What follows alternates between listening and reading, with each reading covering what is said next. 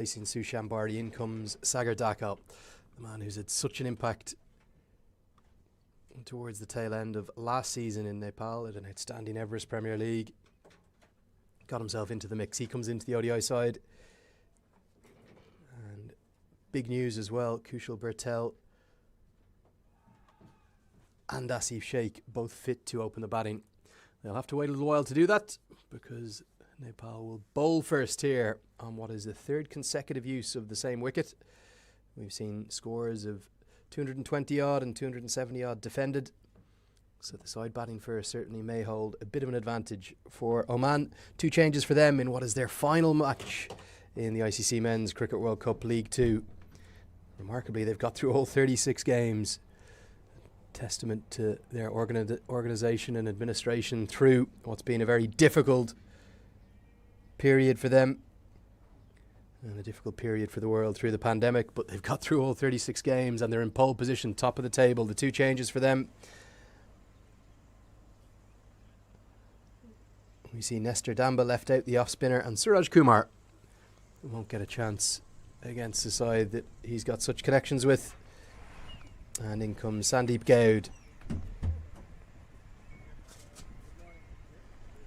and Naseem Kushi. So poor old Mohammad Nadeem continues to miss out. Let's take a look at the points table before we get going and see what we're playing for. 35 matches completed for Oman, just 1 to go. I think they've done enough. They probably needed 2 wins here from 4. They've already got 2 from 3. I think 44 points should be more than enough to get them into that top 3. Things might have looked a bit precarious on 40 or even 42 with their net run rate not the most impressive.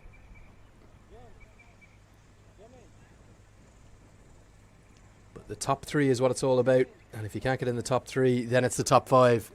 Top 3 go automatically to the ICC Cricket World Cup qualifier in 2023, and the top 5 will retain their ODI status guaranteed, while 6th and 7th will be in jeopardy. Andrew Leonard here, and it is great to be with you. It's been a very long week. I've got Peter Della Penna alongside me. Peter, it's not often I would say this, but I've missed you, my friend.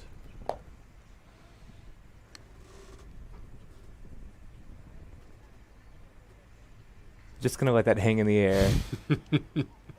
You'll probably clip that up and place that onto social media, I suspect. But to be honest, I would have missed anyone having spent a week in my hotel room. It's been a long old week and I was enjoying the action from afar.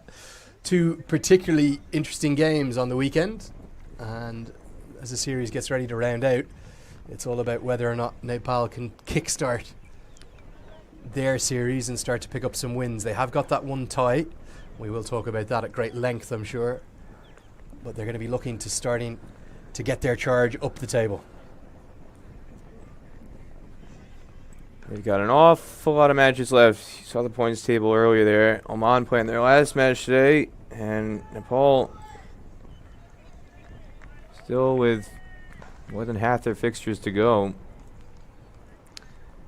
And I was giving some stick to Bilal Khan on the sideline earlier. 35 matches. He's been a part of all of them. Today, he's letting somebody else have a chance for once, Lenny. Leading wicket taker in the competition by some distance. He's almost got twice as many as the next nearest wicket taker, which is his captain, Zeeshan Maqsood. And part of that is a function of the fact that Oman has played way more matches than anybody at this stage of the competition with the unbalanced schedule. It'll all even out at the end. But Bilal Khan, he plays all 35 matches. Could have gone a perfect 36 for 36. He says, nah, I'm just going to put my feet up today. Enjoy the last day here in Texas. Yeah, it speaks volumes, doesn't it, of the quality, the consistency, and also the fitness standards that Bilal Khan brings. But not just Bilal Khan, it's a highly professional Omani side.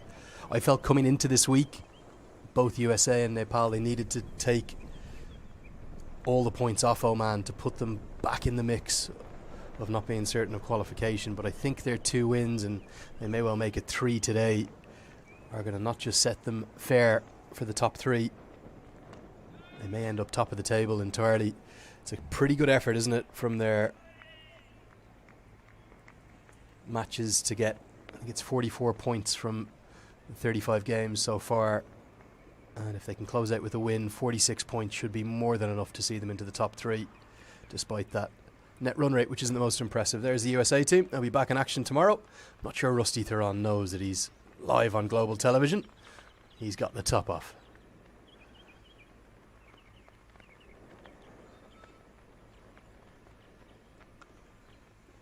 First runs of the day, steered down to third man. Peter, the games on the weekend, were they as crazy in person as they seemed on television? It was pandemonium, Lenny. 41 times in men's ODI history you've had a tied match. And that one was as wild as it gets, especially at the end. Everybody who was watching here in the west side boundary, all of the Nepal faithful, everybody who was burning the midnight oil, Adkin, Kathmandu, and Pokhara, and anywhere else in Nepal, they got their money's worth, that's for sure. USA needing 1 off 2 balls to win, and Ado Alam on his debut.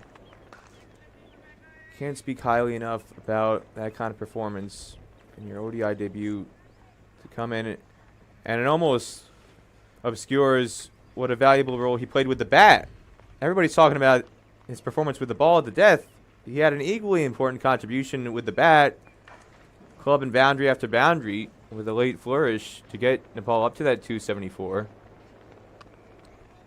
And then he comes in with the ball and is able to defend 5, prevent USA from getting over the line, in particular those last 2 balls, which were just so extraordinary.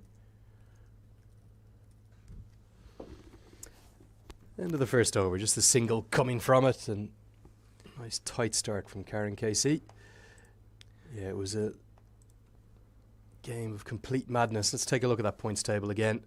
This is what we're playing for. Just game number 15 for Nepal, and they'll send Namibia to the bottom of the table in terms of the matches played. If we look at points per match, Peter, that seems to be the barometer. Nepal, Namibia and USA all hovering almost exactly around a point a game. UAE a little more than that, and then Scotland well clear of that. You'd have to think Oman and Scotland are in pole position to take 2 of the spots. It's going to be a bit of a dogfight for the third one.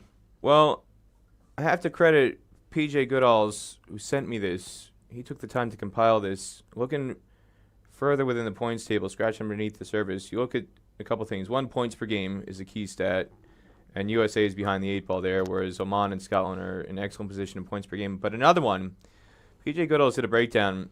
Big-time fan here. He's been to a lot of the games here in Houston, based in Houston. And he did a breakdown of matches played per team with home record, away record, and neutral record. You've got to really dominate at home in this, take advantage of your opportunities playing on home soil, and then you've got to at least break even away and playing at neutral sites if you're going to challenge for one of those top 3 spots. USA has a record of 6-4-1 at home. They won the 3 matches against Papua New Guinea and Namibia back in September 2019 in their first series. Then in this tour, they won 1 each against Scotland and the UAE, beat Oman, but then tied Nepal, and then they've lost a game each to Oman, Scotland, and UAE on this tour. They've had a missed opportunity here to capitalize. You look at Oman, by comparison, their away record. Oman away has had a 6-3 record. They're 6-5 at home. Again, there was another match there that they did not get to play at home because of the death of the Sultan back in early 2020. But Oman's away record 6-3, and Oman on neutral soil 8-4. You look at USA's away record 2-4 in true away games, and USA 1-5 on neutral site, and that's the difference. Oman and Scotland in particular. Scotland's got an 8-2 record at neutral site games Scotland has 8 more home matches to go, and Scotland's home record in their first series, 3-1. They played a series against Papua New Guinea and Oman in Aberdeen back in 2019. So they've got 8 home games in hand.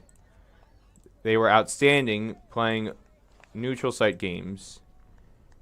And the difference between the sides at the top of the table and at the bottom of the table is really being able to capitalize at those away and neutral site games, which USA just hasn't done. And Nepal, they've got 8 more games at home, and they've got to really seize on that opportunity to close that gap because, again, you look at their neutral record, Nepal 4-1 playing neutral site games. And I think it's a very fascinating breakdown that PJ Goodall's provided. It gives a bit more insight into how the teams have adjusted and adapted to conditions away from home. Good tight start this from Sampal Kami. Kami coming in from the far end of the ground. That's the Pearland end. And we are using the same wicket that we used for the matches on Saturday and Sunday.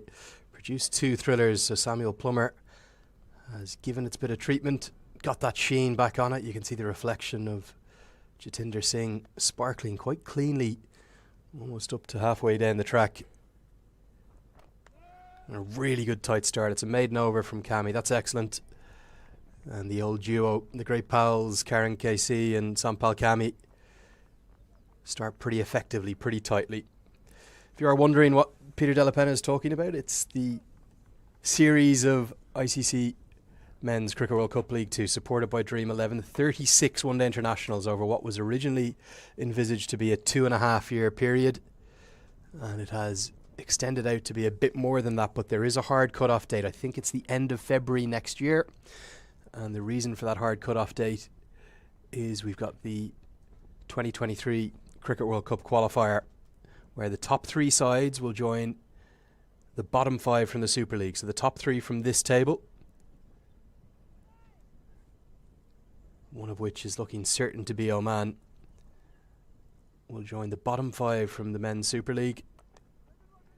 Driven into the offside, half a stop from Mohamed Adil Alam. Depender Singh Airi tidies up. And the bottom 5 of that Super League, Peter, looking very likely that we're not going to have just one big boy, but maybe even 2 or 3 big boys come down and have to joust it out to try and take their spots in India 2023. The reason for that, Afghanistan and Bangladesh, they're looking absolute certs at the moment. Afghanistan's form in particular is being superb. A clean sweep there in Harare, as Rashid Khan continues to get it done. And Bangladesh are looking pretty much unstoppable as well. So perhaps 2 of the sides you might not have thought of taking 2 of the 8 automatic qualification spots. They're first and second in the table. And Sri Lanka and South Africa in particular are really behind the 8 ball. They lost a lot of games early, and perhaps they didn't understand the importance of playing your best 11 in some of those matchups because they've never had to go through this experience before. Lenny, they take qualification for granted. Well, South Africa certainly take qualification for granted. Sri Lanka have had to do it a long time ago. West Indies, they're in big trouble as well. 3-0 reverse to Pakistan. They're away from home. They only have the 3 games left, and they've only got 80 points. So potentially, it might not just be 2 big boys as such, but it could even be 3. You'd think that the Netherlands and Zimbabwe are going to struggle, but is there a chance maybe Ireland could sneak in if they have a good closeout, particularly with New Zealand and Bangladesh on home soil there in Dublin? Oh, it would take something special to get some victories against Bangladesh, the way Bangladesh has been performing, like you said, Lenny, in New Zealand. Whoever they've put out, they've had a lot of players absent in some of those matches, and yet New Zealand, 6 from 6. They've got an awful lot of games to go, but they've got a perfect record. So I think that would be a tall order. Yeah, Sri Lanka, way back when in the ICC trophy. Duleep Mendes knows what it's like to have to fight to qualify. Yeah, doesn't he just? The big man here, head coach of Oman. Driven through the offside, the first bit of width, and we've seen all width punished here at Musa, and even though that's hitting into what looks like a gale force wind today, Peter. I don't know, was it this windy throughout the matches that I missed, but Jatinder Singh keeps it along the deck, punishes the width, gets the first boundary. This is almost reminiscent of being on the beaches of Fort Lauderdale, Lenny, seeing the hurricane flags go up. As you see, Jatinder just lean forward, sees on that width, and just a firm stroke to the boundary. I've seen it driving up and down State Route 288 here on the way to the grounds daily, Lenny. There's signs, those neon road board signs, they keep reminding everybody. Hurricane season is here, Lenny. Even in Texas, they get hurricanes. Be prepared. That's what those signs keep saying. And we're seeing the flags gust up very strongly over the course of the last couple of days. So, yeah, this is not unusual for Moosa Stadium. 5 runs coming from that over. 3 gone. It's 6 for none. We'll just round out exactly how this qualification structure works so you're all well informed. So the top 3 from this league will join the bottom 5 from the Super League. There'll be several test nations, at least 4 test nations involved from those bottom 5 sides. The top 3 will join them automatically. Then the bottom 4 in this league, so the sides that fill out the spots from 4th to 7th, will join the top 2 from the 2 challenge leagues, which are the sides ranked between 21st and 32nd in the world in 50 over cricket. Uganda and Canada, the 2 teams in pole position at the moment, but still a lot of cricket to be played in those 2 leagues. And those bottom 4 will join those 2 for a 6-team repechage, and from that 6-team repechage it'll fill out the final 2 spots. So all hope is not lost if you finish from 4th to 7th. This one's worked into the leg side, but then there is one added piece of jeopardy. If you finish in 6th or 7th in the league, you're then going to end up with a position whereby you need to finish above the sides in the Challenge League to retain your ODI status. Has been a little bit of discussion at the ICC's end about how exactly the next cycle will look. Could Cricket World Cup League 2 expand potentially? Obviously the Netherlands will probably come back into it, given that the Super League seems to be set for a just one-off incarnation. But there is a big difference between 4th and 5th and 6th and 7th, and that is the difference. If you finish in 4th or 5th, you're guaranteed holding on to your ODI status. In 6th or 7th, you're living through that jeopardy.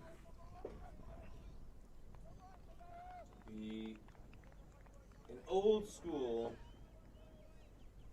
ICC World Cricket League. It'll be an old school ICC World Cricket League Division 2. What we used to know for years and years as ICC World Cricket League Division 2, the one that Namibia famously advanced from in 2018. Clipped in the air, going to be runs, and it should be at least 2, if not 3 of them. Sagar Dakal, the man into the team today, does the work. Has to throw back into a gale force wind, was running with the wind, but keeps it to just a couple. Is Singh just a bit chancy there early in his innings on his legs. He's been fluent both sides of the wicket. He's gotten a number of starts, hasn't been able to carry on to a century, but made some good runs a couple days ago against USA with a half century. Yeah, Nepal, everybody remembers the Valentine's Day miracle. Karen KC, 2018 World Cricket League Division 2 in Namibia with that 52-run partnership of the last 49 balls alongside Lamichhane against Canada. It might be under a different name now going forward. It'll be that repechage event, the fallback qualifier, but it's essentially going to be the same format as what at World Cricket League Division 2 and all other World Cricket League 6-team events, where you play everybody once in round-robin play. Top 2 go forward. We'll come back into the qualifier. Chipped and just wide of the backward point to, I think, thought he was in the game for a moment, Kushal Bertel. Karen KC tidies up. They will get back for a second, but that was chancy for the second time in the over from Jatinder Singh, and playing away from his body, he's very nearly chipped it to backward point. Bertel, who couldn't get close enough to affect any kind of contact. Sampakami's struggled for wickets in this tour. He's bowled fairly well. And outside of that superb return catch against Sushant Madani very early on in that tied match, he's Had a hard time getting wickets, but feel he's sniffing a bit closer in this spell.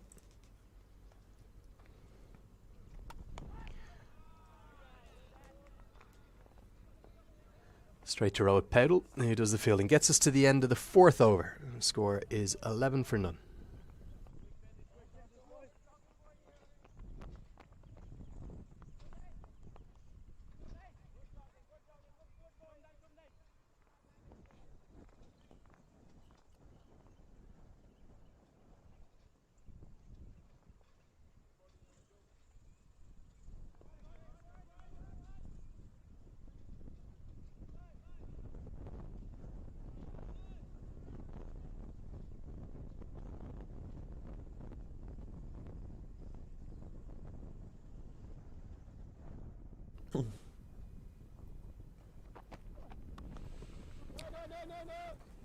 Andrew Leonard here with you, and delighted to be back in action. Do have to put it on the record, Peter. Just a quick thanks to everyone.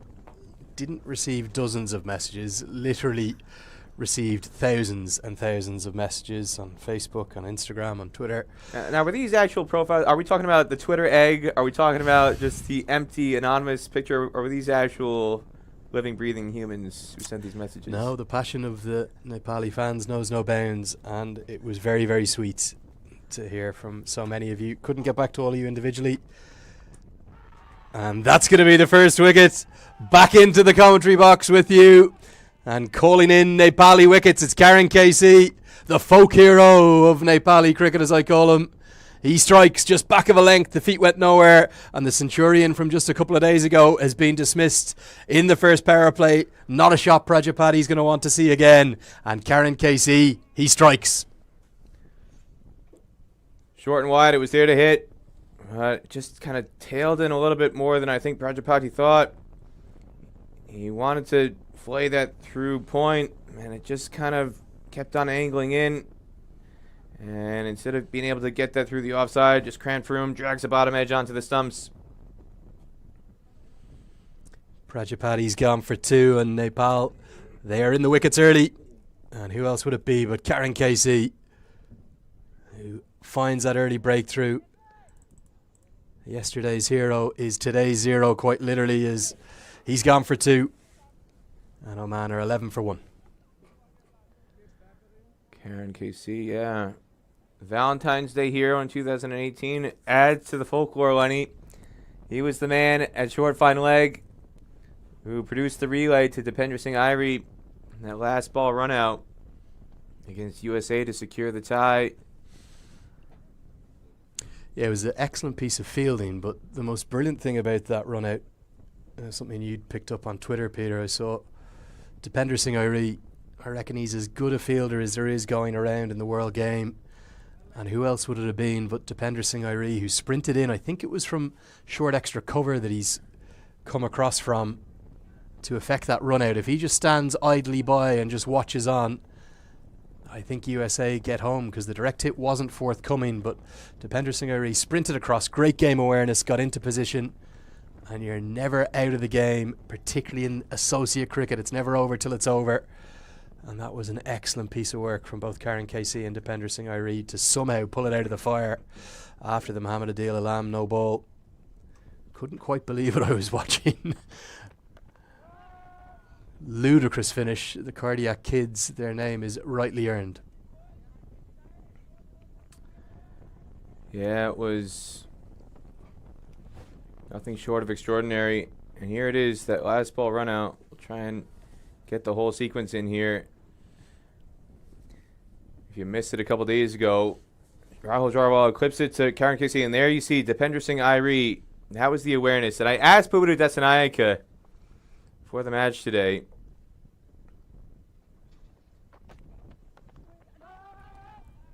was that just an instinctive play by Dipender Singh Irie coming over from that extra cover position, mid-off, whatever you want to call it, on the offside? He was completely off screen, and then all of a sudden he puts on his superhero cape. Lenny flies in over the non-striker stumps, and Pubudu said, we don't practice that specific simulation.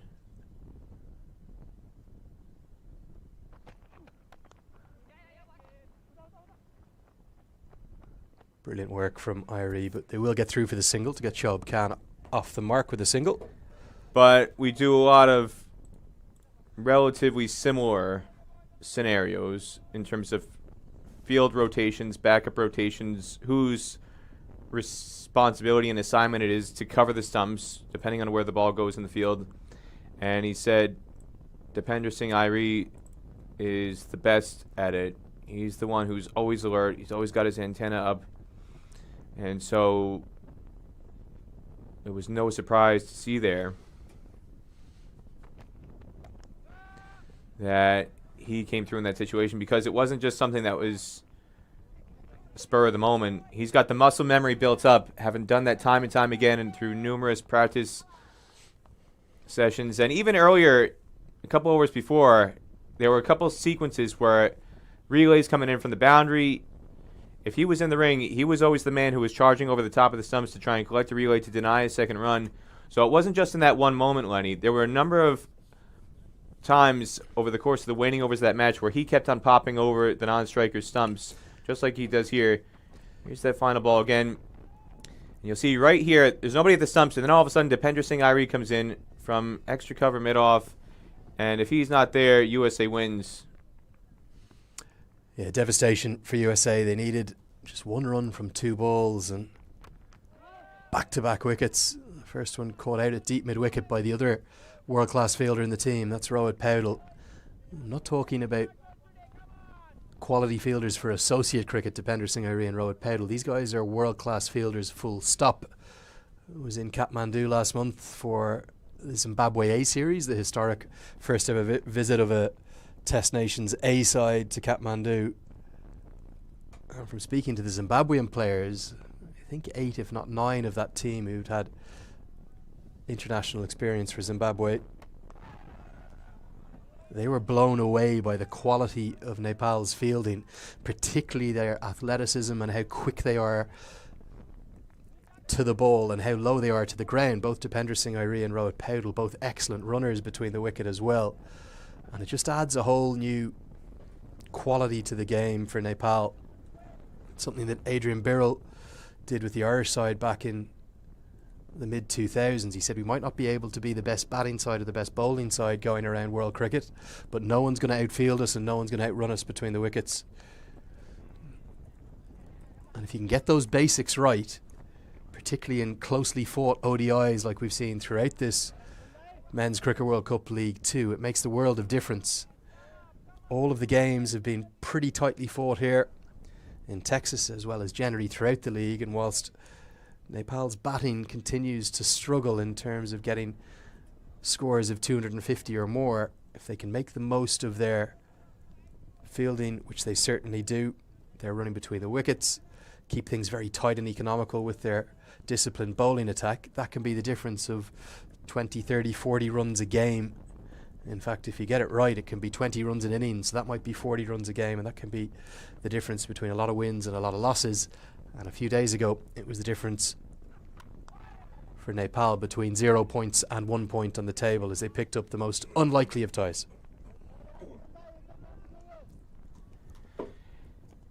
And the other thing about it, I want to get a chance in between overs to show the contrast. There was a sequence between the UAE and Scotland earlier in this sequence of matches in Texas during the first of these back-to-back ODI tri-series.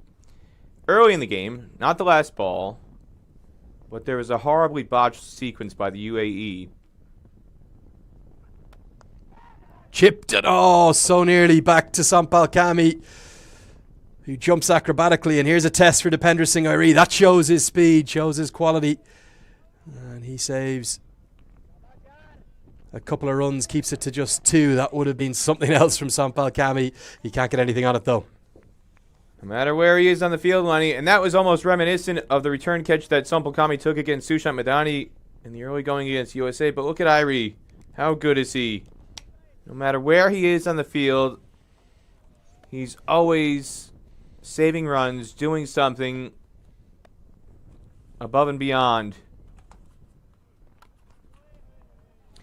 But yeah, there was a sequence between the UAE and Scotland as dot ball ends this over 15 for 1 after 6. And this will just show the contrast between how amazingly alert Dipender Singh Airi was versus what happened with a botched opportunity in the UAE-Scotland game earlier in this tour. Chirag Suri gets a ball into mid-wicket off the bat of Richie Barrington. Both of them restrained at mid-pitch. Panics to throw. But look, nobody's covering the non-striker stumps, so they missed the run out at the striker's end. You have at least 6, 7, 8 seconds. All this time elapses, and nobody covers the non-striker stumps to try and get Callum McLeod out on a throw from Mohammed Wasim. The bowler is standing mid-pitch. Nobody comes from mid-on or mid-off in the ring to cover the stumps. And Lenny's laughing now, but that again, that just shows the brilliance of Dipender Singh Airi.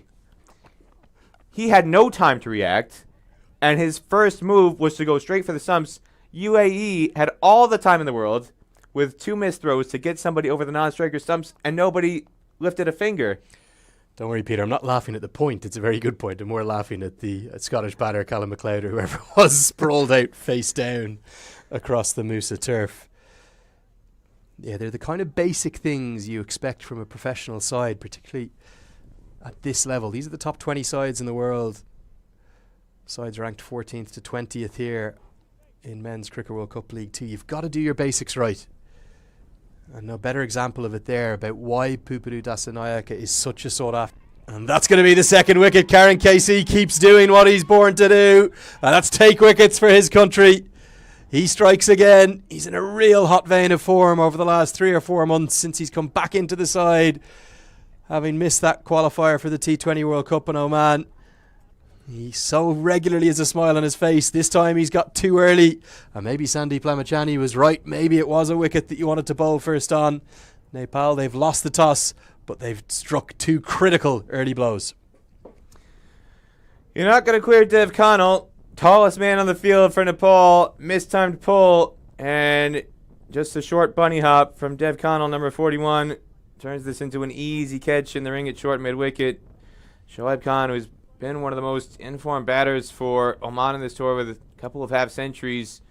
Rare failure for him, out for 2.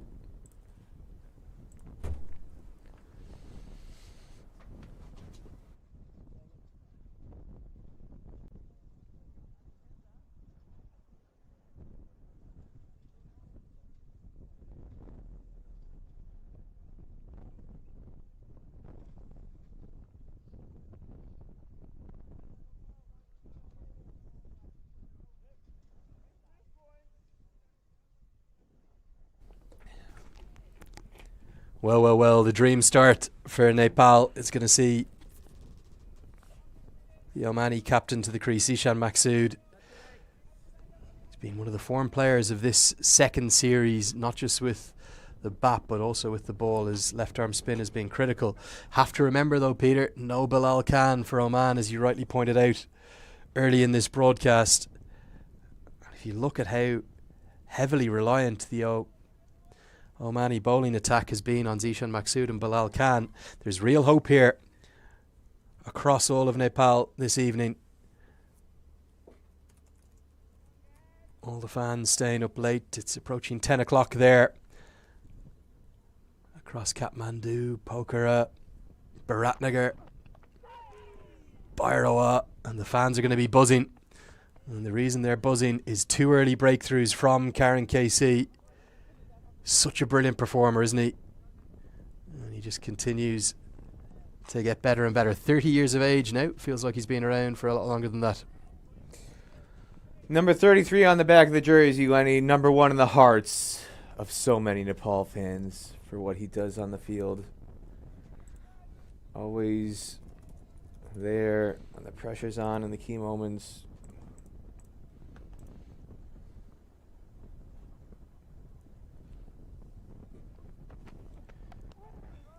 Driven, but straight to Dipender Singh Airi. Interesting to see Airi at mid-off. So often see him at backward point. But that's where Kushal Bertel is filling. Powdell at his regular position of cover. Shows the depth of that Nepali fielding, though. You've got a really stacked offside field. Mohamed Adil Alam in there as well. So those 4 key positions all on the offside. Well, the other thing, Lenny, to me, is it shows the thinking and the planning that goes into some of these field settings, because we saw him at short fine leg at times against USA and also against Oman when the spinners were on and it looked like the sweep shot might be an option, that they had in a position where typically you would put your weakest fielder, and we saw some drop chances with Bilal Khan spilling a chance at short fine leg. And the stereotype is you put your weakest fielder at short fine leg, but Dipendra Singh Airi spent an awful lot of time at short fine leg to some of the spinners. It's a saving one position for the ball that strays onto the pads and you clip it off your pads, but also for a top edge sweep or even a middle sweep. And so just to have a speedy fielder to deny that single that's just an easy flick off the pads, trying to get it behind square for one, just shows some of the creativity and the thinking outside the box. Nepal and Bubadu Desanaika is saying we're not going to put our weakest fielder there. We're going to put somebody there who's going to cut off runs. Wherever he's been on the field, Dipendra Singh Airi has had such an impact. Do have a little tale for you as well. You might enjoy this one, Peter, from Kathmandu, that recent Nepal versus Zimbabwe A series. Ryan Burrell's a guy I spent a lot of time with the Everest Premier League the year before, and he set me up, introduced me to a few of the Zimbabwean players to welcome them to Kathmandu and bring them out for a few momos in the evening and maybe a quiet Gorkha beer or two as well. And they were asking me on my first night out about the Nepali side, and I was explaining to them how excellent a fielding outfit they were, and to keep their eyes particularly on Dipendra Singh Airi and Rohit Paudel, who I might have had a couple of beers at this point of the evening, but I was describing them as maybe the top 5 fielders, 2 of the top 5 fielders, not just in associate cricket, but anywhere in the world. Got to game 1 in the series, and it was a slightly difficult outfield for game number 1. Sampal Kami comes in. This one's driven beautifully. Oh, that's a very special shot from Zeeshan Maqsood. Overpitched it was from Sampal Kami, but shows the touch, the form and the class of Zeeshan Maqsood. That's as good a shot as we've probably seen throughout any of the 11 games here. Oh, he's somebody who's adjusted to every situation that's been put in front of him. Scored a century in the first match against Nepal here last week, and against USA turned back the clock to his early days when he was such a dashing opener. Scored a very brisk 35 on Sunday. And here again with his team in trouble early, he's looking very crisp. Batted long. He dragged out the innings in that first match against Nepal to score that century that was a match-winning one in a very hard-fought victory that went down to the final over. And based on what he's shown, not just in this series, but throughout all of ICC Cricket World Cup League 2, you can back Zeeshan Maqsood in another solid performance with his team under trouble here early.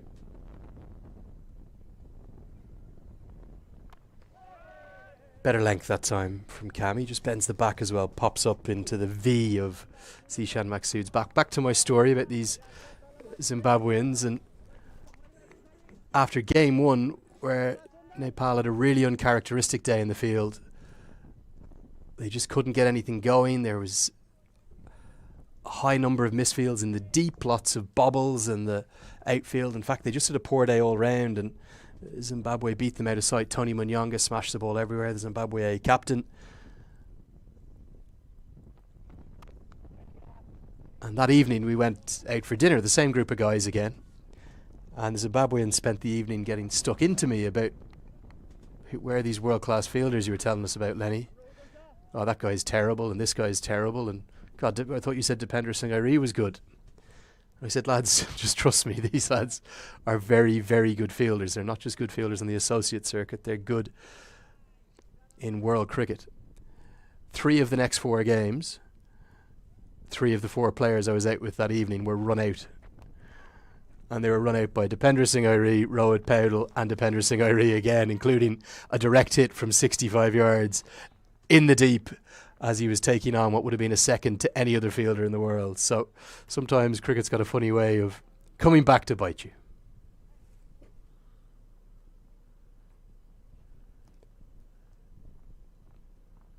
I can say that again, Lenny.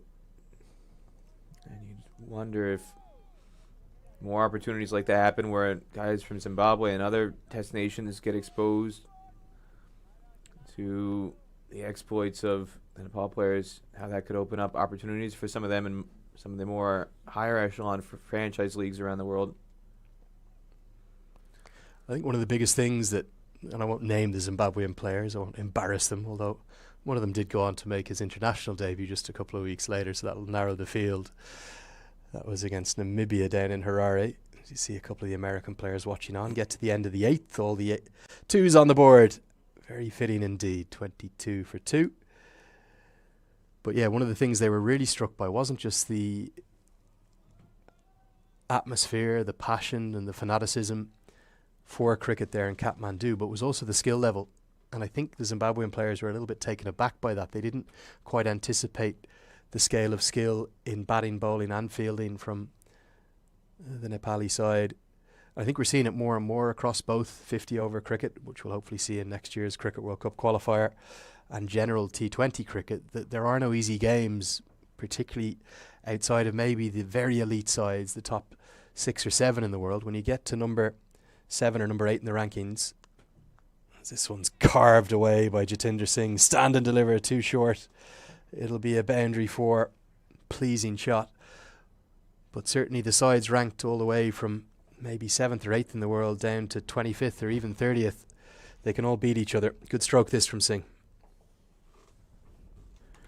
And this just shows how true the pitch is. Third day in a row, third match in a row it's being used. And the consistency is still there. Plenty of runs left in this wicket. No better example of that than that. Cross-bat swipe, ball just sitting up for Jatinder Singh to whack through the covers.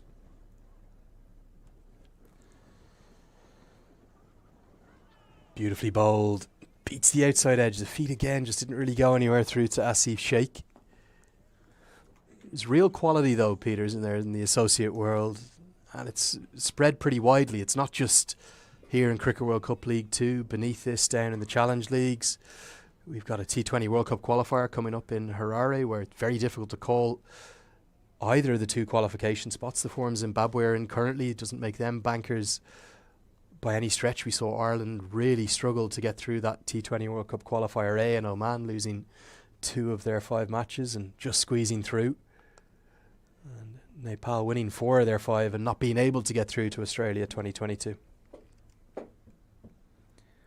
You've got the Netherlands, Papua New Guinea, who I think a lot of people would think they got no chance. It almost seems like forever ago that they qualified for the last T20 World Cup when they stormed through to the final in 2019 at that qualifier in Dubai to go up against Netherlands in that final. Didn't win any games in the T20 World Cup itself, and they've been really struggling across all formats, but when they get everything on the same page, they're a dangerous team. Worked into the leg side. It'll just be a single for Maqsood. He'll probably play the linchpin role throughout this innings. Ludicrous number of messages already coming through on social media, Peter, and a little overwhelmed and thankful for all of the well wishes. I do need to put one rumour to bed, though. Received one message from somebody saying that they'd heard I just disappeared off to Vegas for a week. That is not true. I was in the team hotel back in the Galleria for the last week, and I was watching every single ball, as Peter Della Penna will attest to by my constant messaging of him.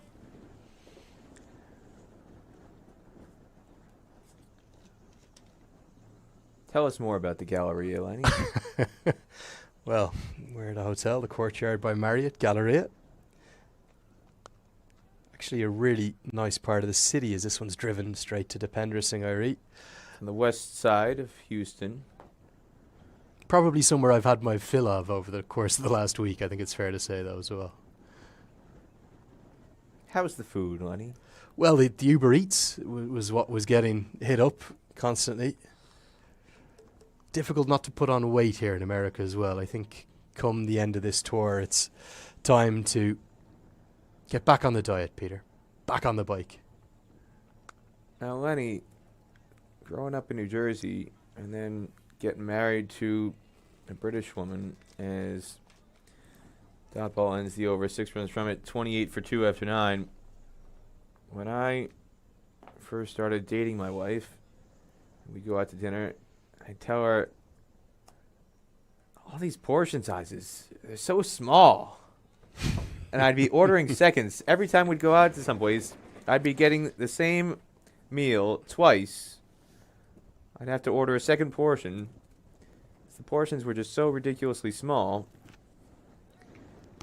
And then she'd come over to visit my family in America, and her parents, we'd go out to a diner, a classic New Jersey diner, and they'd say, "Good God, no wonder there's so many fat people in this country.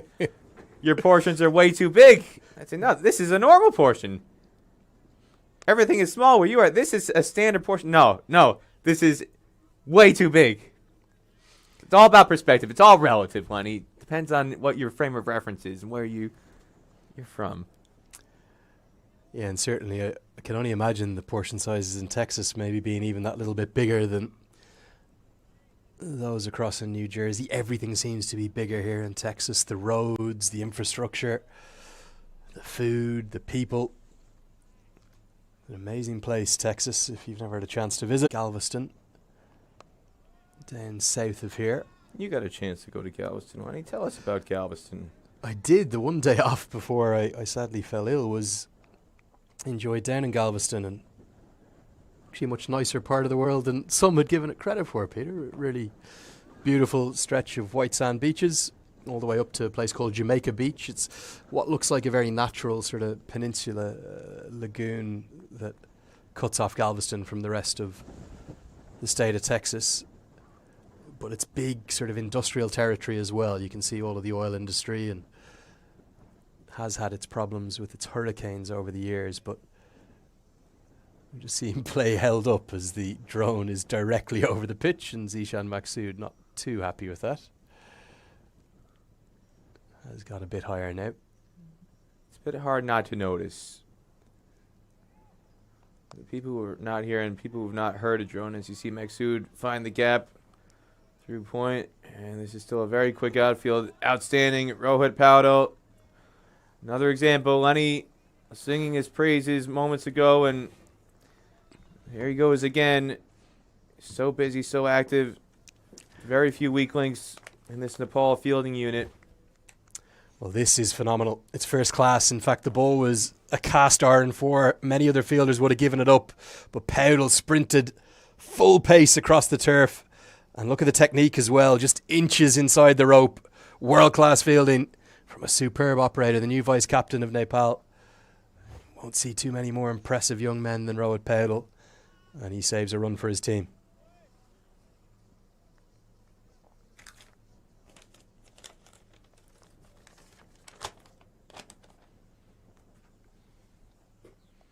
Guided down to third man.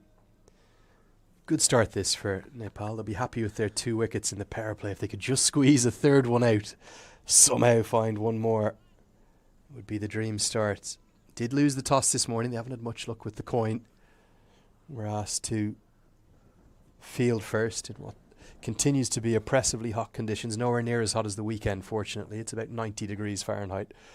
Local. Yeah, Galveston, it's on a barrier island, essentially. So it's always vulnerable. And we talked about it at the start of these matches. At one point, back about 100 or so years ago, it was second or third biggest city in America. It had about 400,000 people. It was right up there with New York City in terms of size and growth. And hurricane wiped it out.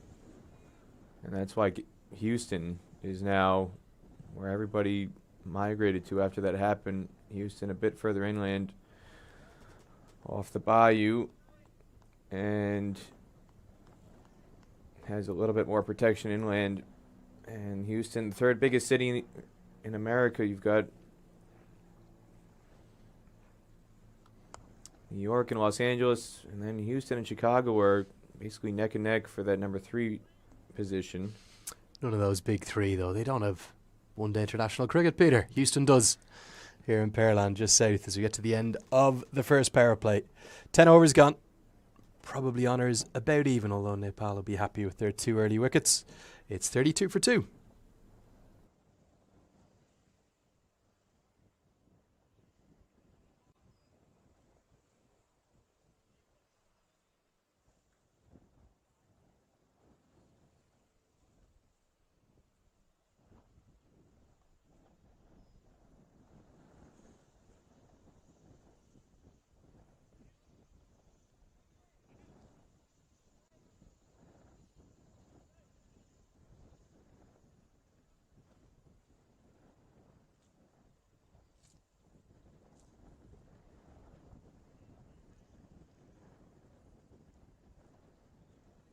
The other way.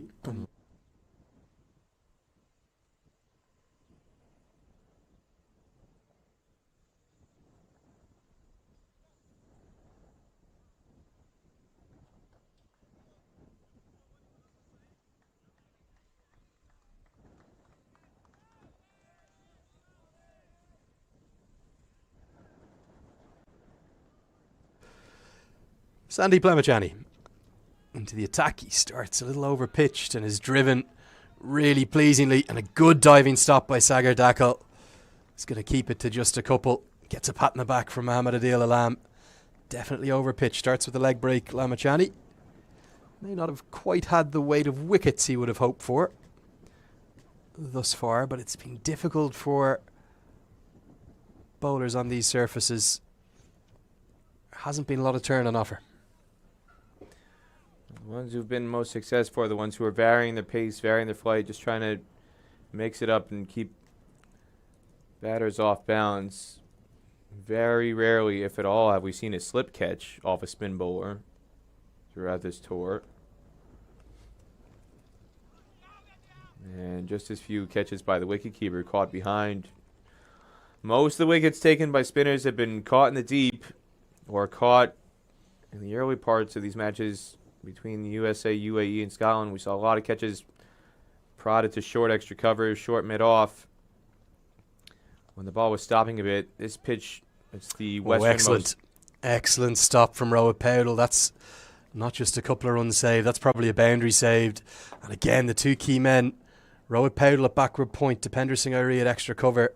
How many runs do they save between them?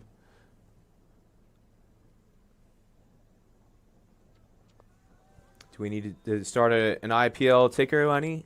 Instead of tracking sixes, let's track run saved by Powdell and Airi. I just love the way they go about their cricket. So energetic, so athletic. Also, as the Zimbabwean guys said to me in Kathmandu, they often got caught out by how low they are to the ground. It's the low centre of gravity. He's not tall. Oh, that's a poor delivery. As poor as we've seen, particularly from someone as excellent as Lamichhane. That one's carted away. A buffet ball, helped away for 4. And Jatinder Singh, he's just starting to get moving. Seen him do this anytime anybody's straight on the pads. Jatinder hasn't hesitated to bring out the sweep. You could argue this is almost more of a pull shot. Gets up above knee height, and he just gets inside the line to give it a crack behind square to the boundary.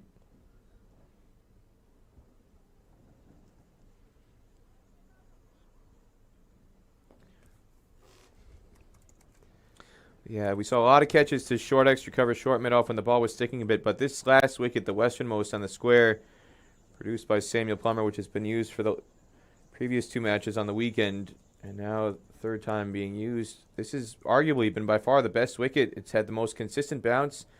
Some of the other pitches started to deteriorate during the chase, but whether you bat first or second, this pitch has been fine, and arguably USA should have won both chases. If there was an opportunity for a chasing team to win, chasing down a big total, at any point in this tour, it was going to be on this strip that they're playing on now. This has been by far the best batting wicket, especially in terms of the second innings. USA just was not able to get over the line on either occasion. Mohammad Adil Alam into the attack, and Nepal just need to rein things back after what was A very tight, probing start from Karen KC and Sampal Kami. They've just lost their way over the course of 7 balls. Adil Alam gets away with a rank full toss to start with.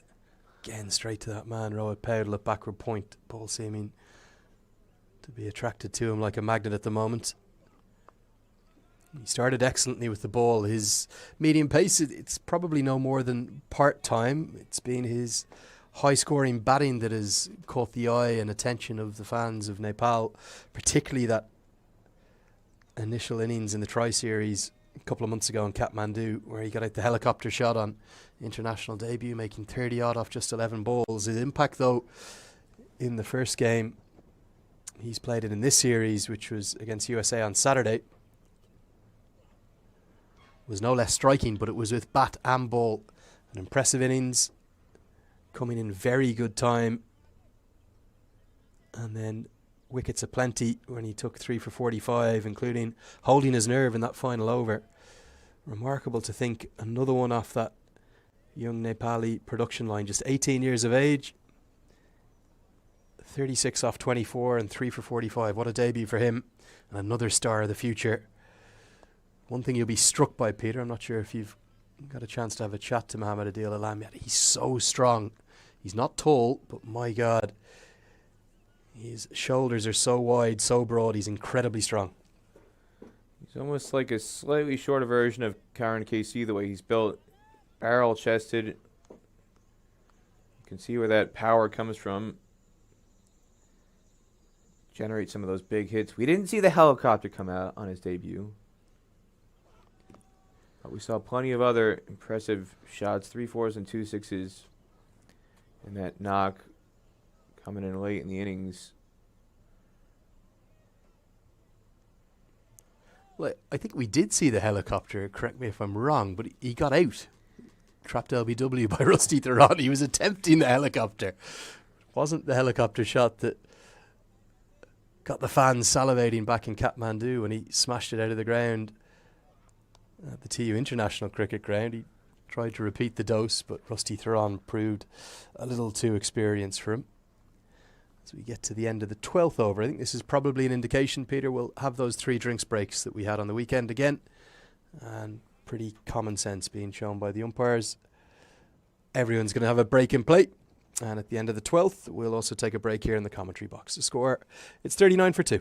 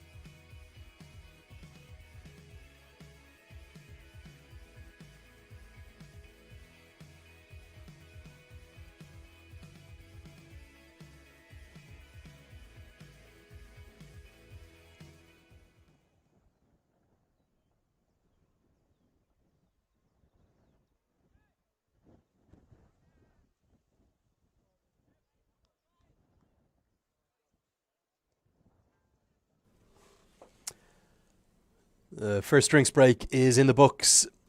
One of 3 that we'll have in each innings due to these. America, it's just after 11:30 a.m. local time. An error into play. Oman, they've won the toss and they decided to make first use of this beautiful looking Samuel Plummer batting wicket in the ICC Men's Cricket World Cup League 2, supported by Dream 11. Close out with a win if they can. Lenny Plummer was out in the middle rolling the wicket, and he calls me over and he says to me, "Peter, do you know what the difference is between Musa and Laura Hill?"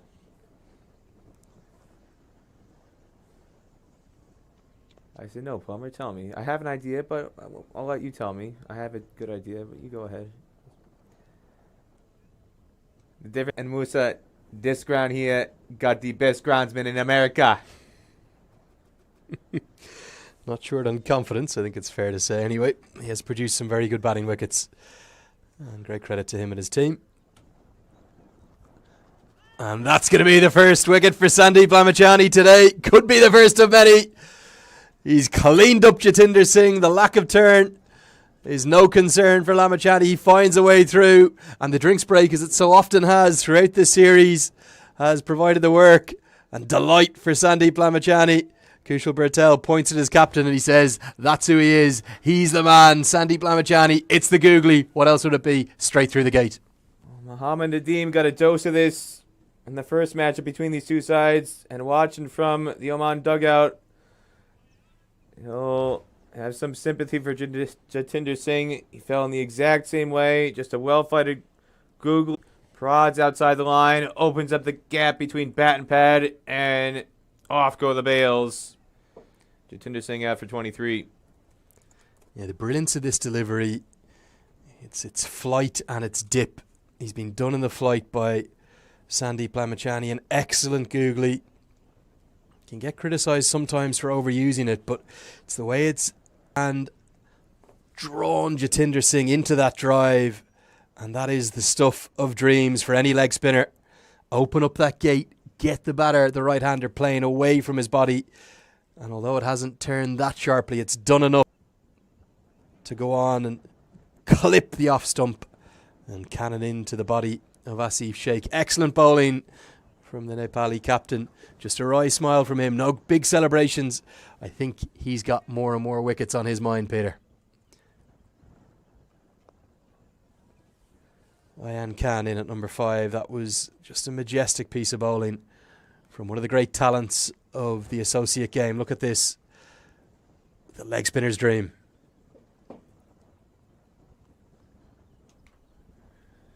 Jatinder Singh, after the fact, you can see him turn his wrists. Done in by the googly. Just rolling that wrist, and it came out of the back of the hand. And he just didn't pick it.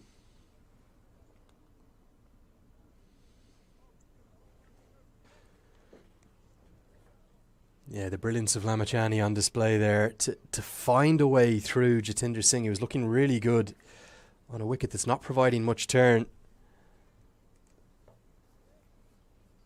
Any leg spinner.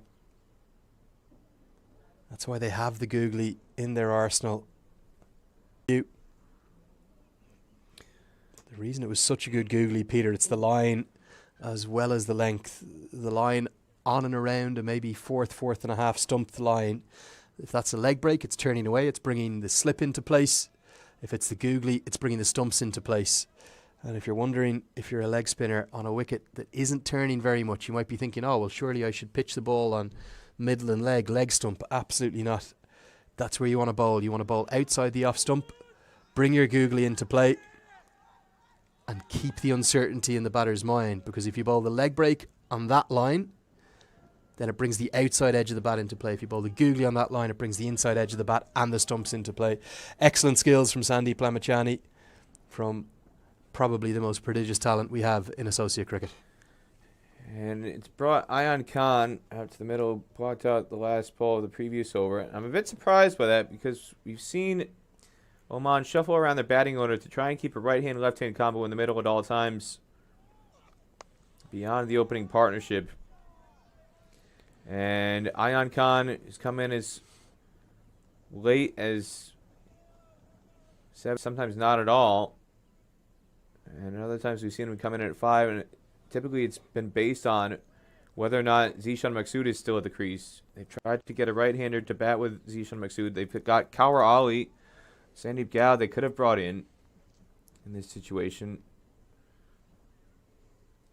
They've been quite flexible with their batting order, and I'm slightly surprised that they haven't tried to do that to keep the batting lineup off balance. They just want to maybe negate Lamichhane and have the ball turning in, and always, you could argue a stock ball is the googly, but by having 2 left-handers out in the middle, it might make Lamichhane think twice about perhaps holding a good chunk of his overs back now that he's got 2 left-handers out there instead of a right-hand, left-hand.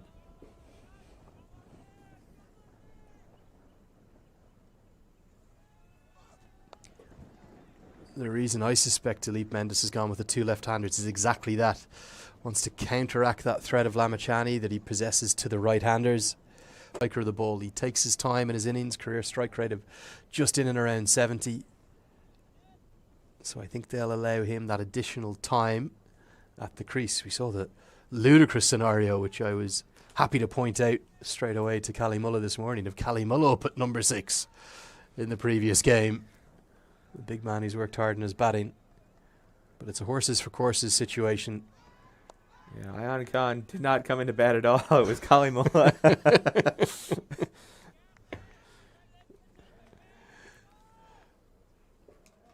Yeah, definitely a new high for Cally Mulla, who spent the vast majority of his career 7 because Bilal Khan has been in the team. He's spent it almost entirely down at number 9, although he has improved his batting in recent times. He's picked up a few maximums in recent times. We telling everybody when he gets back to Muscat, he's an all-rounder. He's got the proof on the scorecard. It comes in at number 6. He did make 8 not out as well. Red ink, hit a boundary. Get to the end of the 14th over, the score 41 for 3. And with that wicket of Jatinder Singh, the 100th List A wicket for Sandeep Lamichhane. Listen to these numbers, Peter. This isn't just ODI cricket, of course, one of the fastest in the history of the one-day international game to 50 ODI wickets. He reached that mark recently enough, but if you include his List A appearances, which will have included some of those international matches before Nepal were granted ODI status, 100 List A wickets, career best of 6 for 11, that was against Papua New Guinea, usurping his 6 for 16 against USA a little over 2 years ago. An economy rate bang on 4 and an average of 17. But the strike rate is what makes him so potent, taking a wicket every 25 deliveries. So that means he'll pretty much get you 2 wickets every 10 over spell, no matter what he does on average. 6 4-wicket hauls, 3 5-wicket hauls, including those 2 sixers. They are the numbers of a world-class operator who's a gigantic asset. He continues to grow in his role as captain. He's a young captain. He's had learnings throughout his time in post, and he marshaled everybody in that last over. I asked him in the post-match press conference about the decision to have Powell out at deep mid-wicket. Down the leg side. This is going to be 5 wides, I think. It's the googly. Lamichhane just getting that little bit greedy, trying to almost pick up Khan around his legs. Sheikh couldn't get much on it. I don't think he even laid a glove on it. And it's going to be 5 freebies to the Omani total. Yeah, just a rare loose ball straying down the leg side. But yeah, I asked him why he put Rohit Powell out at deep mid-wicket as opposed to bringing all 11 fielders inside. Usually the default for a captain in that situation when the score is level, you bring everybody in. Beautifully bowled, and that's going to be another one. Sandeep Lamichhane changes the angle, the perfectly pitched googly. Oh, he's got me buzzing in the commentary box, Peter. That's as good as it gets. Ayan Khan's cleaned up, may have been bowled around his legs by a delivery that went for 5 wides. This one, from the change of angle, though, has gone through and hit the off stump. Lamichhane, he's on fire.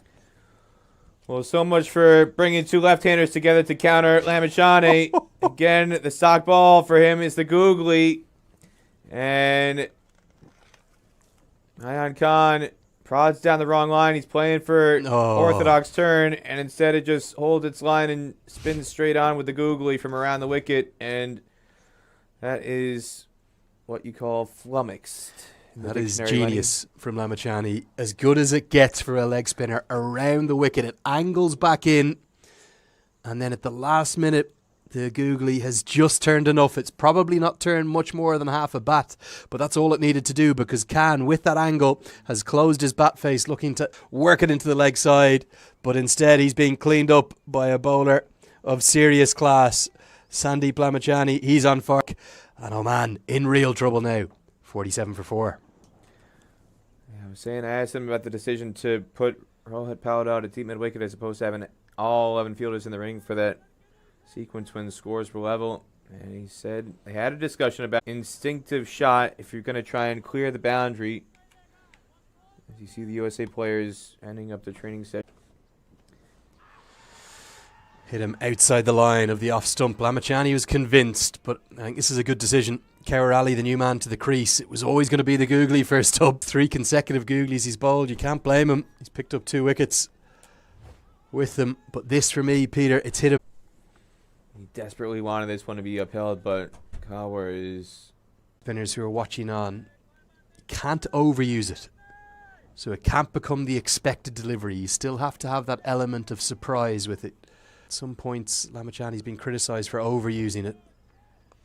Well, he's going to tell you, Lenny, I already got 2 wickets with it already. I'll bowl 60 deliveries with the googly today. There's no stopping the googly today, Lenny. It doesn't work like that. That's my exact point, though. 15 gone. It's 47 for 4.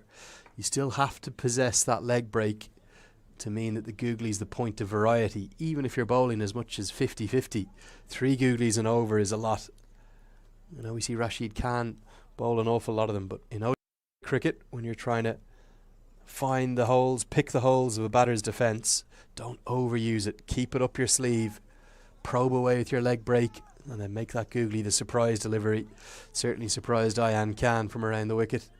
And Lamichhane has picked up 2 critical wickets, 2 for 13 from 3 for him.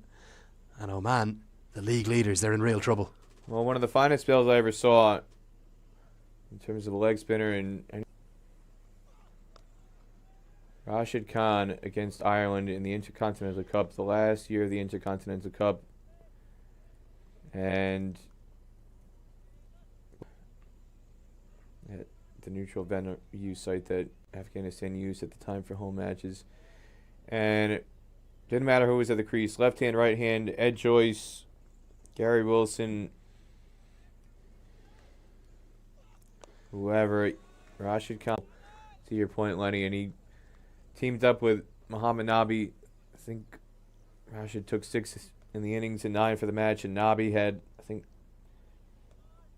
8 or 9 for the match as well. They took 17 or 18 wickets between them out of the 20, and Rashid just kept on keeping the Ireland batters off balance by mixing it up. And yeah, at times Lamichhane, on the flip side, gets carried away with that googly and can be predictable at times, but they've had plenty of trouble reading it on this morning here in Pearland, Texas. And at the other end, Muhammad Adil Alam is also doing a good job of mixing up his deliveries. He showed a lot of variations to the death, and he's showcasing them here in a middle over spell.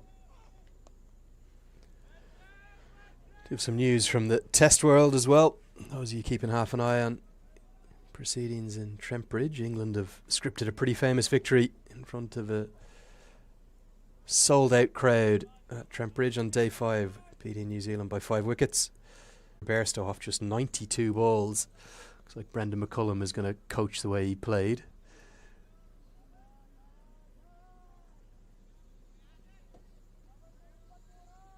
That again. He's had an influence in franchise cricket at the tail end of his career with New Zealand. In his final match, scoring a century. A very, very rapid century it was, too. I believe it was in Christchurch. And you got the sense this morning, Lenny, that England were going to go for it with the approach taken at the top of the order. was quite fearless. And it carried all the way through.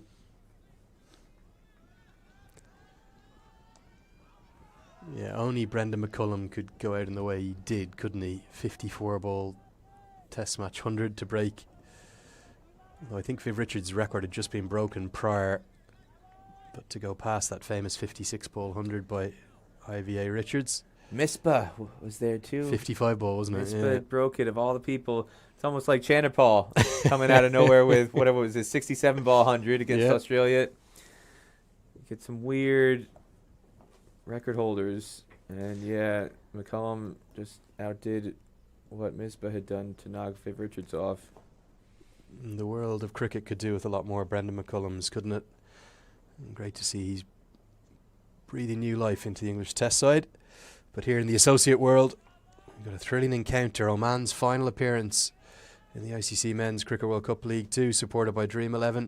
And they're in trouble thanks to the man who's got the ball in his hand. 2 wickets to Sandeep Lamichhane to go with those 2 initial breakthroughs from Karen KC. And Lamichhane, he's just got the look of someone who's on one today. Does overs to work with. He's not thinking about the runs he's going to concede. He's thinking about one thing, wickets. And wickets alone. Thuds into the pad and given. Oh, Sandeep Lamichhane, you are on fire. A 3rd wicket for you inside 19 deliveries. Kerali can't quite believe it. It was a sharp turning googly that's come back into him, I think. It's hit him reasonably high, Peter. Is this going on to hit the stumps?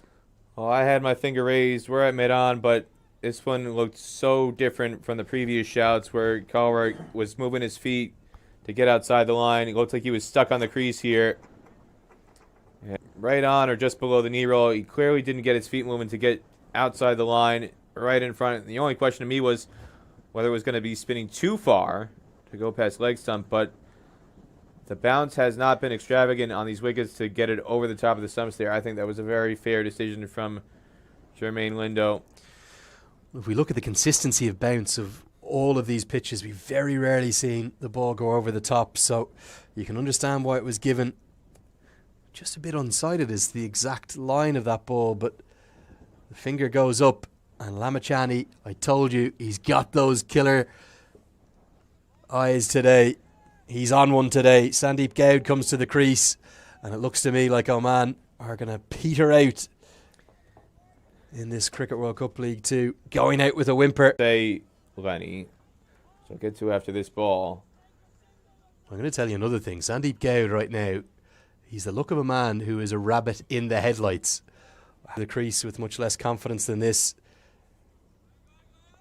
Down the track. Line number 1 for USA. You've got a Nepal bowling attack on the rampage here and threatening to bowl out Oman for a very low total.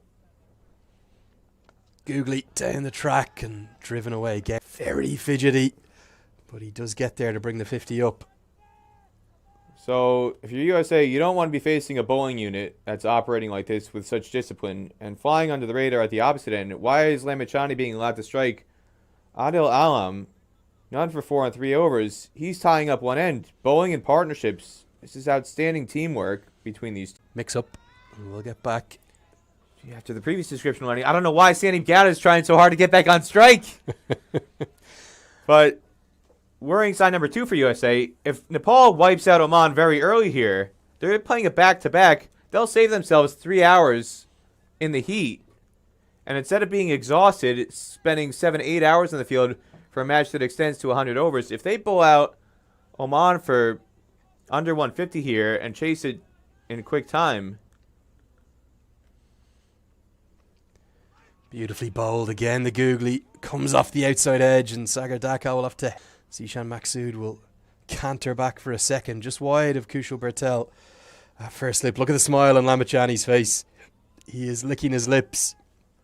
If he can find a way through Maqsood, that is going to be the end of that for Oman. You'd have to think this is the worst position any of the 5 sides have found themselves in at any stage of whether they're batting first or batting second. The lowest score we've seen, Scotland's total of 171. Just think about USA was stretched to 100 overs in that tied match against Nepal.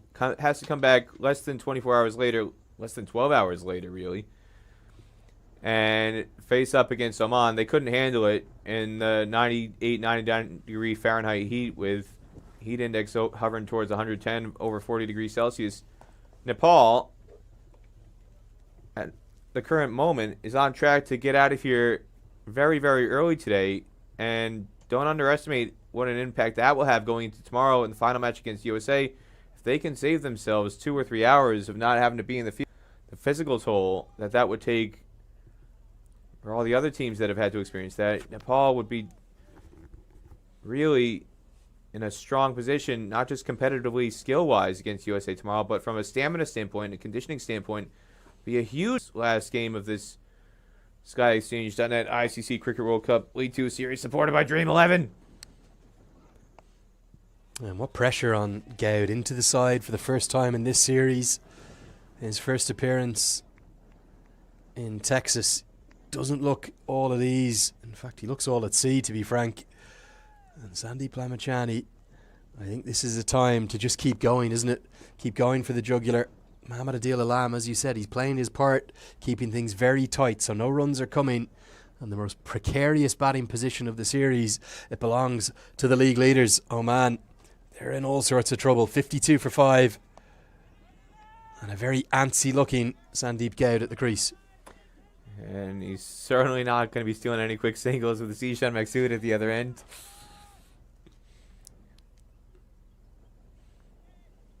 And now they're going to have a word because Zeeshan Maqsood is going to tell him, remember who you're running with, pal. I think also, though, Peter, it just paints a picture of Oman. Not a side. I know they've performed well here. They've picked up 2 wins from their 3 matches. But they're not a side necessarily on their way up if you look at their recent performances. Thuds into the pad. Gonna angle probably down the leg side a little bit high as well. Well, I think, again, an overlooked part of this, some of Oman's recent struggles is that it's alive. Again, the ball, you don't get an awful lot of bounce in this wicket. It's consistent, but it doesn't get up very high. And that one was a 50-50 shout. Could easily have been given out because he wasn't on the front foot. We've seen him shuffle down the crease quite a bit to try and negate the movement, give him the length of the bowlers, but that time he was pinned down the crease. But for Oman, they played a good chunk of these matches upon resumption from the delay due to COVID without Aqib Ilyas. And we've talked about this before. Start of last series with UAE and Scotland. It's not about who you play necessarily, but when you play them. These matches that Oman has had to play recently without Aqib Ilyas, they've shown how much they've struggled without him. And just to paint a picture, Peter, of the quality of Aqib Ilyas, the only batter in Cricket World Cup League 2 to average more than 60 in the tournament. 801 runs, 2 centuries in innings. But since then, and of course, I know Aqib will be watching on from Oman. We do wish you well in your recovery. He's had that illness and that surgery to get himself better. I'm sure we will see him back in Omani colours in course, but none of the other Omani batters score with nearly 1,100 runs, and Zeeshan Maqsood with approaching 1,000 runs. No one's averaging more than 33. Just one more look here at that LBW. I think it's height that this is given not out on. Certainly has struck well above the knee roll up towards the thigh pad. Maybe it could be an argument it was going to go on and cannon into the top of middle stump, but the umpire deciding going over the top. But all those batters, Prajapati, Ayan Khan, Kaur Ali, Shoaib Khan, and then look at the gulf up towards Aqib Ilyas. 61 he's averaging. For Maqsood right now, it's just one job, and that's keep Sandeep Lamichhane out, but he'll have to do it alongside Sandeep Gowd. He'll face up now to the leg spinner, who's on a roll, the captain of Nepal. Well, and it's not just that, but just to further underscore the point, Aqib Ilyas has played less than half as many games as Jatinder Singh. Aqib Ilyas only played 1,098 runs in 36 matches, 35 innings. Aqib Ilyas, 15 innings, so less than half as many innings. And yet he's still in 5th place, 801 15 innings. Jatinder Singh has played 20 more innings and yet only has 297 more runs. The umpire says he's too far down. It's all happening here in Texas. It's a matter of time, you feel like, for Sandeep Goud. Are we finally going to see a stumping, Peter? We're 11 games in. Goud's giving us a chance of it. Well, I think there's almost more likely a chance also here of LBW without a shot. That is the googly. Picked and played off the face of the bat by Goud. He looks all over the place, Peter, doesn't he? Almost survived this onslaught from Sandeep Lamichhane.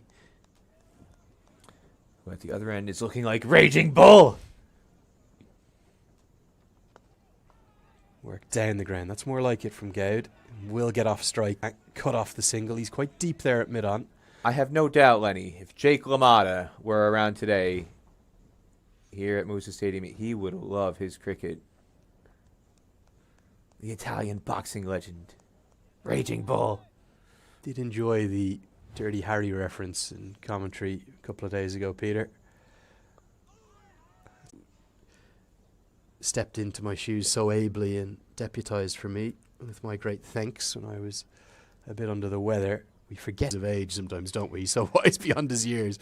But I just really enjoyed, as you were asking Aman Patel, did he funk? I could almost imagine the vacant stare back at you. I've no idea what Dirty Harry is. See, this is where I think about Pointless, the TV quiz show that's shown in the UK, and the two hosts, when somebody gets a category that they're not familiar with, and the answer is, oh, you know, this era of music, this era of sports history, it's before my time. I'm only so old, and this is about NFL teams or Premier League teams in the 1960s. It's before my time. And the two hosts go, whoa, whoa, whoa, whoa, whoa. Hold on a second. Hold on a second. Not allowed. Not allowed. Hey, World War II was before your time. Everybody knows about Pearl Harbor, Lenny. It's before I've seen Citizen Kane. They've seen Butch Cassidy and the Sundance Kid.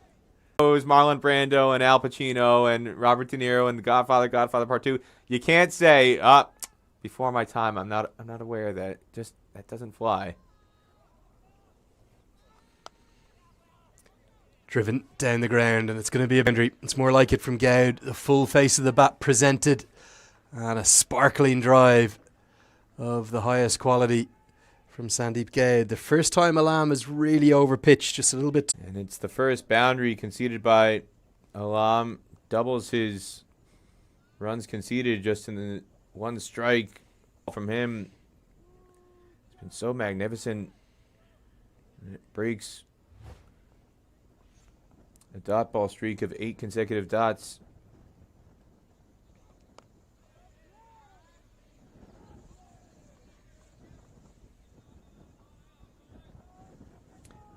You know, Lenny, Pinocchio, Snow White and the Seven Dwarfs, Walt Disney movies way back in the 30s and 40s, Peter Pan, all before our time, Lenny.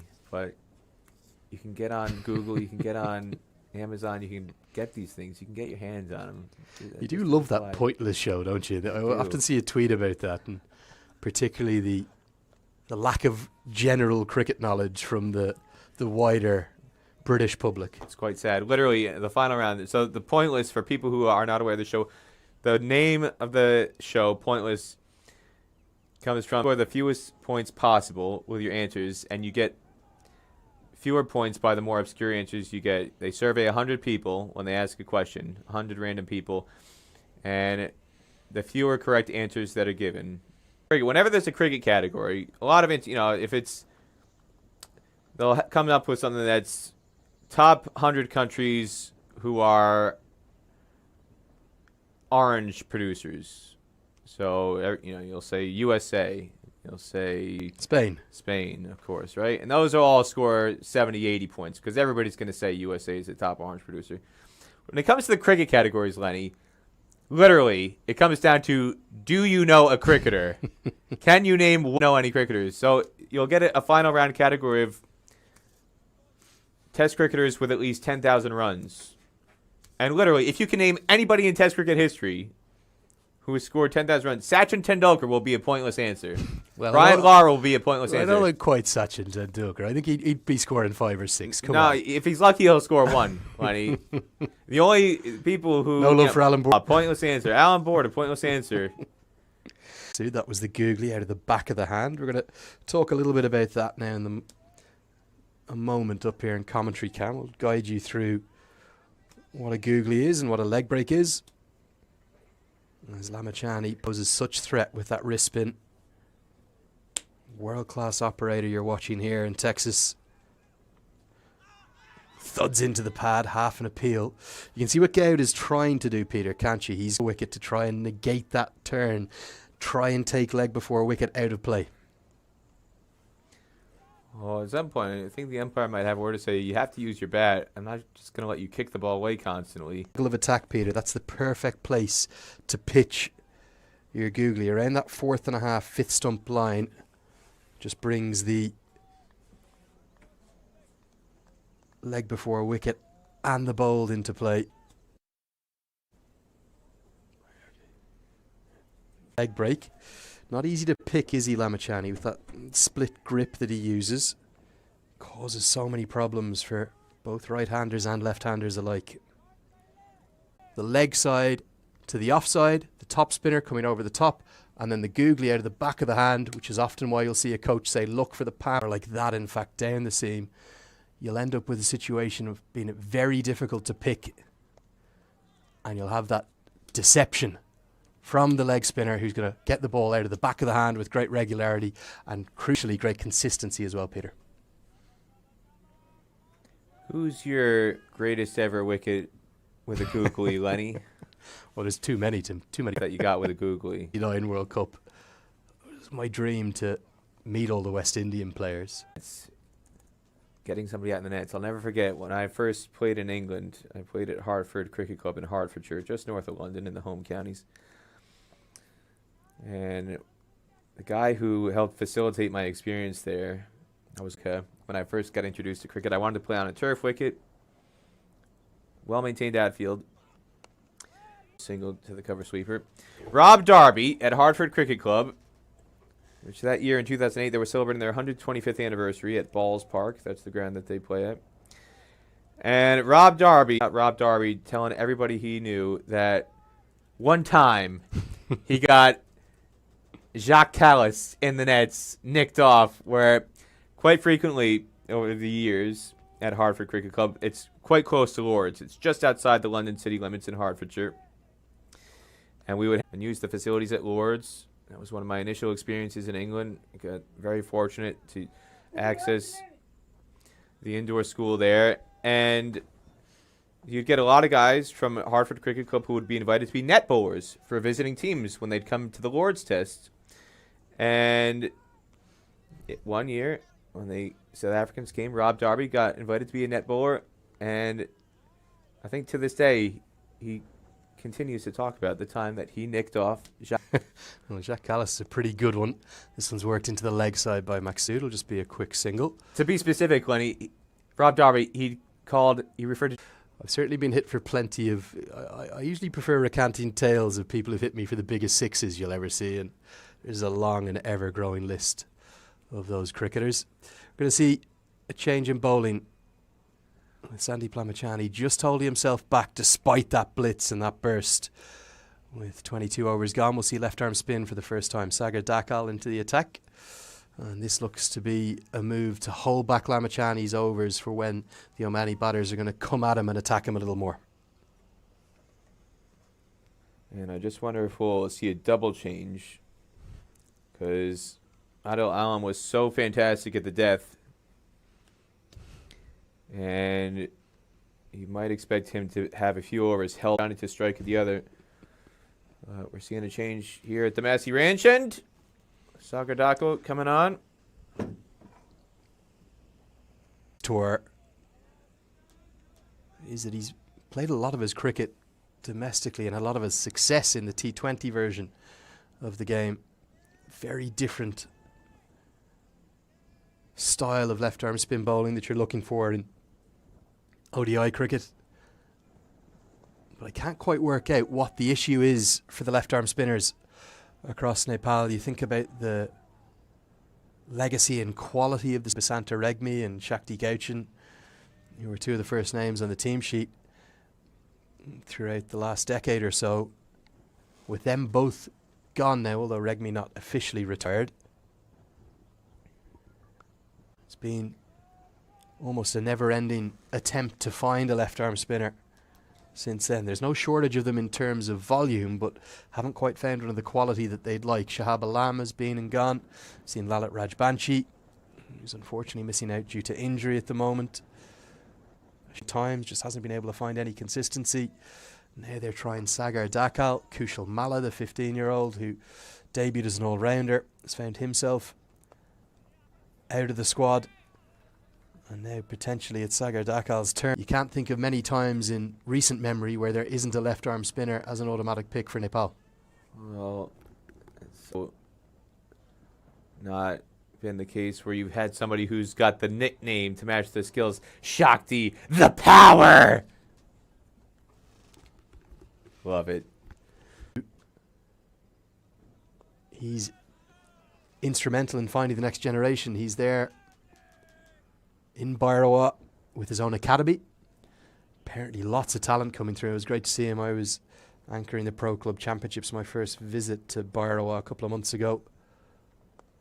And I'll tell you something, he looked as young and as happy as ever. Big in the Bhairawa region, which is producing very good reward. End of the 23rd at 66 for 5, Oman. Now, Lenny, I know you're a fan of some of the Hollywood movie references. You're not quite a Hollywood man, Peter, sadly. Got quite into my Nepali music when I've spent all my jaunts and trips to Kathmandu, but not so much the Indian film stuff, no. Shakti, well, that's what the literal translation is, the power. Shakti, the power. And that's where Shakti Gauchan gets the nickname from, but also there's the film with Shah Rukh Khan and Karisma Kapoor and Nana Patekar. Shakti, the power! And what a powerful punch Shakti had, not just with his left arm spin, but some people forget now, early in his career, he was really a true all-rounder. He used to bat at number 3 for Nepal. Scored their first in international cricket. It's not recognized as an ODI century, but I believe it was against Italy way back in an early ICC tournament when Hong Kong was ambushed in the opening fixture of that T20 World Cup in 2014 in Bangladesh. Well, you talk about not being able to catch Imran Tahir in that T20 in 2014. They couldn't catch Shakti Gauchan, could they? One of the great iconic images of that tournament. His wickets on the inner half. Didn't turn too many, but didn't need to. He was deadly accurate, and he worked brilliantly with Basanta Regmi because he was such a different action. He just zipped the ball in. Economical movement, and off cutter this time. He had some sort of absurd figures. If I look it up, I know I'll find it, but it was something like 8 overs, or 10 overs, 8 maidens, 2 for 3, something like that. I gotta look it up. I know some people out in Nepal will be shouting at their screens. It was a World Cricket League match. Aman Patel, just have a tweet coming in. There's tweets from all over the world. We will get to those. You can get in touch. And we won't have time to read them all, but do let us know where you're watching from. Here we go. And we'll get to those. 10 overs, 8 maidens, 3 wickets for 2 runs. I knew it. There was an 8 maiden in there somewhere. Couldn't remember the wickets and runs, but I knew there were. 166 for 5. And that was a tournament where Nepal went undefeated. They beat USA in both the group stage and in the tournament final at Kinrara Oval. And on both occasions, Basanta Regmi took 5 wickets against USA. Subhash Kakarel in the round-robin stage match scored a century. Very famous century in the win over USA event in the round-robin stage. And then they absolutely demolished USA in the final. I believe it was by 8 wickets. But like I was saying, Peter, lots of comments on social media coming in, and you have to remember, of course, all the fans watching on back in Nepal, whether it's in Kathmandu, the capital, or beautiful the Annapurna Trail, Bharatpur, Lalitpur, Dangadi, Bhairawa. Wherever you're watching on from, there's been lots of comments coming in on social media, and always nice to cricket. Rajan Shah, who gets in touch to say, hope you realise that it's night time here in Nepal and your voice can be scary at night, Peter. Keep your eye on the volume. Not just sure it's scary 24/7. Well, but I've been brought back to keep you under control. That was my primary commission this morning from the head producer. The fans back in Kathmandu, they don't want to hear about Shakti, the power. Well, that's what you're trying to tell. That's what the end of his tweet sums up. All caps, Shakti, the power, Gauchon. I will try my best to control Peter Della Penna. Is only half a stop from Dipender Singh Airi. A clap of the hands to get going, but he is into double figures. That strike rate hovering only just in the 30s, though, as Maqsood patters thanks to 3 wickets from Sandeep Lamichhane. But yeah, lovely to hear all your comments. Any questions, do let us know. And lovely to hear all of your incredibly kind messages. Cut away, but straight to the man. PJ Goodall's actually stating that I'm alive. I am alive, PJ. That's kind. I'm not sure whether it's Maqsood. Not quick between the wickets. Will just be one. This is actual Andrew Leonard. This isn't Weekend at Bernie's. We haven't gotten just in disguise to prop him up in the commentary box. It's not a recorded voice. This is actual Andrew Leonard. Some of the comments I got whilst not here. Some of the rumours, like I can only imagine what it's like for people far notorious than myself. But you go missing for a couple of days and the world of the Nepali fan forum kicks into overdrive as to why Andrew Leonard's not there with you for those Nepali games. But delighted to hear from everyone, and messages literally from all over the world, from Taiwan, Astik Pokrel. 1:20 a.m. watching on ICC TV. A very good morning to you there in Taiwan. And the number of fans that have been watching, not just from Nepal, but from around the world, Peter. It's been absolutely mind-blowing. 25 overs gone, get to the halfway stage of the first innings. We're going to have a drinks break. Let's run through some of these messages. Get to that second drinks break. The score 70 for 5 in the 25th. We'll just bring the graphics up onto screen. And Leonard here alongside the effervescent Peter Della Penna.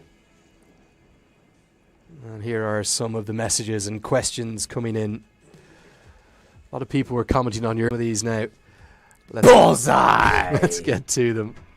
Santosh Lama, very good evening to you watching on back in Nepal. Anushesh Bhushal, nice to hear from you. Santosh Gautam, finally found out that our brother at Cricket Badge is back watching on from Kathmandu. Lovely to hear from you. Pranesh Shaka giving out about how loud you are on commentary, Peter. Get him under control, Lenny, he says. This is how I was born and raised in New Jersey, Lenny. When you grow up in New Jersey in an Italian family, this isn't our shouting voice, Lenny. This is our normal dinner table talking voice. Okay? I can confirm that for those wondering. If you do enjoy a Five Guys dinner with Peter, he will be as loud in the Five Guys as he is here in the commentary box. When my wife comes to visit her in-laws, my side of the family, she walks away from dinner asking, why is your brother mom shouting? Why is everyone in your family shouting? We're not shouting. This is our normal dinner table voice. Question for Peter from Arjunan watching on from Sri Lanka. He is wondering, who should USA cricket fans be cheering for today? Is it Oman or is it Nepal?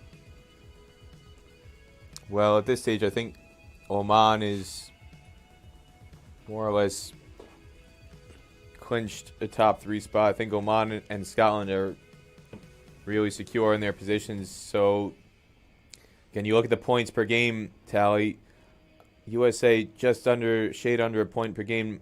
Nepal take the 2 points here to ensure that Nepal has a lot more difficulty making up that points per game ratio. Probably more concerning, though, for USA fans will be their lack of being able to get over on 22 points. They're only on 21. So even if they win tomorrow, that gap against third placed UAE will still be 3 points, and they'll have played 2 games more.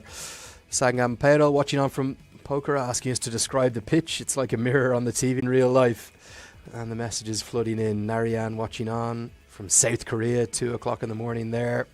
Sagar Powdell saying, Andrew back in the commentary box, it's the best treat in associate cricket. That's very kind, Sagar.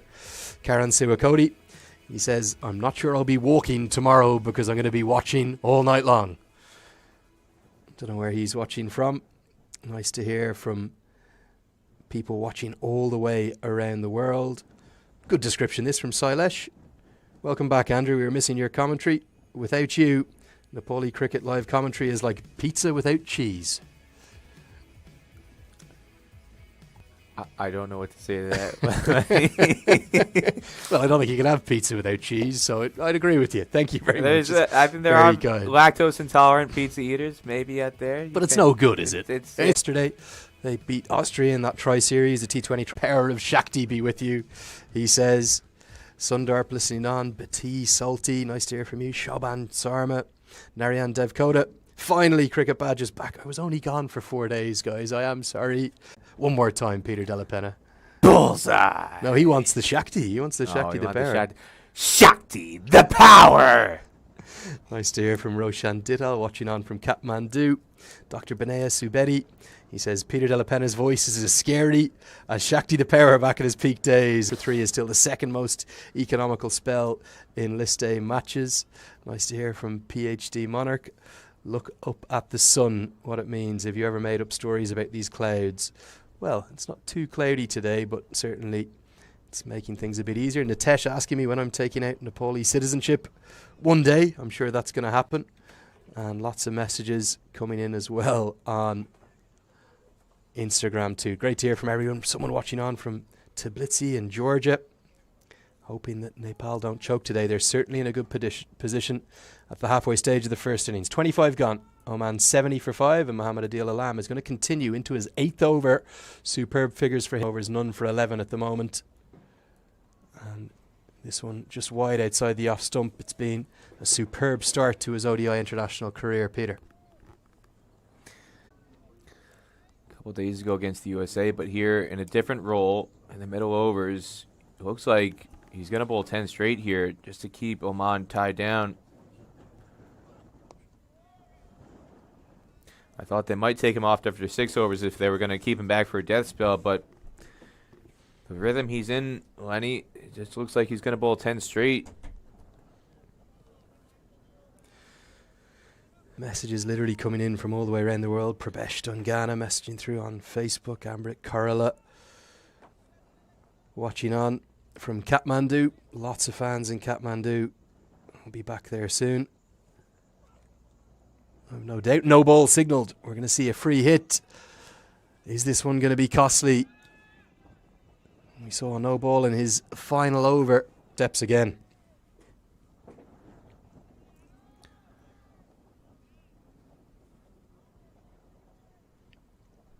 Well, he was able to rally back in that final over against USA, having bowled a no ball when it looked like the match was a dead certainty to be finished in a much different situation here. Peter? I think it's a harsh call. I think it was legal, if you ask me. It's only going to cost a single. And here in North America on Willow TV, it's been an entertaining series. 11 tightly fought games. We haven't seen too many one-sided games, particularly in this second series. USA, they all have their flaws, all 3 of these teams, but it's made for highly entertaining cricket. Be a single.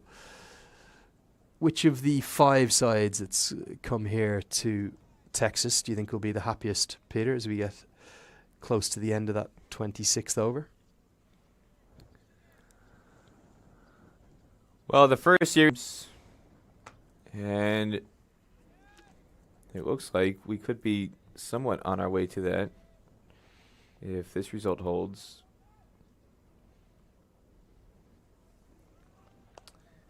The way it's going right now, where Oman, if they can't rally back here, They'd be splitting their 4 matches. And I don't know if I find a happiest team if everybody splits their games. And if you say the Nepal-USA match, depending on who wins that one, which will be the final match, 5 points, 2 wins, a tie, and a loss, if that result holds.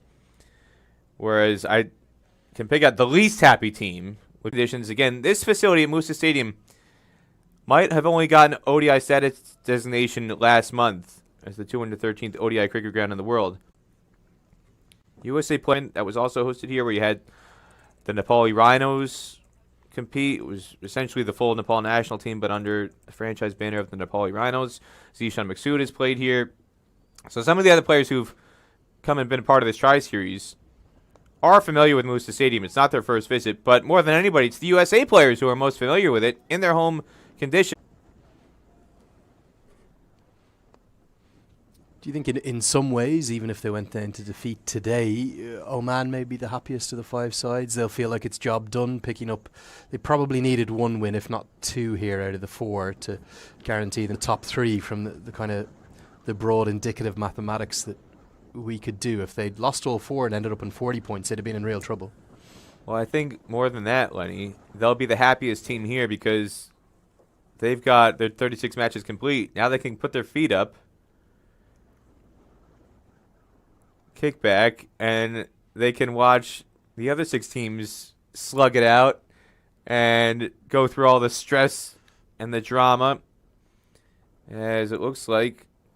Yeah, concern here. Kushal Bertel, he's had his injury problems, and Vikram Naponi is immediately onto the pitch. He's sprinting out there. He just landed quite heavily, didn't he? It's been a groin he's had these issues with, and it looks like another tweak of that. It's particularly been the groin over the last. No doubt he was taking a risk coming into the side, but this is a concerning sight for all. Maybe a little bit of cramp, but it was as soon as he landed, it looked like he did something, Peter. Well, again, the one thing about this outfield, in previous years, it was quite soft, but they've done an awful lot of work on this outfield, and before this series, the feedback that you've been getting, if anything, it's gotten much firmer, almost to the point of being too hard at times, depending on where you land. And it just looked like he had a hard land. Consequence of that, maybe a slight bruise. He looks like he's walking off a little bit better now. But yeah, you take a look at that incident, and Oman problems. We don't have to deal with that anymore. Everybody else has got to exert all the energy. They're the ones who are going to have to be testing their stamina, testing their conditioning, testing their fitness levels over the course of the next 7-8 months. Very clever shot. The subfielder who's on, Sunil Damal, is not going to be able to cut that off. Just using the pace, using all his experience. Zeeshan Maqsood, complete control of this shot and flatter through the air from Dakal. It's punished behind square on the offside, a boundary 4. We've seen this to be a very, very productive shot for a lot of players throughout this tournament, because the outfield is so generally blowing a bit quicker through the air. All you have to do is use the pace on the ball provided by the spinners, and this has been a favored shot for a lot of players. You'll see an awful lot of runs through that third-man region played with that shot against the spinners. So we're finally going to see an end to Mohamed Adil Alam's epic spell. He kept going right the way throughout, unchanged from the Pearland end of the ground. Bowled 8 maidens, none for 17. Excellent bowling figures those, and he'll be replaced by Sampal Kami, who come back into the attack. The problems for the left arm spinners continue for Nepal, and finally seeded all sorts of trouble at 49 for 5.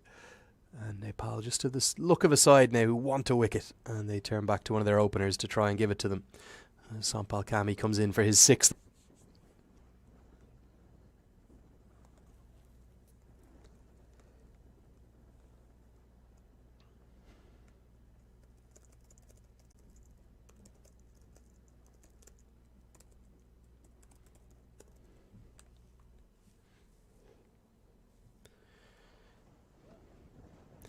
A little bit of movement away from the right-hander. Messages continue to flood in. I'm getting one right here, Lenny. brother. He woke at midnight because of your scary voice. Lenny, I think there's some money to be made for me in Nepal. We just got to capture my voice, and it can program it as an alarm clock on some mobile phones. I think I could carve out a niche there in the mobile phone market. I think the key word is niche right there, Peter. A very, very, very small niche. But yeah, perhaps you could stop waking up all of the Nepali fans. What we might do at the end of this drinks break, where you're watching on from, lots of people looking for bowling changes. Pawan Badarai watching on from Tamil and Kathmandu. And so many people doing so potentially at the cost of their studies or their work. Prajwal Sabeti watching on from Ilam in Nepal. He says he's got his Bachelor of Civil Engineering class at 6 a.m. and it's already nearly midnight here in Nepal. Shall I sleep or should I watch and complete the match? Might ask Peter to answer that question. Well, the longer I'm on commentary, you're not going to sleep. We've established that. You have to love it. There are a few people. I'm still not quite sure what it means, to be honest. I told you, Shakti, the power. That's what it means. It's the literal translation, Lenny. Shakti, the power. The translation from Hindi. That's what it means. Shakti, the word, the power. Shakti. Pawan Badarai messaging in. Cricket Badge, he's got on. He's watching on from Bharatnagar in Nepal. He says that Sandeep is missing his songs. I think that refers to Sandeep Lamichhane's burgeoning musical career, which you can see on YouTube if you get in there and want to have a listen to some of him. Rishabh Watson Devkota watching on from Christchurch in New Zealand. Can only imagine what time it is there. Kathmandu, one of the great parts of the world. I've got to give a shout out to my friends at Face Lenny and Tamil. They look after me whenever I'm in Kathmandu. Outstanding pizza, the best in all of Kathmandu, and they make a good pasta there as well, I gotta say. Yeah, second that. Down the track, as we've seen Gow do quite a lot straight to Rohit Powdle. He's always a buzz. He's the man who gets them through. Lots of messages as well. All this stuff talking about Shakti. You can't bring him anywhere. This is the problem with Peter Della Penna. But yeah, lots of people asking as well about Paras Kadka, a former captain, someone I enjoyed catching up with during cricket, what it was over the last decade or more. And he's going to, I'm sure, be watching on at home and wishing the team well. Very good evening to you, Paras, wherever you're watching from, and best of luck with the academy, which I know is turning into a great success in Kathmandu. Really did transcend the sport almost in Nepal. Just transcending the sport, but how about having his number 77 jersey brought all the way up to the top of Mount Everest? Did see it's climbing season, and after what was a almost 2-year lull really in that climbing season, we've seen plenty of people around famously climbing up in the Himalayas. Both Paras Katka and Gyanendra. It was the 77 jersey. Gyanendra jersey. Number 11? Gyanendra 11, I believe. 11, yes. Number 11. 77 and 11. Easy. Keep it simple. That's right. Fans looking to wish the national football team some good luck as well. They're playing against Indonesia in a few hours' time. That's a gorgeous part of the world. Chitwan, must add that one to the bucket list if you've never been there. The national park, the tigers that you can go and see there.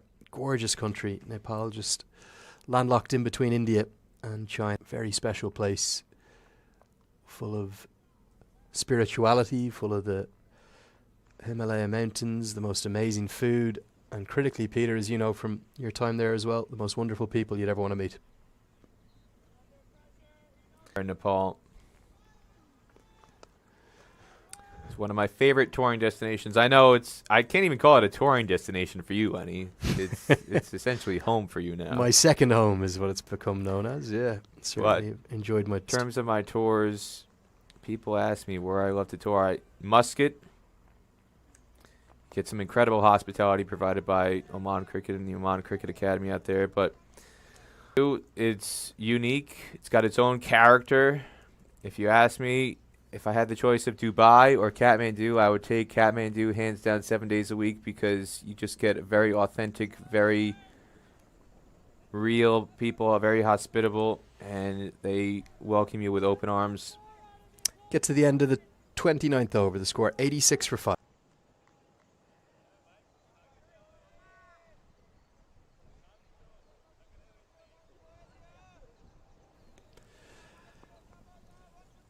One of the upgrades since I've been missing, and I think it's Rohit Paudel we're hearing over and over again through that stump cam.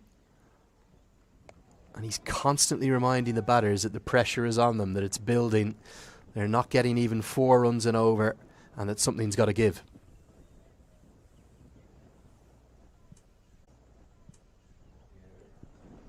Yeah, there's been some interesting conversations across the teams that are being produced by the Effects Mike. Great work being done by Umar Khan, leading the IMG Cricket Club's production team here at Moosa Stadium in Pearland, Texas. We've had some drone footage as well over the top of the ground. Which Got to teach some of those guys how to fly a drone properly. You don't I don't know about that, Lenny. You don't understand drone flying until you've crashed one off. Nobody's going to take lessons from you, Lenny. Yeah, because we saw what happened when you're flying the drone. It disappears into the Atlantic Ocean. If Umar lets you control the drone, it might disappear into the Gulf of Mexico if he's not careful. So I trust Umar with the drone piloting skills. I think it is key to just remind people I was actually... This one's worked into the leg side, going to be short of the fine leg fielder. Just a couple of bounces will be a single to go out. I was flying somewhere where I shouldn't have been. That was the reason for that mishap down in Fort Lauderdale. I was in an airport exclusion zone, so the automatic landing instructions kicked in after the 120 seconds. I just was looking for that one more glory shot, Peter, one more flyover. It was hubris that got you, Lenny. You overreached. You tried to get that one more shot. You weren't content with just calling it a day. And that last shot, overreaching, brought to the end the life of the Andrew Leonard drone, resting in peace in the Atlantic Ocean off the coast of the Fort Lauderdale beach. Good news is, though, the Mini 3 is out, and that's the one I'm waiting for. Which, for all of those Instagram lovers, you can flip it. You don't just have to fly and record in the normal landscape mode. You can flip it to portrait, which is what it's all about. Seen all of the players getting their stories up, getting the best of the photos that Kaushal Adhikari's been taking up onto their stories. Strange old times, isn't it? People just absolutely adore their social media, and that's where those messages are coming in to us. Get them in to me at Cricket Badge on Twitter or Instagram, or you can get Peter Della Penna just on Twitter. Ardash Pandit watching on, telling me, I'm the biggest fan of Nepal. I'm watching on from the moon, he says. Well, when I was at NASA last week, there were signs everywhere advertising the Artemis space shuttle program that's going to relaunch next year. The space shuttle program initially shut down in 2011 after a 12-year hiatus. Artemis is the space shuttle program that's going to take astronauts back to the moon, Lenny. There we go. And we have had the golf clubs on the moon. I think it's time to get the cricket bat and ball up there. Here are some of the drone shots, though, and it'll give you a sense of just how incredible a facility this is. That's the second ground, which is the ground that has been having those practice sessions on it, the third ground across to the left. And then you just get a sense as you come into Moosa as to the potential for this venue and facility in years to come. This is a gorgeous shot right over the top. Not the same scale of fan base that we saw in on Super Saturday. Nearly 1,000 fans enjoying the action there. Those temporary stands that were erected on the right were in and packed. This is taken on Sunday just towards the end of play between the two teams, Oman and USA, but today it is Oman versus Nepal. 30 over mark has been reached and it's 88 for 5. Really appreciate you all getting in touch and people enjoying the space chat. Must see if I can get down to NASA before I depart. Was there much on that NASA facility, Peter, about any of the Martian missions? Well, this festival that I was at last weekend, it was the Moon to Mars Festival. Well, this festival I was at last weekend was the Moon to Mars Festival. Last Friday through Sunday, that's what it was all about. Artemis, that's the goal, not just to get people on the moon, but they want to take people from the moon to Mars. That's what Artemis is all about. They're very excited about that. Nicely bowled by Sagar Dakal, just using that angle, trying to close off Zeeshan Maqsood's scoring areas. Big fan of that Matt Damon film, Peter. I'm not going to lie, that it was who directed that again? The Martian. It was Ridley Scott. Ridley Scott, wasn't it? Yeah.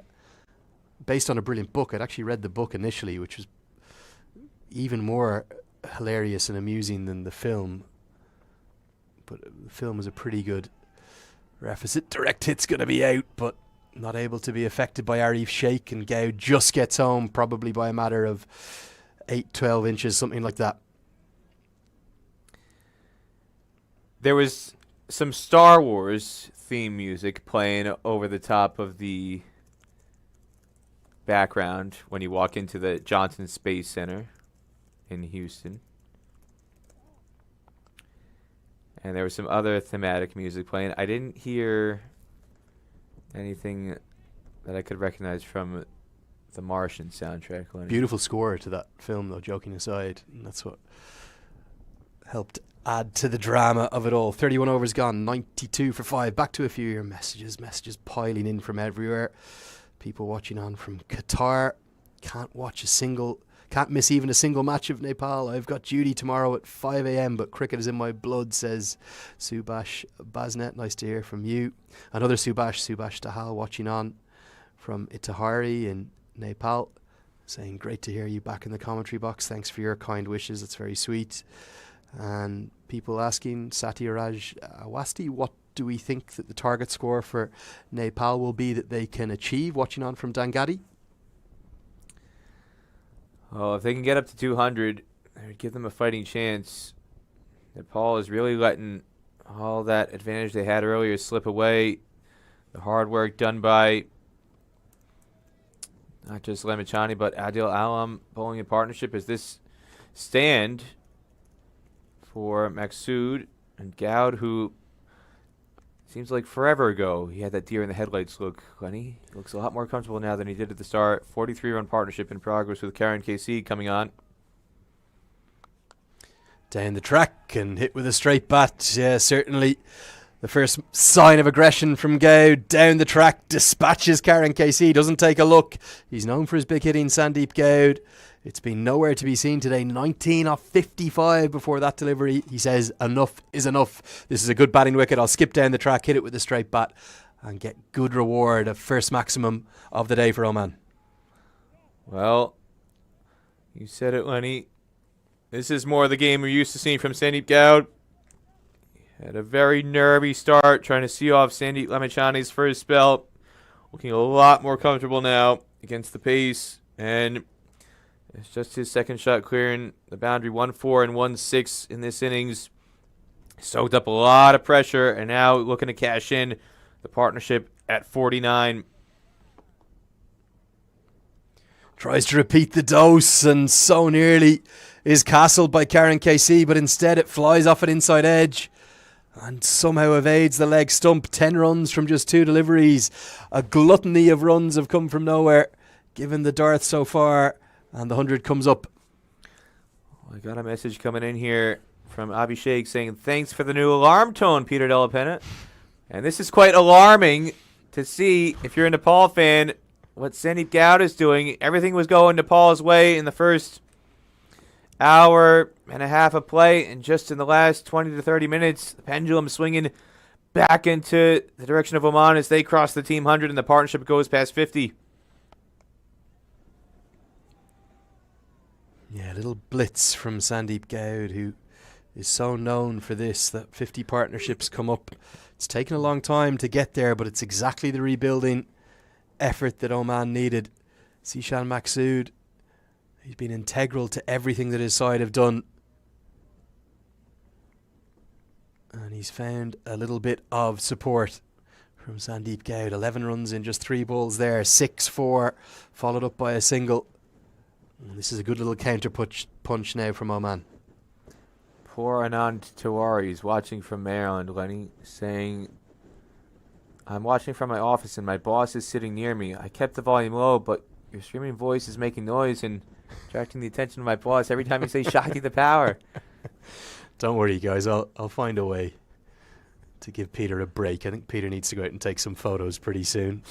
We'll try and keep you beneath the watchful eyes of your boss there.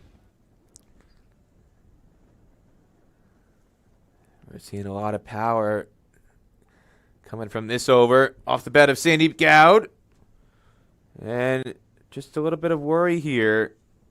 And Nepal is letting this game slip. We saw Maqsood grind out a century in the first meeting between these two guys to get them just over 200. And there's still an awful lot of time left to bat. They've soaked up that pressure from here. There's no reason why Oman can't get past 200 again in the last 18 overs. And if they do, with or without Bilal Khan in the lineup, Oman still has a lot of bowling resources at their disposal to make it a very difficult chase for Nepal.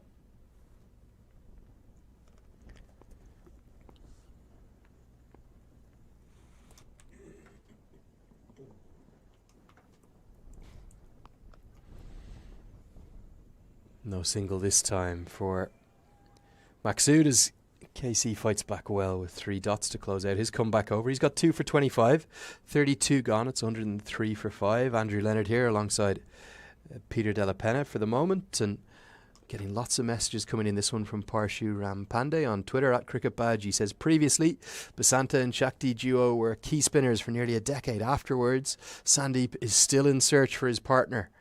Lalit Rajbanshi, Sushambari, Sagar Dakal, whoever is trying is being failed. Who do you think will make a good bowling partner? I think it's a good question.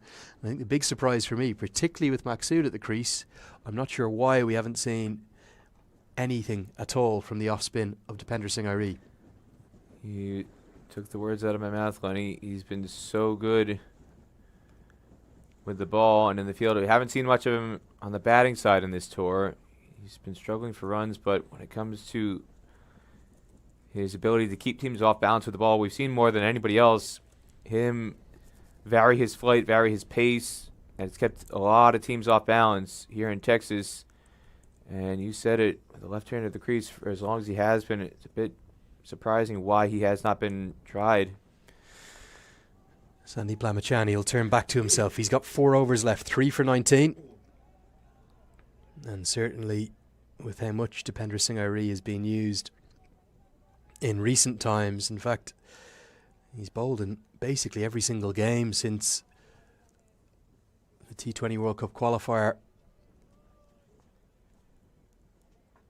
there in February as his bowling started to get used more and more. I'm not quite sure why we haven't seen him today. He's usually very tight, very effective, quick through his overs.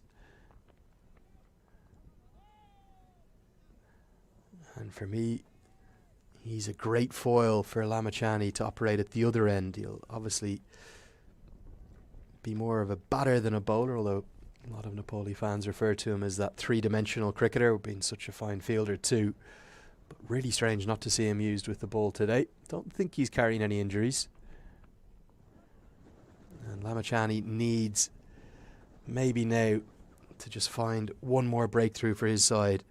He's got 3 overs after this one to do it, but Oman are just in rebuild mode and they continue to do that, approaching the final power play, the last 10 overs.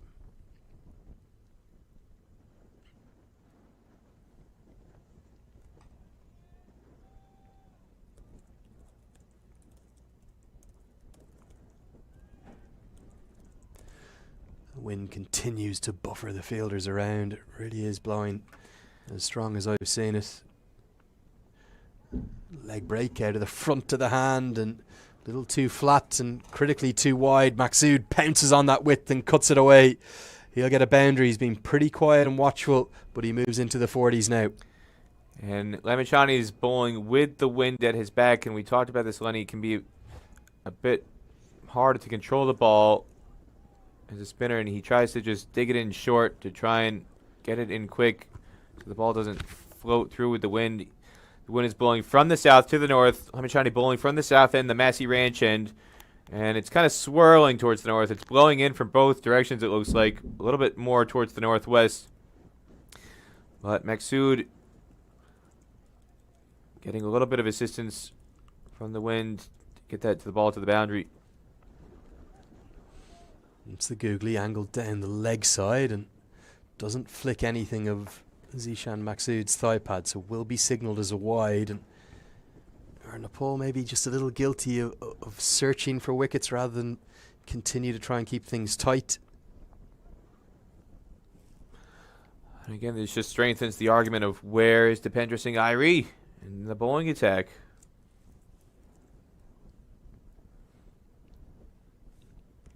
Particularly since Alam came off, they've struggled to plug one end. Talked about why Sandy Lamichhane was so successful when he got that 3-wicket burst. Is the over ends 5 runs off the bat, 6 runs from it, 109 for 5 after 33. It's because he was bowling in partnership with Alam.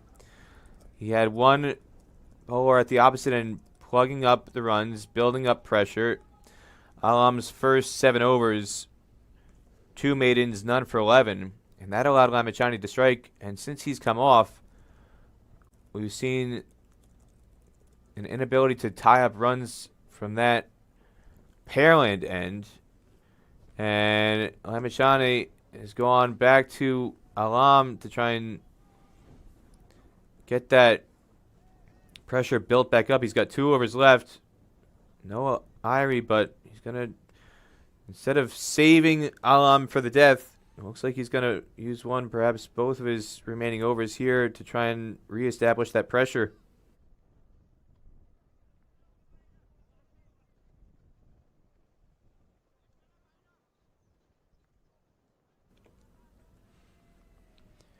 Yeah, certainly no visible injury for Dipendra Singh Airi.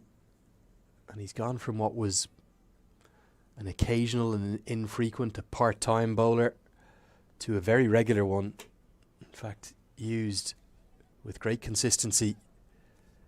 But some other good news for Nepali fans, because I know we had lots of messages about this as we see Dev Canal running across. Kushal Bertel is back on the field down at third man. That's Dev Canal on your screen currently, but down at third man, Kushal Bertel back on. And even though the physio is in and around him, I think he looks something nearing full health. He's maybe not moving with the freedom he'd like to, but he should be good to bat.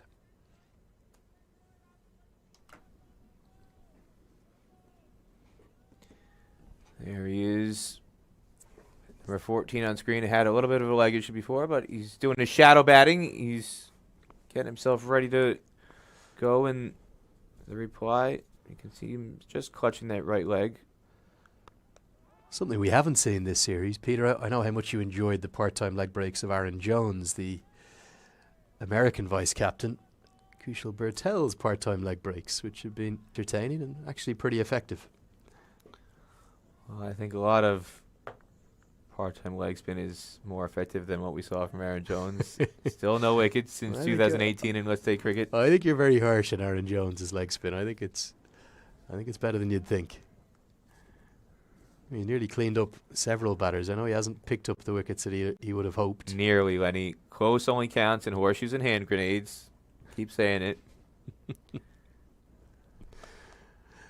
Worked into the offside. Will be a single. It's been a good partnership this for the 6th wicket. It's given Oman real hope. They were in all sorts of trouble. We were maybe thinking of a short day. You were speculating about whether or not we might see a couple of errors in the outfield saved. And as the messages continue to come in, this one from Astik Pokharel, he's raised a very good point, which I'm glad he has. Says it's another hectic night for Nepali sports fans since football is starting in an hour and 45 minutes later. What a night to follow sports. But the point he's raised, which I think is a really good one, is why no Basir Ahmed on this tour for Nepal. We talked about left arm spinners and their potential. The all-rounder who was in the under-19 squad that did underperform in UAE for Nepal. Was a player of the tournament in that inaugural Pro Club Championships, but he made such an impact in those first T20 matches. He picked up 3 wickets at an economy rate of just 5 against Zimbabwe. I think the problem and the reason he probably hasn't been selected, he only got the 1 appearance in 50 over cricket against Zimbabwe A. But he looked like a man. Talk about young, fit cricketers who are chomping at the bit, whose time will come, and it should come pretty soon. I'd love to have seen him in the squad. This tour might have just come a few months too early for him. Oh, what we have seen is, again, with his changes of pace, slipping in the slower ball again, using these cutters, dry up the scoring.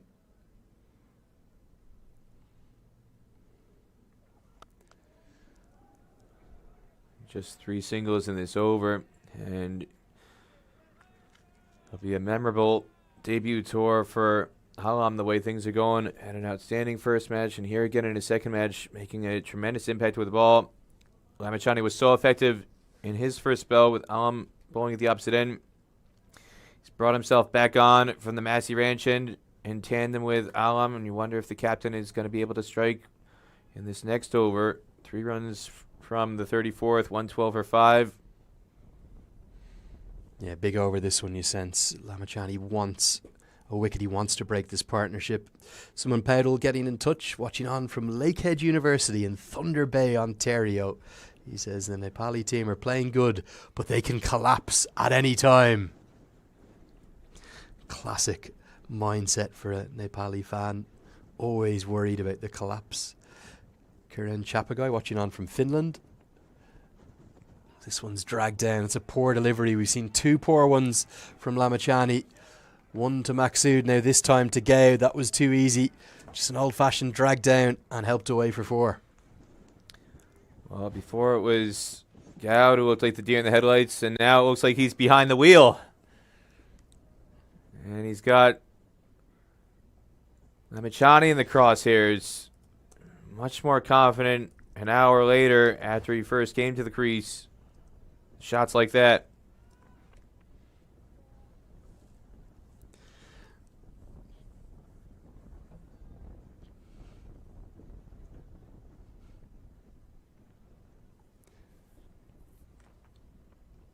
Down the track and cut, but straight to backward point. Row at Powdell.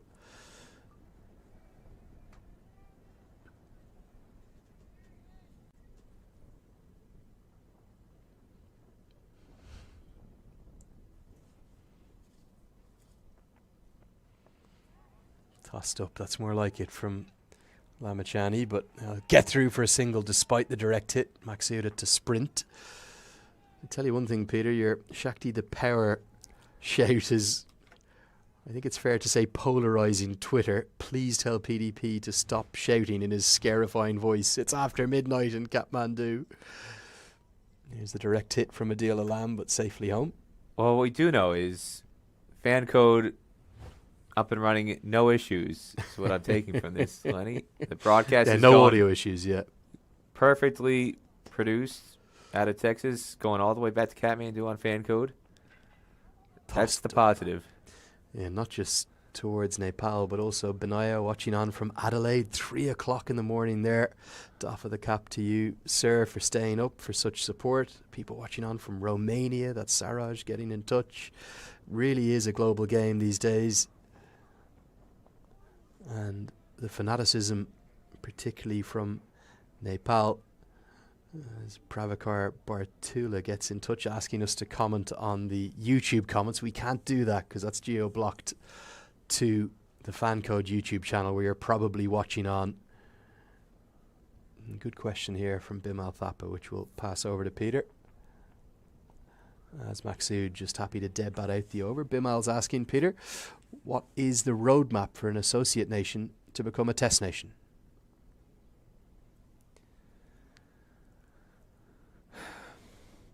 Start a franchise league, make hundreds of millions of dollars, and beat a whole lot of other full members. Well, the franchise league isn't necessarily of importance, but the pathway to full membership, which is exactly what test status actually is now. It's been decoupled really from the ability to play test cricket, but what you're looking to become is a full member of the ICC. There's currently 12 full members of the ICC. Well, you gotta have something to pay the bills, Lenny, and installing 4-day cricket domestically, that doesn't really pay the bills. Ireland is learning that lesson the hard way. So if you're gonna get the money rolling in to pay the bills to be able to afford some of the other structures that you want to have in place to achieve full membership, getting that franchise league seems to be the ticket that a lot of countries are aiming towards. But there is performance on the pitch in terms of your men's and your women's sides and how they perform in ODI cricket and T20I cricket. You've got to beat a certain number of full members to aid your application. You've actually then got to go and apply for full membership status of the ICC.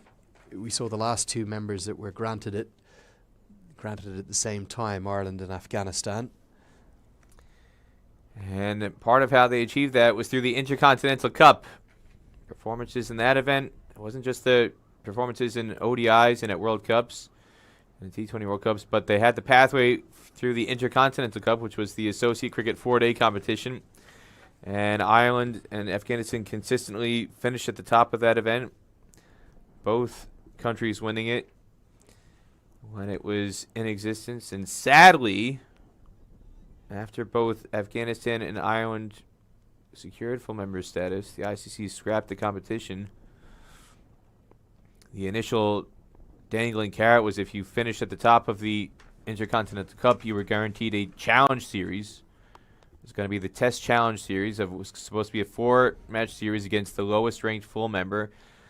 And then when the ICC decided to award test status, full member status to both Ireland and Afghanistan in the summer of 2017, when the ICC annual meeting was held at Lord's, Afghanistan was in the lead at that point in time in the Intercontinental Cup. But the initial thought was that that slot would then transfer to the next best team behind Ireland and Afghanistan, which would have been the Netherlands.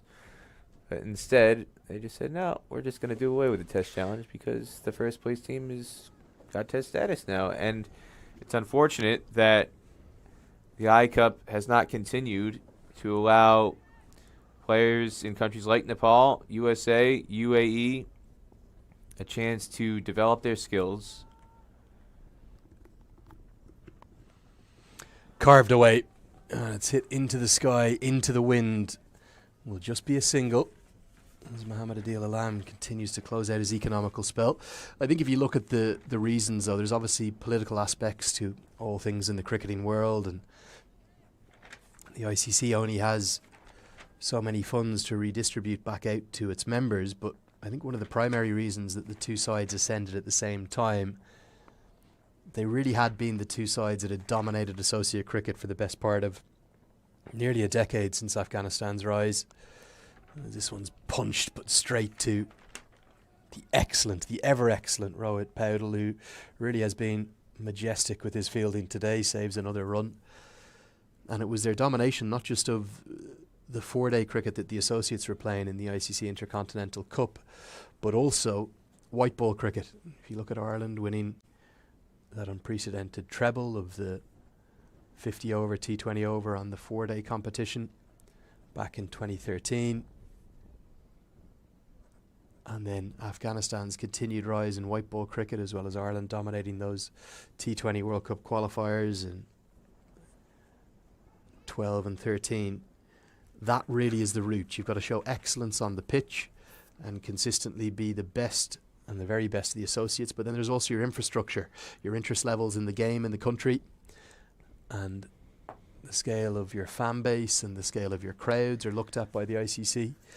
And my gut feeling would be, due to the political aspects of it, that if they do look at two more sides ascending to full membership status, they'll probably do it in a pair again. Now the big question is, would it be the likes of a Scotland, who probably are in pole position on the field and maybe administratively as well, or do they look at something like the sleeping giant of where we're broadcasting from here in America, and then probably one of the Asian sides. Now, would it be Oman? Would it be UAE? Or could it be Nepal? Well, the fastest way to stir up a hornet's nest in the associate cricket world would to be giving USA that status ahead of some others who are outperforming them on the field. Is part of the USA Cricket Foundational plan to achieve full membership by 2030. These things don't happen overnight either. We are finally seeing Dipender Singh Airi into the attack, thuds into the pad, looks very straight, and Asif Sheikh cannot believe it. He is certain this was going to go on, and cannon into maybe leg stump. It really did look close. We've seen anyone who's swept the ball on the stumps get themselves into trouble. Has Maqsood got away with one here? I think the thing that saved him is that it was a full toss. I don't think it ever pitched, and when it's a full toss, maybe it did pitch. And I think it did pitch, yeah. But it looked like it was spinning quite surprisingly. Maybe going to miss off stump. Get another look at that replay. It was full, but turned enough where I think it was just going to go past off stump. I think Zeeshan Maqsood's got away with one here myself. I think Dipender Singh Airi very full, very straight. He's not a huge turn of the ball. There was just that bit of straightening that he needed, and you could see from Maqsood's look, couldn't you? He looked back very concerningly at the umpire, but the umpire says not out. I wonder if we can get just one more look in between overs, if it's possible. Does also beggar the question that we've asked several times. Where was Dipender Singh Airi until now? Why has it taken until the 37th over? Here's another look, Peter.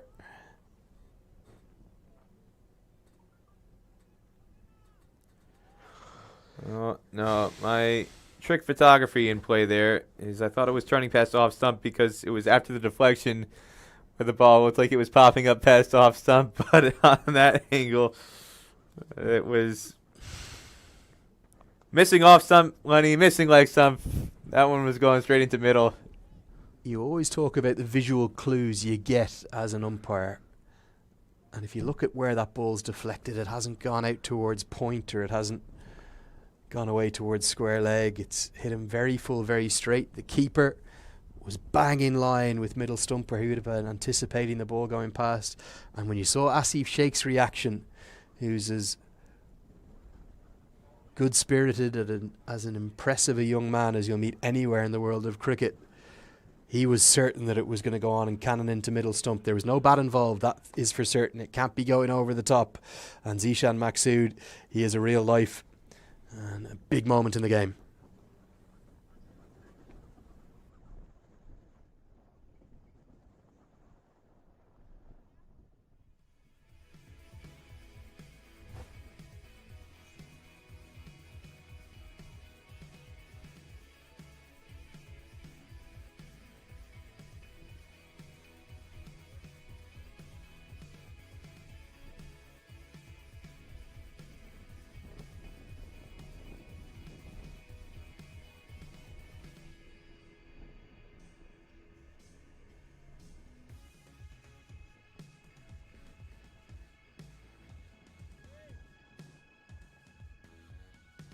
Dakel and Adil Alam been building pressure from his end.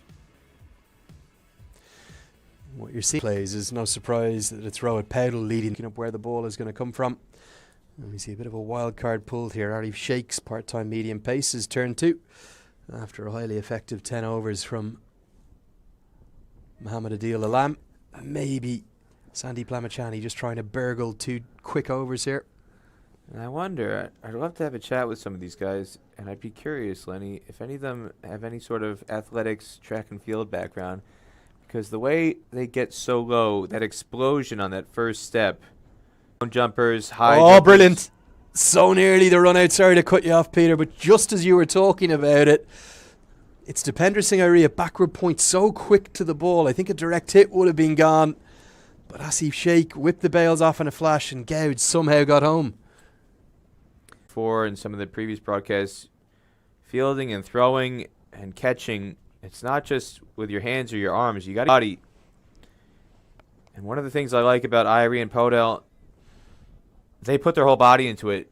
It's not just their hand positioning or their arms, the angles they get with the upper body. You've got to use a tremendous amount of lower body balance and strength to get yourself in good positions. It all is interconnected. And that lower body explosion they get comes from that low base, that low center of gravity. Down the track, as we've seen Gowd do so often. More signs of aggression that will come in this final power play. 10 overs make up power play number 3, when Nepal will be allowed to have 5 fielders outside the circle. Just 4 outside the circle at the moment. Third man in place and deep cover on the offside, joined by long on and deep square leg on the leg side. Just as I say, that third man will come up into the circle and long off will go back. So Arif Sheikh just trying to get through a couple of tight overs here. Ball and another diving stop to Pender Singh Irie again. Always going to be a single. Lots of fans getting in touch, wondering why was that LBW given not out. He says he.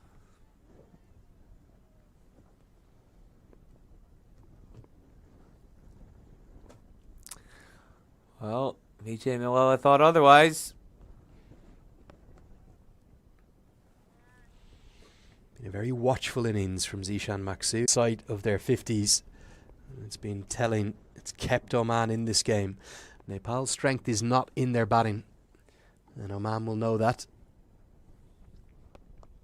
They'll just think if they can battle up to maybe 200, 210, something like that, could give them something to defend. Swing the pendulum back in the direction of Oman. 76 runs in progress, and they haven't really had many opportunities outside of that LBW shot, Lenny, to try and break it. We'll take a look at a few of the highlights as Gowd and Maqsood have rebuilt this innings, but we're going to get to a drinks break. And with that, we'll have a change of the commentary. Aman Patel will come and replace Peter Della Penna, and we'll leave you with these shots of Gowd rebuilding this innings. Zeeshan Maqsood, just that one big 6. Nice cut shot there from Zeeshan Maqsood, but the score, they're 125 for 5.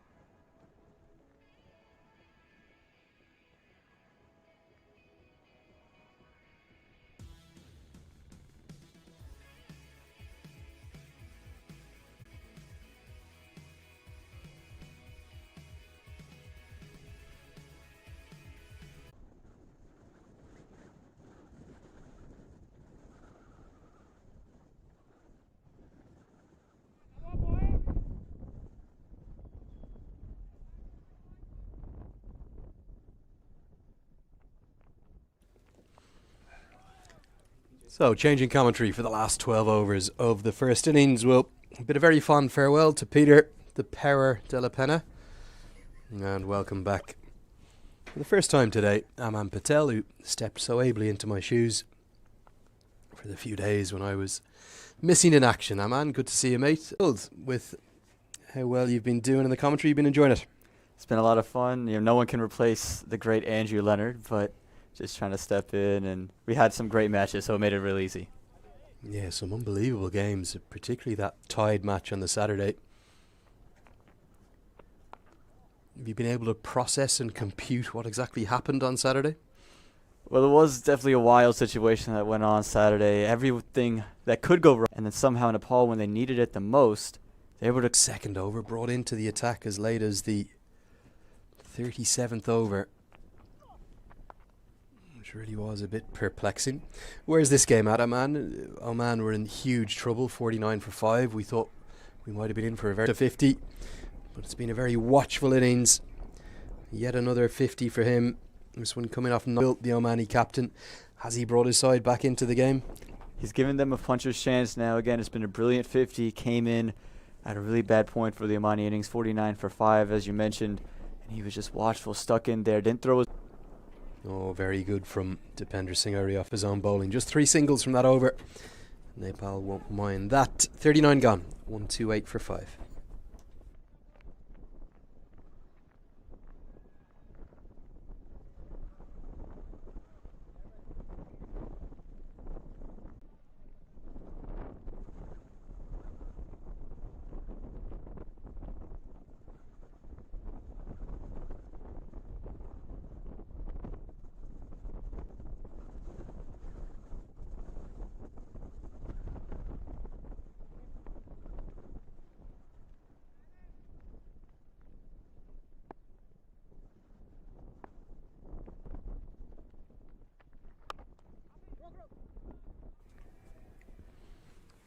Arif Sheikh will bowl the 40th over. Andrew Leonard here alongside Aman Patel. Was just asking you, Aman, who's ahead of the game? Obviously, Nepal will be the happier of the two sides. But if Oman could get north of 200, it could be a challenge. Yeah, we haven't really seen Nepal's batting come out so far here in Texas. We were put in a chase 211 and failed to do so against this very Omani side. So at this stage of the match, you'd have to say Oman's done really well to get back in. And I would say, Lenny, they're well ahead.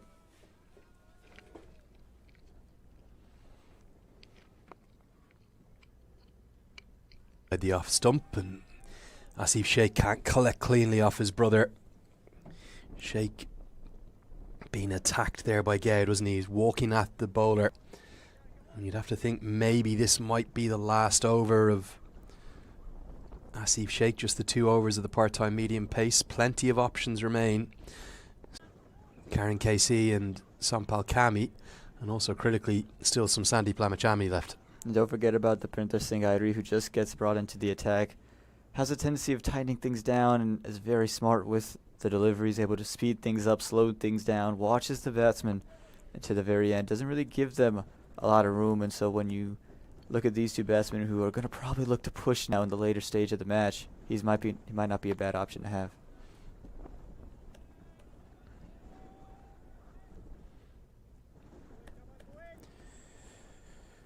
Yeah, they're not going to want to be chasing down much more than 200. They've only 3 times chased more than 200 successfully. It's going to be signalled as a dead ball. Chasing down 255 against UAE back in 2019, 231 against USA and Oman last September, and 208, but only just against Papua New Guinea and Sharjah. So their strength is in there and in their fielding for Nepal. And every run in this last 10 overs, which starts after the successful chases here at Musa either, just the 2 wins and both coming from the UAE, once chasing 180. The other time they were able to chase around score 211 Nepal. And they could have been the third side, but we see the pressure just always builds here at Musa during this chase. So they never really make it easy. More brilliance from Rohit Paudel, and Asif Sheikh has got through those 2 part-time overs. No real damage done, none for 7 for him. Oman 132 for 5 after 40, and a big platform for them to go large from in the last 10. Surely they're going to want more than 7 or 8 and over at this point. Are they even thinking maybe up towards 220? Yeah, routinely we've seen here at Musa 100 runs being put up in the last 10 overs. And that's what you get on the ground, so you have to expect them to start to play more of those. But again, with all the wickets down, I think they'll be more than content to take 8 and over for the longest and then start to accelerate. Again, you're in a bind because you want to have that big acceleration. With it being hard to go right away here at Musa, you want to conserve those wickets. So I think for the first 5 overs here, you're going to look to see 8 and And we'll see his left arm seam critically for Oman. for the Omanis. Big appeal, and given didn't get the first one going in his favour. This may well have been given out LBW off the arm, which isn't something you see too often. And I'm going to have to explain this law to you. The bat and the glove up as far as the wristband that count. I might be wrong, but as he went down to sweep here, I just wonder does it come up off the arm or maybe a lower part of the body. Any part of the body you can be given out LBW on. He was so unlucky not to have him LBW previously. But this time Vijay Malella decides this is full enough, straight enough. Let's take a look. It's definitely come off the arm, Lenny. It's what it looks like. Maybe the elbow region. Looks like it hit him straight in front of middle stump. And I think it was more of a straightforward decision. This will be a good angle. Again, just watch that front arm. Band. No real arguments from Zeeshan Maqsood. He's trudging off, gone for 52. Trapped LBW by Dependra's favour now. And Zeeshan Maqsood is gone. Must have been a big after innings. a battling innings and another one dismissed with a reverse sweep. It was a big innings, and like you said, Lenny, lost batted shots. That's what's been the enemy here at Musa. And again, Zeeshan Maqsood, he got away with a couple yesterday. Thought he could get away with a couple today. Has been close to 0 on this wicket. The bounce has tended to be consistently low. And as another one looks for a sweep, and Sandeep Lamichhane will just cut it off inches from the rope. And a very... with Zeeshan Maqsood, who's not going to run a lot of 1s and 2s. Now with Naseem and Gald out there in the middle, you're going to want to see them continue to run. Look at Sandeep Lamichhane giving it all out. Great effort there. Very passionate. 3-5 for 6.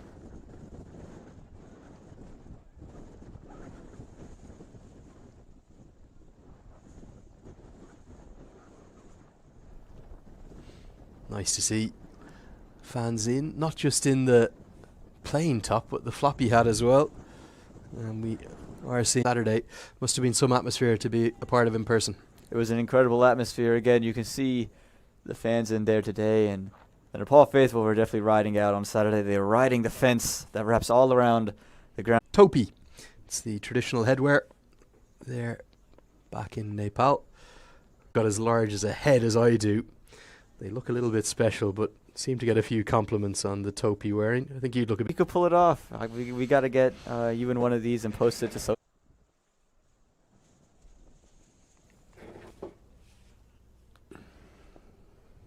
Karen KC replacing Arif Sheikh, and no surprise to see that.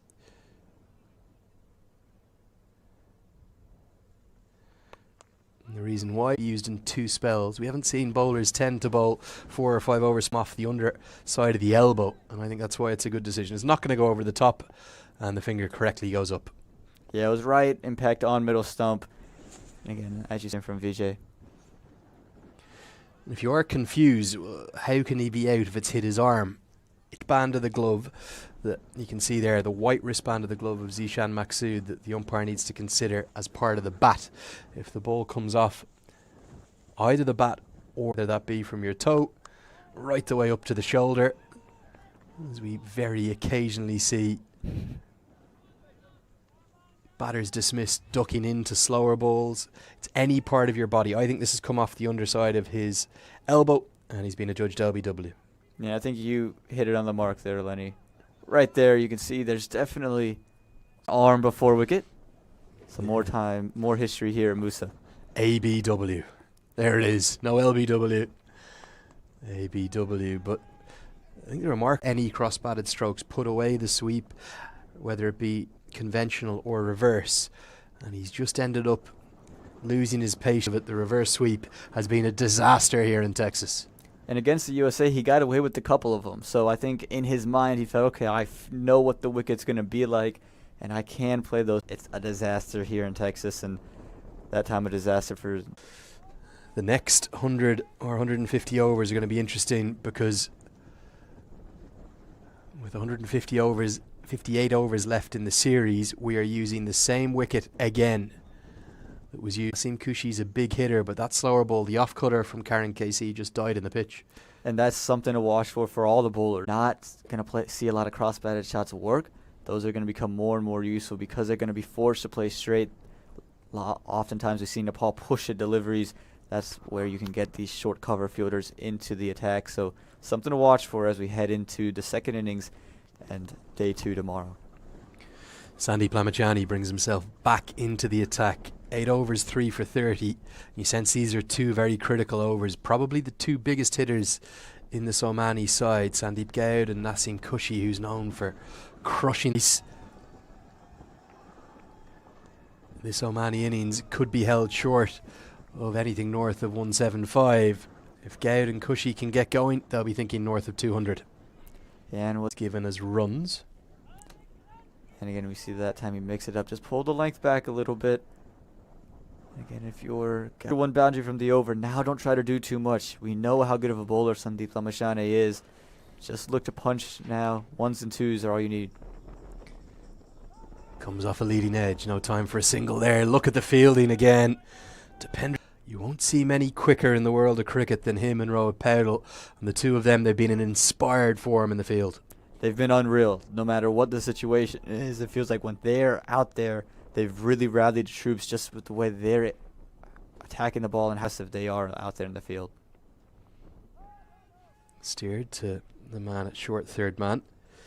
Would you been tempted to go with 1 more over of Irie to hold back Lamichhane, or is it the right call trying to break this partnership? The longer you wait to bring on your spinner, the more damage that can be done to that spinner, because they early on in Naseem Khushi's innings. I think it makes the most sense. Well, 7 overs remain. It's not been high, still been pretty enthralling stuff. Oman battling back from that position of 49 for 5. Those 5 wickets, initial wickets, all falling to Karen KC and Sandeep Lamichhane. Able to close the door on this match yet. With 1-4, 6 for 6, 7 overs remaining, plenty of different outcomes are still possible. And with 2 still life, and there is still hope for the men from the Sultanate of Oman. Well, give credit to Oman, and it's just the experience that they come into matches with, that they don't get too far down. They're always able to come out of situations. And just as you say that, it's being given away. Rushed a batter on the pull, no timing at all. And chipped up for the simplest of catches to Sandeep Lamichhane. He gives a low 5 to his opening bowler. He says that was the easiest catch I've ever taken. Gone for 47. A good innings from him. He fought valiantly, but he won't get to that 50 mark. And that's a big wicket, a big moment in the game for Nepal. It's a big innings for Oman as well. Again, bad situation they were in. His partnership with Zeeshan Maqsood was a big one. We see Karen KC dig it in the wicket. And it's just chipped ever so easily to Sandeep Lamichhane. Didn't have to do much. It was straight to him. There's no chance he was going to put that one down. Good inning. And now Oman, you're on the back foot. You have 2 new batsmen in the middle and arguably 2 of the best Nepali bowlers operating from both ends.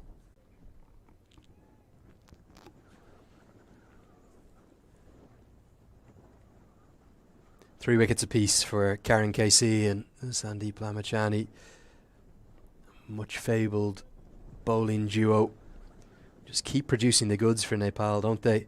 Surely Pabudu Dasanayake is going to be thinking, let's complete our job here. Let's keep Oman under 180, and we have to chase that total down. We have to take 2 points and get up the...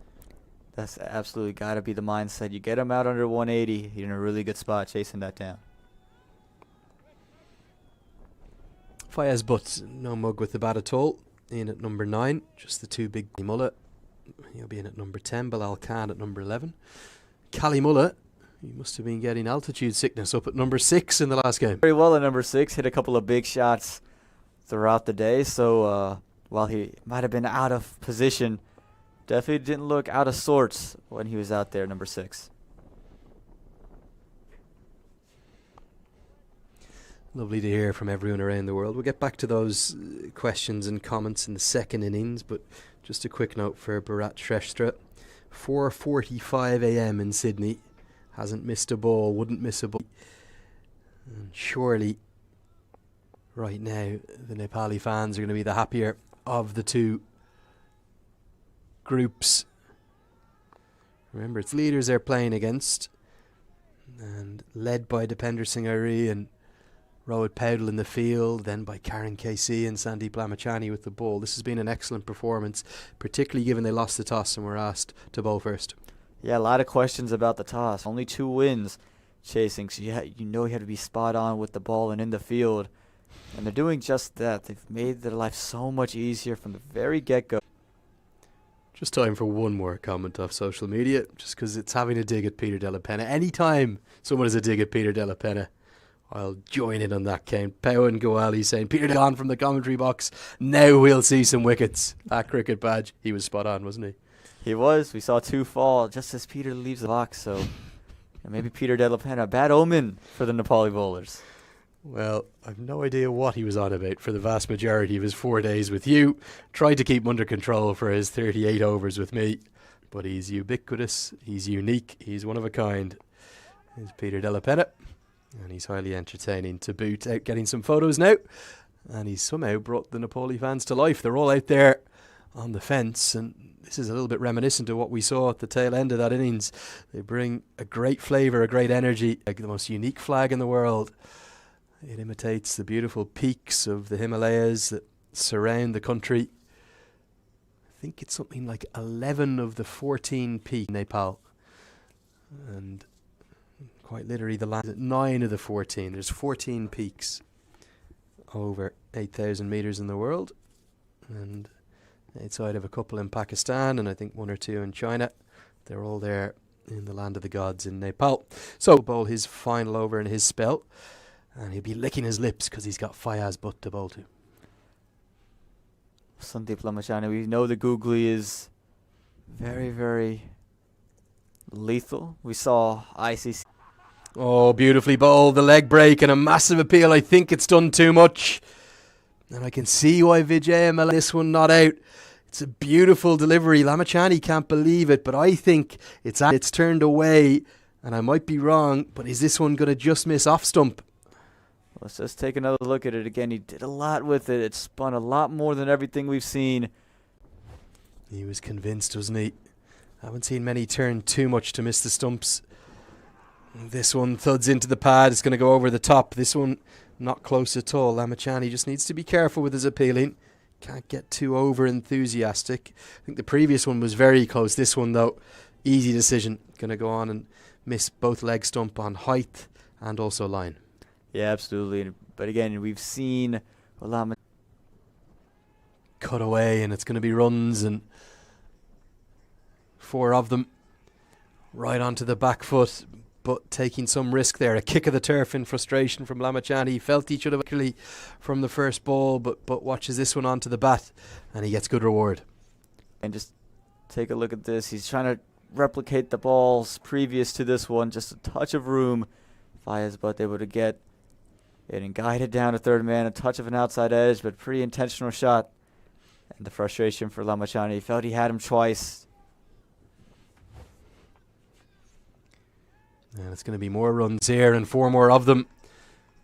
Lamichhane not happy with Sagar Dakal being beaten to his left twice, but it was a little bit too short. And another kick of the turf in frustration. He can't find his 4th. Instead, he's been dispatched for back-to-back boundaries by Oman's number 9. And again, Fayaz Butt, he's liking to stay on the back foot. He's going to continue to do so, just letting the turn do its thing and just working it to a vacant third man region. Again, Lamichhane, he's on a length here, and Fayaz Butt very quick to get onto the back foot. Guides another one to third man. Slip comes out of place, and this one's dragged down. Should be just the single as Sampal Kami does the fielding out at deep backward square leg. Just sometimes he's got so much talent, Sandeep Lamichhane. He almost over searches for wickets, and you're wrong. And you can almost go to it too often. And just that time in his final over, he's been picked off pretty comfortably for 10 runs. He felt he should have had his 4th wicket first ball, but it will round out his 10 over spell. He'll finish with 3 for 47. After it, he was looking to angle him all into the stumps, and just went a touch short and just allowed Fayaz Butt to just work it around and get singles off of it. 5 overs left. Karen KC can bowl 2 of them. Could bowl 3 of them, but because he's not going to bowl this one, the 46 from the Pearland end, they will have to go to whether that will be Dipender Singh Airi or not, we'll have to find out. But for the moment, it's going to be Karen KC, meaning at least 3 bowlers will have to be used. Is that a miscalculation from Lamichhane? Maybe, but I think he's looking at Adil Alam, who performed very beautifully against the USA, showed off the slower balls and deliveries like that, really stepped up when they needed him to do so. So I think that's what Lamichhane is counting on, is the overs from Adil Alam to come in towards the death and show off the variations he has at his disposal. Long off and long on, both out. Deep cover on the offside, and then 2 more fielders protecting on the leg side. That's deep mid-wicket and cow corner in place. Lots of protection for Karen KC. And it could go straight to one of those men in the deep. It will. Simple catch for Sampal Kami. And Karen KC keeps taking wickets here. Naseem Kushi has got that right out of the middle, but right down the throat of Sampal Kami. And the only thing Sampal Kami loves more than taking wickets for Nepal is catching them for his best mate. Karen KC has his 4th. Missed on the wide Yorker that time, but it didn't matter. Middled it, but it just went straight to the man out there in the deep. He had protection for that if he were to just miss the length. Again, not Karen KC's sharpest delivery, but he gets the wicket nonetheless. And Oman now in the company of missing the 170, 160. KC will take it. He's a very dangerous player, Naseem Kushi. He's gone for 10 from 11 deliveries. Karen KC, he's on the verge. Surely he can't do it again. Not another 5 for Karen KC. What a time of it he's having in recent times. 5 for 38 in the first match of this series, to go alongside that hat-trick that he took in T20I cricket a couple of months ago when he took his maiden 5-wicket haul. 5 for 21 it was that day. What a sparkling return to form. I've said it many times. If Nepal had had Kami fit in Oman, I think they would have taken one of those 2 qualification spots, and Ireland or the UAE would have missed out. Instead, they're going to have to wait for at least another 2 years for a T20 World Cup chance. That T20 World Cup chance could come here on American soil. The expansion to 20 teams will come in 2024, with West Indies and USA co-hosting that event. Is there a real chance of USA qualifying for a World Cup for the first time in senior men's or women's cricket? Opportunity, because the talent is there on that US side. You know, Ali Khan, of course, Stephen Taylor, Sushant Modani, and the list just goes on. And I think they've really built some continuity and just looking to fill a couple of spots. I just think it's the execution get carried away and they don't execute in the right areas. But when you talk to these guys, they're a confident bunch, so it gives you promise for what they can do. We saw Fort Lauderdale over Ireland the first time they'd beaten a full member nation. Could well have closed out the series, lost the second T20I by just 9 runs. It's obviously a different format. That was the last time they played T20 international cricket. Haven't played much since. Talk some rumours of a tour of Namibia prior to going to Zimbabwe. Which of the 2 formats do you think is the better one for USA? Are they a more natural 5th format gives them a good chance? I think it is the shortest format, just simply because they played that the most. You know, all the matches, the formats around the country are usually of the T20 short sort, goes along, and I think that's the kind of the format that they are most accustomed to. And for that reason, as they try to adapt to ODI cricket, I still think T20 is the sort. Cutthroat format, 8 teams, 2 spots, all happens over the course of 5 matches per team. You got 3 group games, and then finally you win the semi-final, you're going to the World Cup. You lose it, you're gone. If USA can get through the group, it all comes down to just 1 game. And that's the exciting thing for USA cricket, is because whenever it comes down to 1 game, you feel they have an opportunity. Again, whenever they play, you feel like they have the talent to win. It's just the execution portion. And I think that makes it all that more exciting, is that USA feel like one of the best teams in all of associate cricket. Thuds into the pad, full, straight, there it is. It's another 5-wicket haul here on American soil.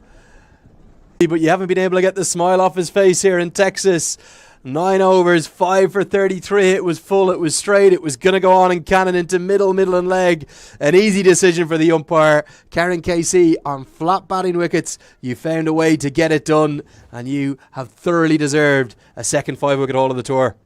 He's just understood, and again, they're sharp on the length and just attacking the body, and he's continued that form all the way through. Very smart bowler. Again, I think a lot of the bowlers have struggled to understand what Musa Stadium wickets are all about. Karen Casey hasn't missed a beat, and that's why he's been gifted. Worth his weight in gold is Karen Casey to Nepal, and almost single-handedly he's helping to this Omani innings in a big way. Lovely moment here from Karen Casey. He thanks the heavens. We'll see if we can get that replay once more from the stump cam, because you're going to see him thank the heavens. Look at this gorgeous moment. Something you often associate predominantly with batters after they get to 100. They kiss the turf. There's no kiss of the turf. He thanks the heavens, and down he goes. Just a touch of his... Superb Karen Casey has been today. 5 wickets. In which he's done it, which has, to me, been the most exceptional part about it. On the money from ball 1, and he's never let the batsman off the hooks. And his old pal Sampal Kami will come in to close things out.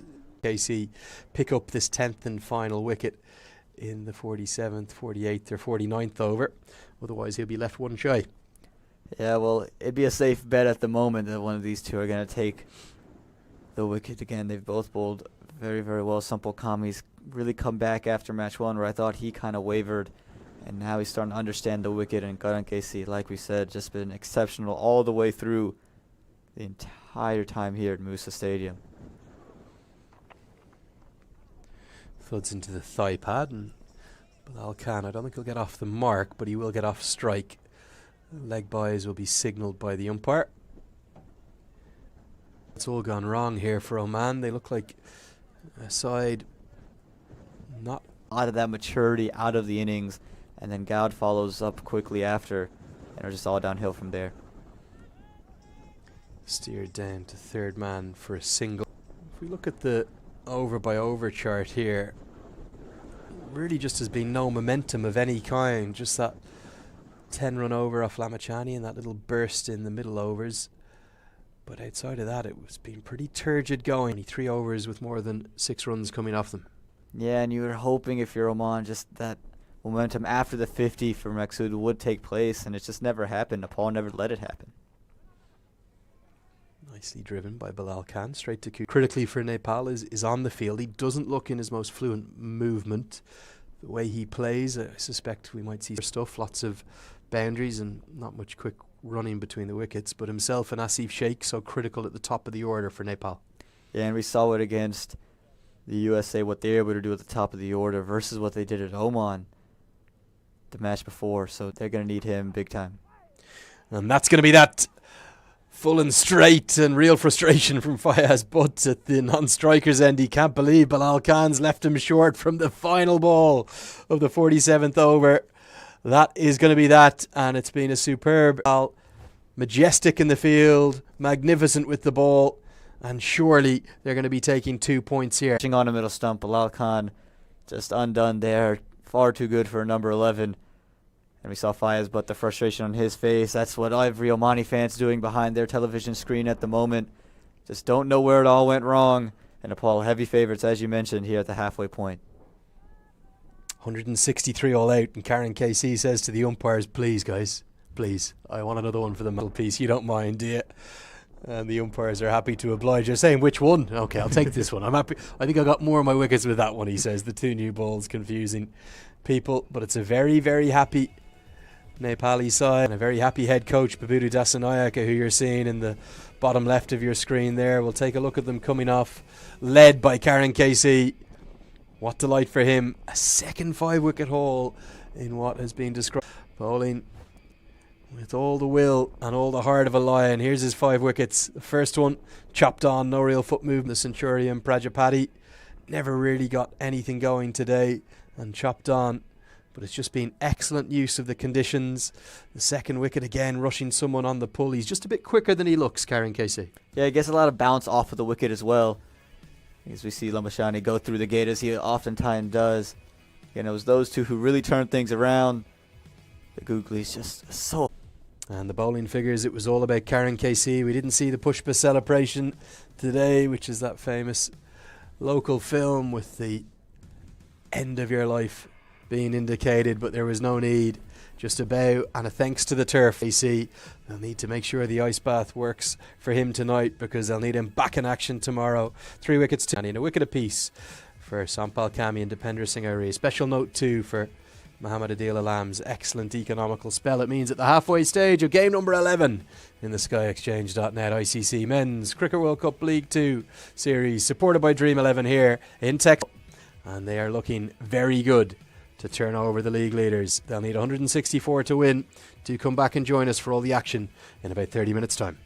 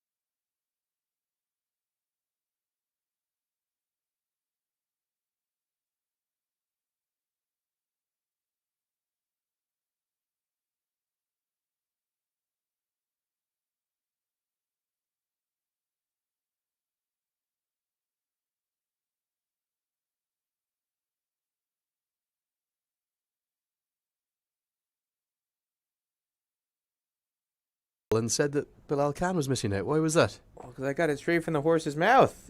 During warm-ups, he was pulling my leg. He was on the sideline. He had the 12th man penny vest on. And I said, yo, you got the vest on. Are you taking the day off? He said, yeah, I'm resting today. I'm not easy. He says, I played 35 games. I deserve a day off. I'm not going to play. He was hanging out with Janisar Khan, former USA national team player who serving as the Omani liaison officer this week during their tour of Texas. Having a chat together, both originally from Peshawar. So they were having a bonding. And he said, yeah, I'm taking a day off. And Johnny says, yeah, he deserves a day off. He can hang out with me and we can chat in the dugout. No stress, no pressure. We'll just sit back and let the other guys do the work.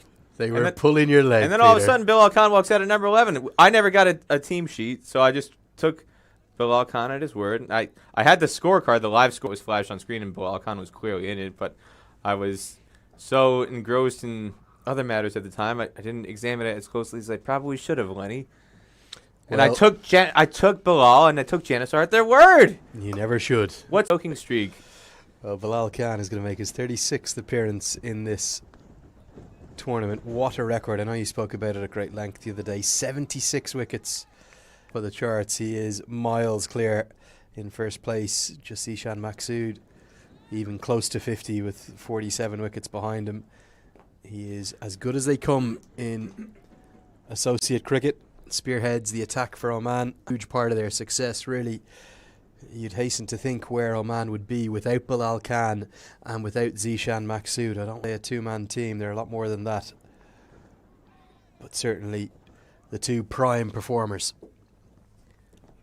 Well, we talked about how much they've missed Aqib Ilyas, and as you said, if they had to miss out on Bilal Khan too, certainly nowhere near the top of the table. And he's almost got twice as many wickets as the next closest wicket taker, Zeeshan Maqsood, who's his captain. Part of that, again, is a function of the fact that Oman has played more matches, taking more than 2 wickets per game, Lenny.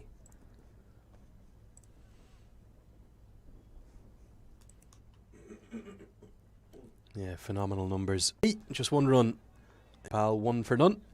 And we do want to talk a little bit about the state of play as we come to the end of these 2 games today and tomorrow. That will round out the series here in Texas. It'll also mean that USA have no more games on home soil. And have any chance of a top 3 finish, or have their hopes gone sailing down the river here in Texas? Well, we read out that table that was put together by an incredibly poor record away from home and in neutral matches. And they've got 12 more matches after tomorrow, all away from home. And every indication is that they're going to continue to struggle away from home.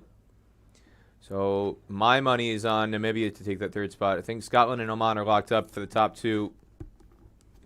Namibia's got 8 matches at home left to play, and potentially 12, depending on where that final series that Papua New Guinea was supposed to host, and they've still got some COVID logistical issues that they're dealing with.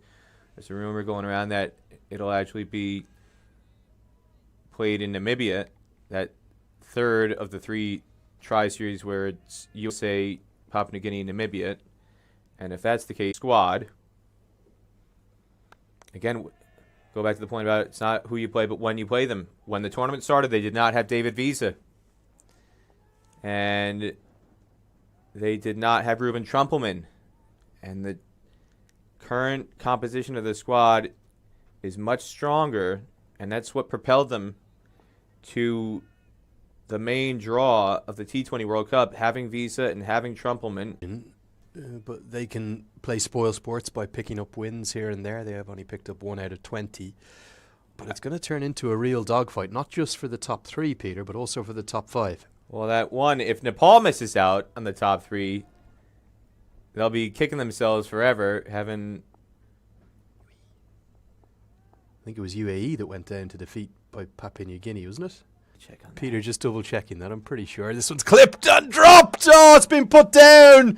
Would you believe it? How has he not clung on to this? Shoaib Khan. I think this is a regulation chance, Peter. I think this is carried. And that's what his teammates seem to think. Shoaib Khan, how many did he drop the other day? He's put down another one. He let go his way. Definitely carried Lenny. That's a drop. It's got to be taken. Ha!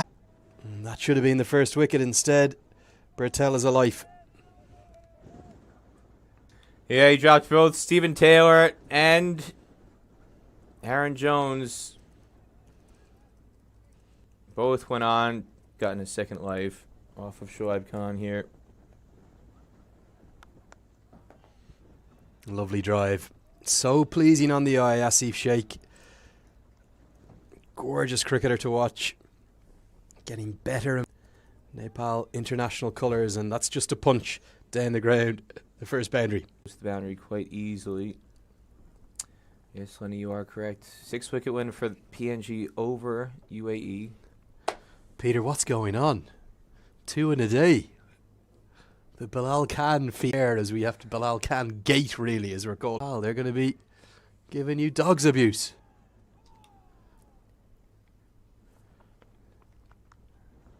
They'll be flinging the Alpo and the Purina at me virtually.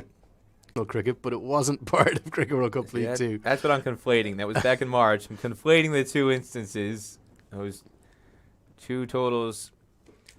One incredible chase that Papua New Guinea had, and another tight victory at the end of March.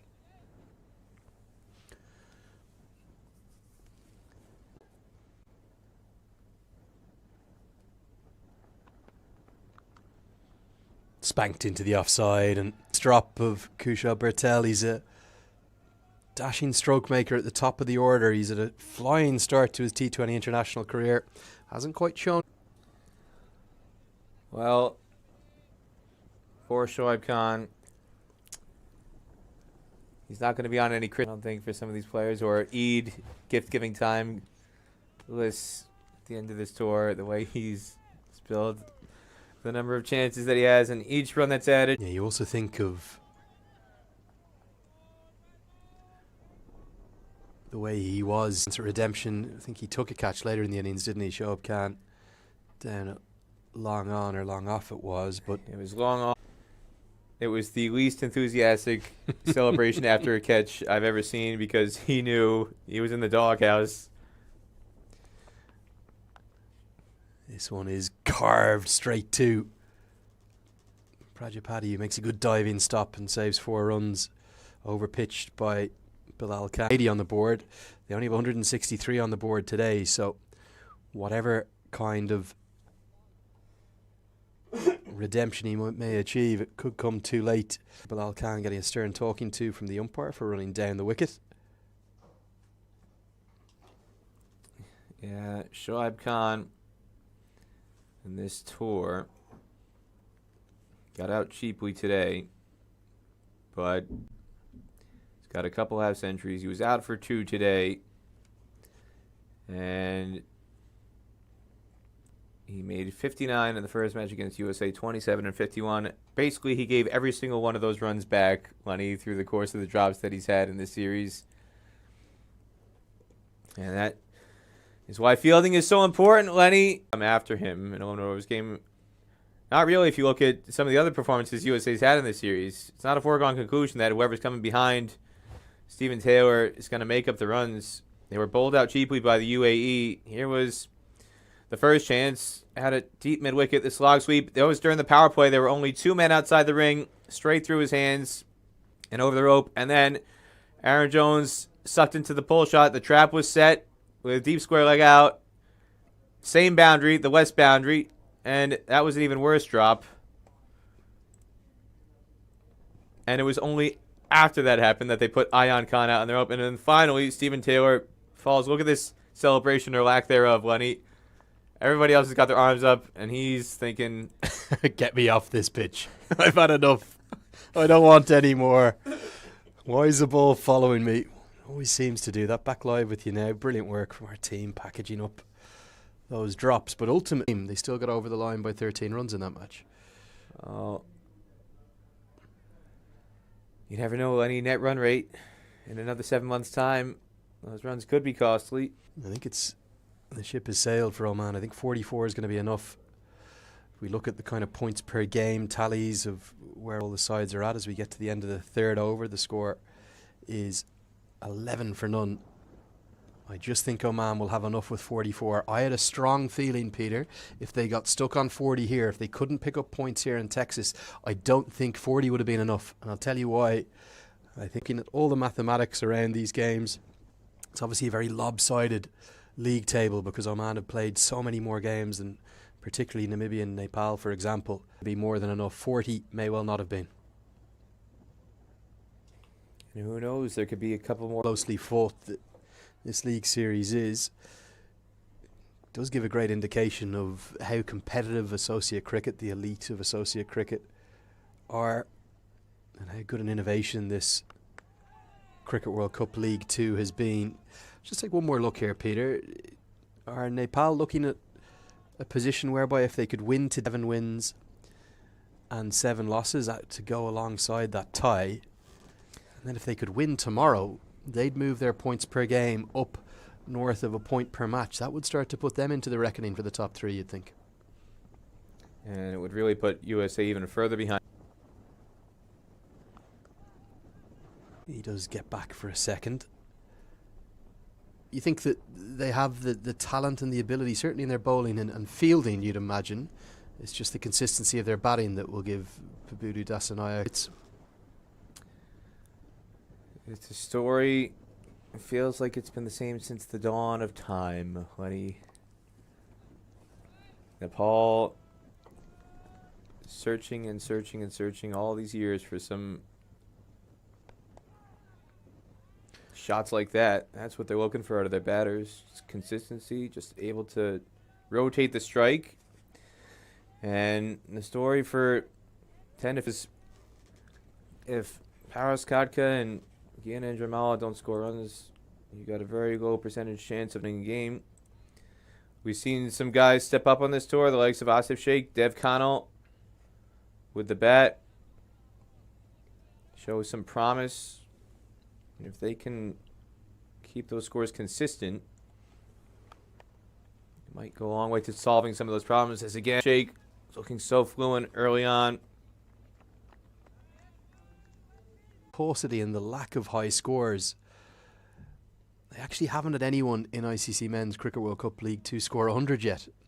And I think they're the only one of the 7 sides for that to be the case of. Even Asadullah Vala of Papua New Guinea has a century. Plenty of hundreds going around the Omani and even the USA teams. Manak Patel has 2. Stephen Taylor's joined him now. Yeah, Asad Vala, that came in Florida. That was way back in September 2019. Think that both Craig Williams and Erasmus have centuries for Namibia too. So it's really just Nepal of the 7 sides that haven't got about that Papua New Guinea bilateral series where both Rohit Paudel and Singh Iri were in the runs. Paudel making his maiden ODI 100. They just need to be doing that more consistently. And it might not be the day to, but if they could take 2 points today and maybe pick up a big score in the final match of the series for one of their batters, they're going to be pretty pleased with their efforts on this tour of Texas, and it will speak very pleasingly for the whole squad ahead of the Scotland tour that starts next month. In the helmet, I think this is more come off the upper body, but Vijay Malala just wants to make sure. Maybe it's just deflected into the helmet, so we'll go through the protocol. Tell you what has impressed me here in Texas too, Lenny. Met some on the weekend who were here on Saturday who came in from New York. One of the big super fans of Nepal. I met him at Lord's. I know he was in Amstelveen a couple years ago when Nepal won that first ODI victory in dramatic fashion. The final ball that Paras Katka got the run out to secure a 1-run win. He flew all the way from London to be here in Texas. He's been here all week, but there's fans who've driven in from Dallas. There's fans who have driven in from Maryland, taken a 2-day trip, driving more than about 1,200, 1,300 miles to get from Maryland out to Pearland.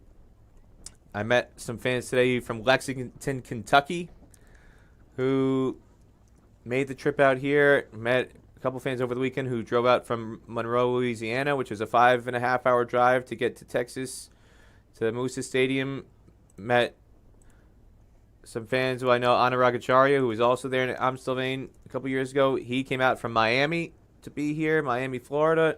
There's a fan I met all over the country, East Coast, West Coast, Midwest, Southeast. Nepal fans from Austin, from Dallas, from College Station, from all over the suburbs of Houston. There was a couple fans out there from Bush Intercontinental Airport, which is on the north side of Houston. So not only are they coming from all over Houston and Dallas, they're coming from all over America. All of these Nepal faithful and internationally as well. Binod Vikash Samkata from the UK flying in. And it is so firsthand from these fans. That just demonstrates, again, the passion of the Nepal fan community around America and around the world. Picked up into the leg side. There's a man out there, Cali Mullen. It's going to go over his head. Full extension from Asif Sheikh. He decided to test out Asif with the shorter ball again, Bilal Khan, but he's been dispatched for the first maximum of the chase. Well, again, Bilal is bowling with the wind at his back, so if you go behind square, you're using the wind to your advantage, blowing north. So Bilal bowling from the Massey Ranch end with the wind at his back. The wind is blowing towards the Pearland end, where Asif Sheikh is batting from, and if you push shot, you get it up in the air, the wind is going to help it on its way, and it certainly helped get it over the rope beyond the reach of Kalimullah on that occasion. And the winds gusting yesterday, miles an hour to the north.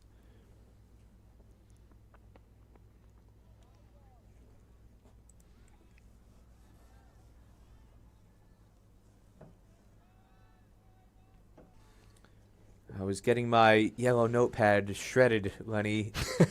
Couple part in the wind. And I thought you meant it was getting shredded by the fans. They were slagging you off about it. No, not quite. They're very polite out there, the Nepal fans. Not quite like the Twitter ones. No. But I tell you what, we were talking about hurricane season is here in Texas, and you got signs on the roadside warning about hurricane season. The Nepal flag, I didn't really notice it before, putting two and two together. But the sun and moon, the red sun and moon, very, very similar to the hurricane flags you see on the beaches around coastal Texas, coastal. You've got the two separate portions of the flag with the hurricane warning on it. And I feel like, yeah, I'm getting a taste of that. Sparkling. Second time in this chase, Asif Sheikh has shown the full back pitch from Bilal Khan and punished. He's a class act, Asif Sheikh. He's the one for the next 10 to 15 years, I reckon. Top of this order, the perfect technique and the perfect result. 4 more to the total. Oh, he's going for Yorker, and it just doesn't pitch. Too full and too easy for Asif Sheikh to just give it a firm punch back down the ground. This is turning into a long over with the wide Nepali fans at ease. Best way to get things going in a low chase is get off to a flying start, and that's what Sheikh and Bertel have done, but they've been aided by that drop from Shoaib Khan.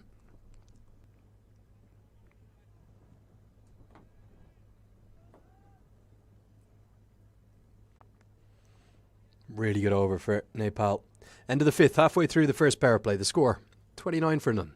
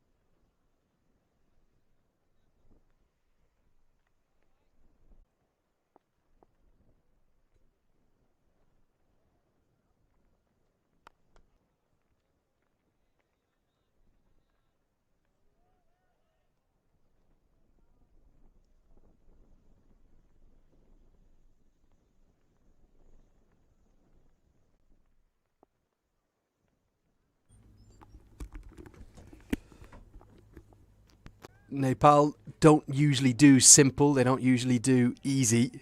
This could be a comfortable chase, though. It's looking that way at the moment. And the brief opening that was there. Capitalized on the opportunity. And the way the chases have been going, might be punched and a little USA, and pretty good demonstration of the back foot punch from Kushal Bertel. Remember, dropped on just one. And our young groundsman, he's not asleep today. He's enjoyed that shot from another fine stroke. He's up on his feet, Lenny. He's excited because he might get out of here 2 hours early. Now Oman staring down the barrel in a big way. Right on the money. Oman, 24 all out against Scotland in Muscat.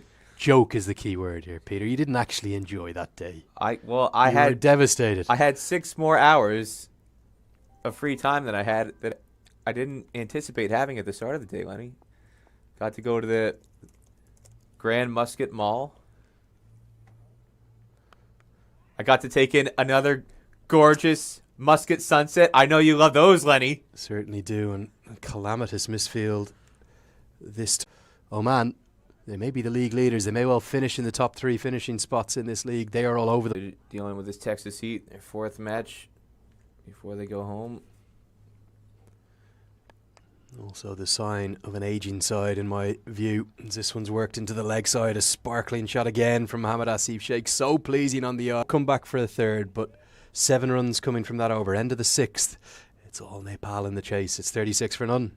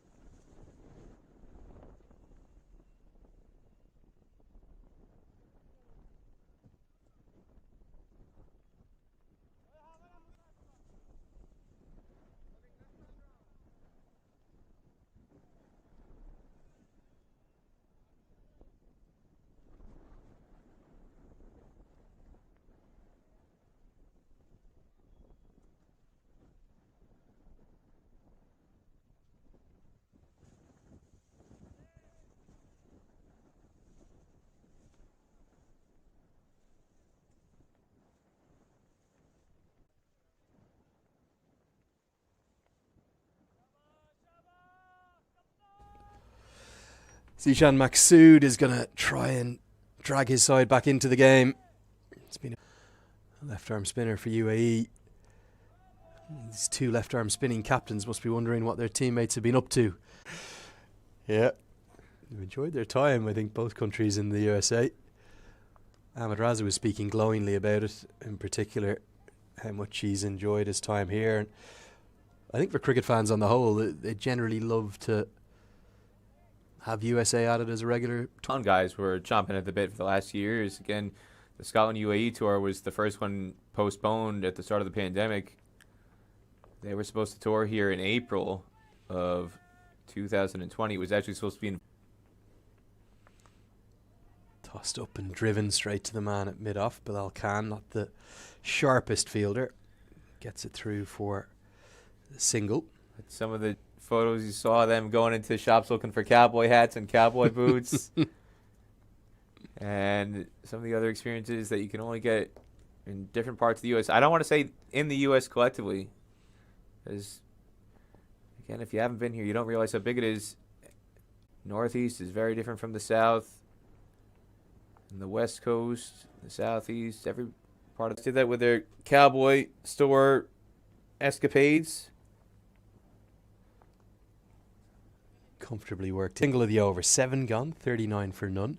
What are the quintessential Texan products then that you'd bring home? It's your cowboy boots, your hat, your belt, buckles, of course. Belt buckle. Big time belt buckle. It's big in Texas. The boots, of course. Yeah. I would say a chance to just drive around, experience how vast the landscape is. Is there a drink here? I've been so busy with our time in Texas, and then, of course, sadly, a bit waylaid. I haven't even had a drink, really, the whole time I've been here. Is it Jack Daniels is the deep... If you ask my brother used to work for a very, very, very well-known international alcoholic beverage brand for many years. If you asked him, he could name you everything in the beverage industry that's unique to Texas, if there is such a thing. But the flag. Betsy Ross is credited as the designer or the person who sewed the first American flag. There were 13 stars, 13 stripes for the original colonies, which were all based. Louisiana Purchase. You can thank Thomas Jefferson and the founding fathers who had the foresight. They bought the French because you had the French explorers who came down the St. Lawrence from Canada, and a lot of the land west of the Mississippi, that was all French territory. Again, America was not completely British territory. You had the Spanish-American War. You had who held a big chunk of land, and the Louisiana Purchase, they bought Louisiana. So Louisiana, the state that borders Texas, it's a very small portion of land now, but the Louisiana Purchase was essentially everything west of the Mississippi, including Louisiana. I knew there was a connection to 13. It was 13 states that they purchased as part of the Louisiana Purchase, albeit not the reason for the 13 stripes. So they did carve out of that Louisiana Purchase the states of Louisiana, Missouri, Arkansas, Iowa, North Dakota, South Dakota, Nebraska, and Oklahoma. And in addition, the area Colorado, Wyoming, Montana, and Minnesota. My parents used to always tell me when I was younger, you couldn't get to sleep, try and name all 50 of the states. It would usually send you off to sleep. Your Montanas or your Missouris or your Maines. This is a frequent topic on Pointless as well, Lenny. State capitals and U.S. states, or states with a vowel, or state capitals with an even number of letters or an odd number of letters. And I can always count on Trenton, New Jersey, my home state capital, always being a pointless answer. Nobody knows Trenton.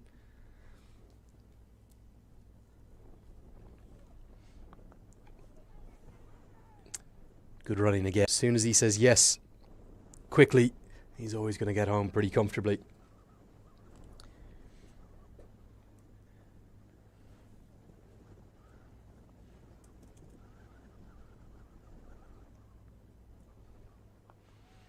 Montana was Custer's last stand, Peter.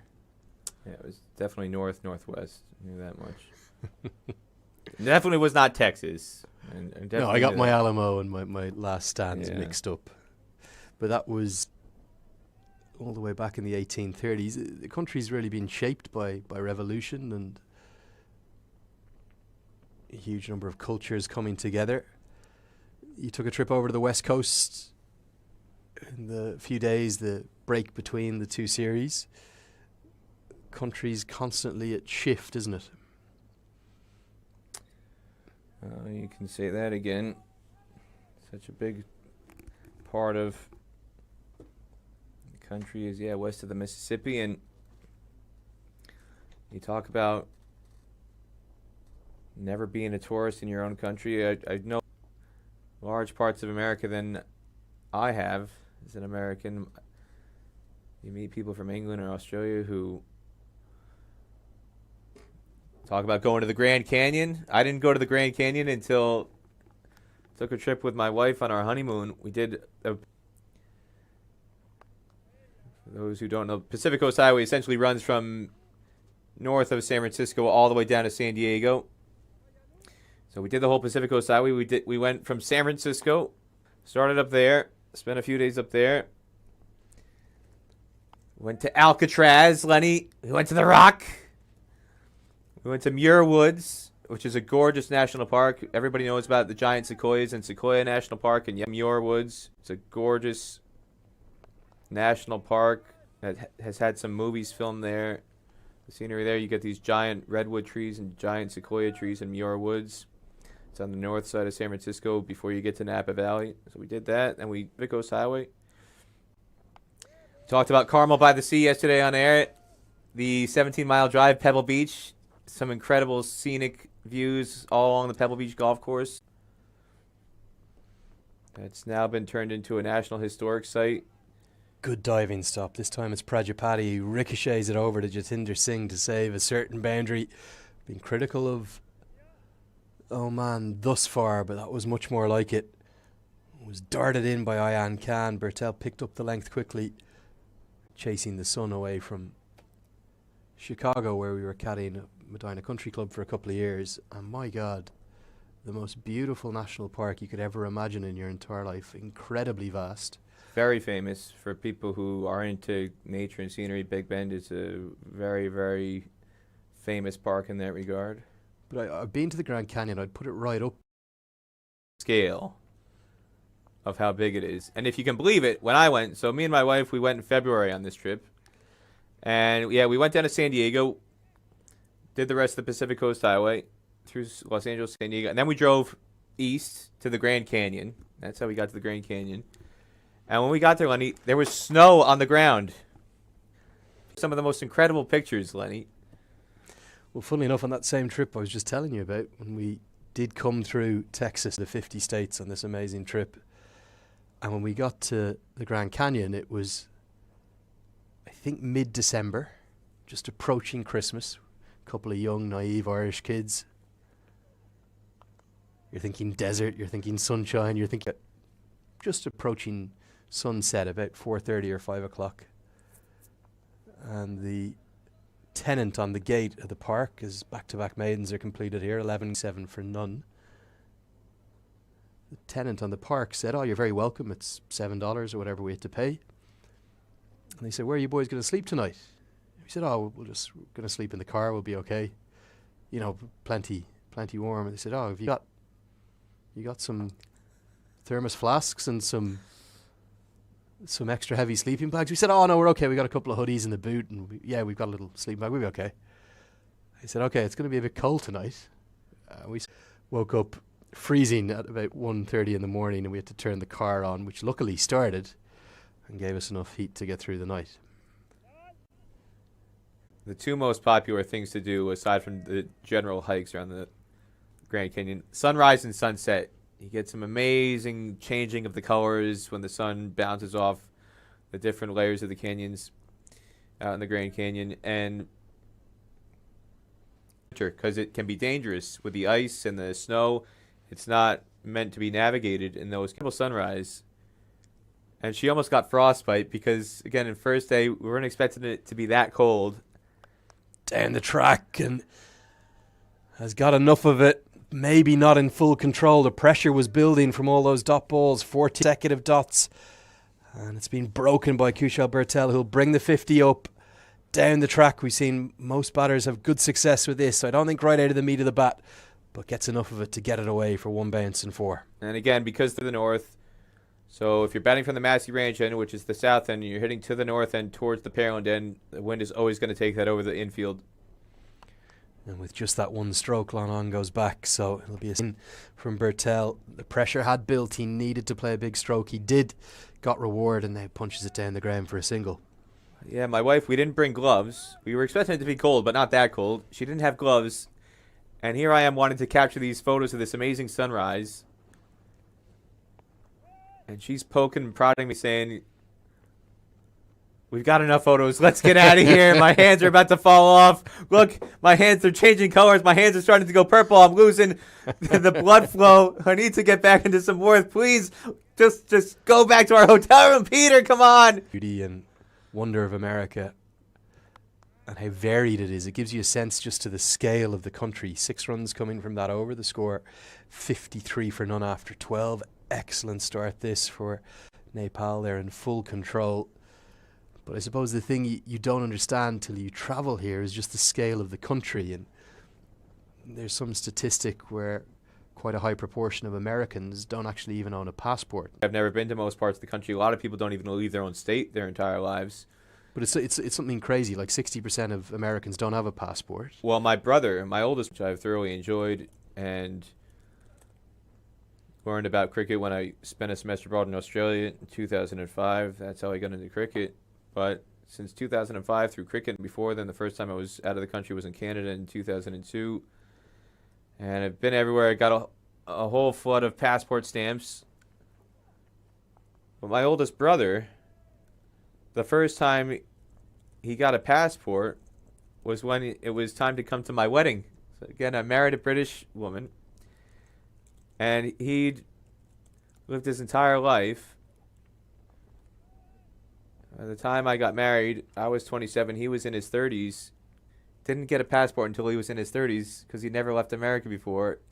That was the first time he filed the paperwork. And he'd been all around different parts of USA. He'd been to Alaska. I've never been to Alaska. He used to work for the Boston College ice hockey team. And they won a national championship in 2001. Worked into the leg side, should be at least a couple. Yeah, it's completely alien for someone from a country of my size, like in Ireland, to not have a passport. It's almost the first thing you do as soon as you're born. But only 1 in 3 Americans do have a passport. But the reason I bring it up is when you get a sense of the scale and the wonder and the vastness of the country, it's almost like living on your own continent, isn't it? There's every variety of, whether it be snow or sun or beaches or canyons or deserts, all the way across the country. You could happily live here in America and never need to leave. Well, and again, some people don't even leave their own state. When I went out to university out in Omaha, Nebraska, going to Creighton University, I was one of, I think, 3 kids in my entire freshman class, which was about 1,500 kids or so. I was one of about 3 kids from New Jersey. The majority of the kids who went to Creighton were from the Midwest. You'd get a lot of kids from Hawaii. For some reason, going to university out in Nebraska was exciting for people from Hawaii who don't get to experience the snow. We're at the end of the over 57 for none after 13. But there are a lot of people from Nebraska who'd never left the state of Nebraska before. They've lived on a farm their whole lives. And they have no reason to leave. They enjoy farm life. A city of 800,000 people? Boy, oh boy. What a time to be alive. You leave your farm hometown of 200 people and you go to Omaha, 800,000. You think you struck it big. Just think what some of those people, how they react when they come to New York City for the first time. Omaha, Nebraska, that's where you went to university, right in the Midwest there, isn't it? Just west of Iowa. What's that? That's American football territory, surely, is it, Peter? Well, Creighton doesn't have a football team. The running joke with Creighton is that Creighton has been undefeated in football since, I think, 1931. That's the last time they had a football team, and they won their last game. And then they folded the football program. The big thing at Creighton is college basketball. They've had a couple of prominent players in the last couple decades. Kyle Korver, who's found as a three-point shooting sharpshooter. It's bounced around a number of teams, Atlanta Hawks, Cleveland Cavaliers. But Doug McDermott, who was National Player of the Year and wound up getting drafted by, I believe, the Bulls. He played with the Knicks and the Bulls in the NBA. A couple of prominent soccer players who've come out of Creighton.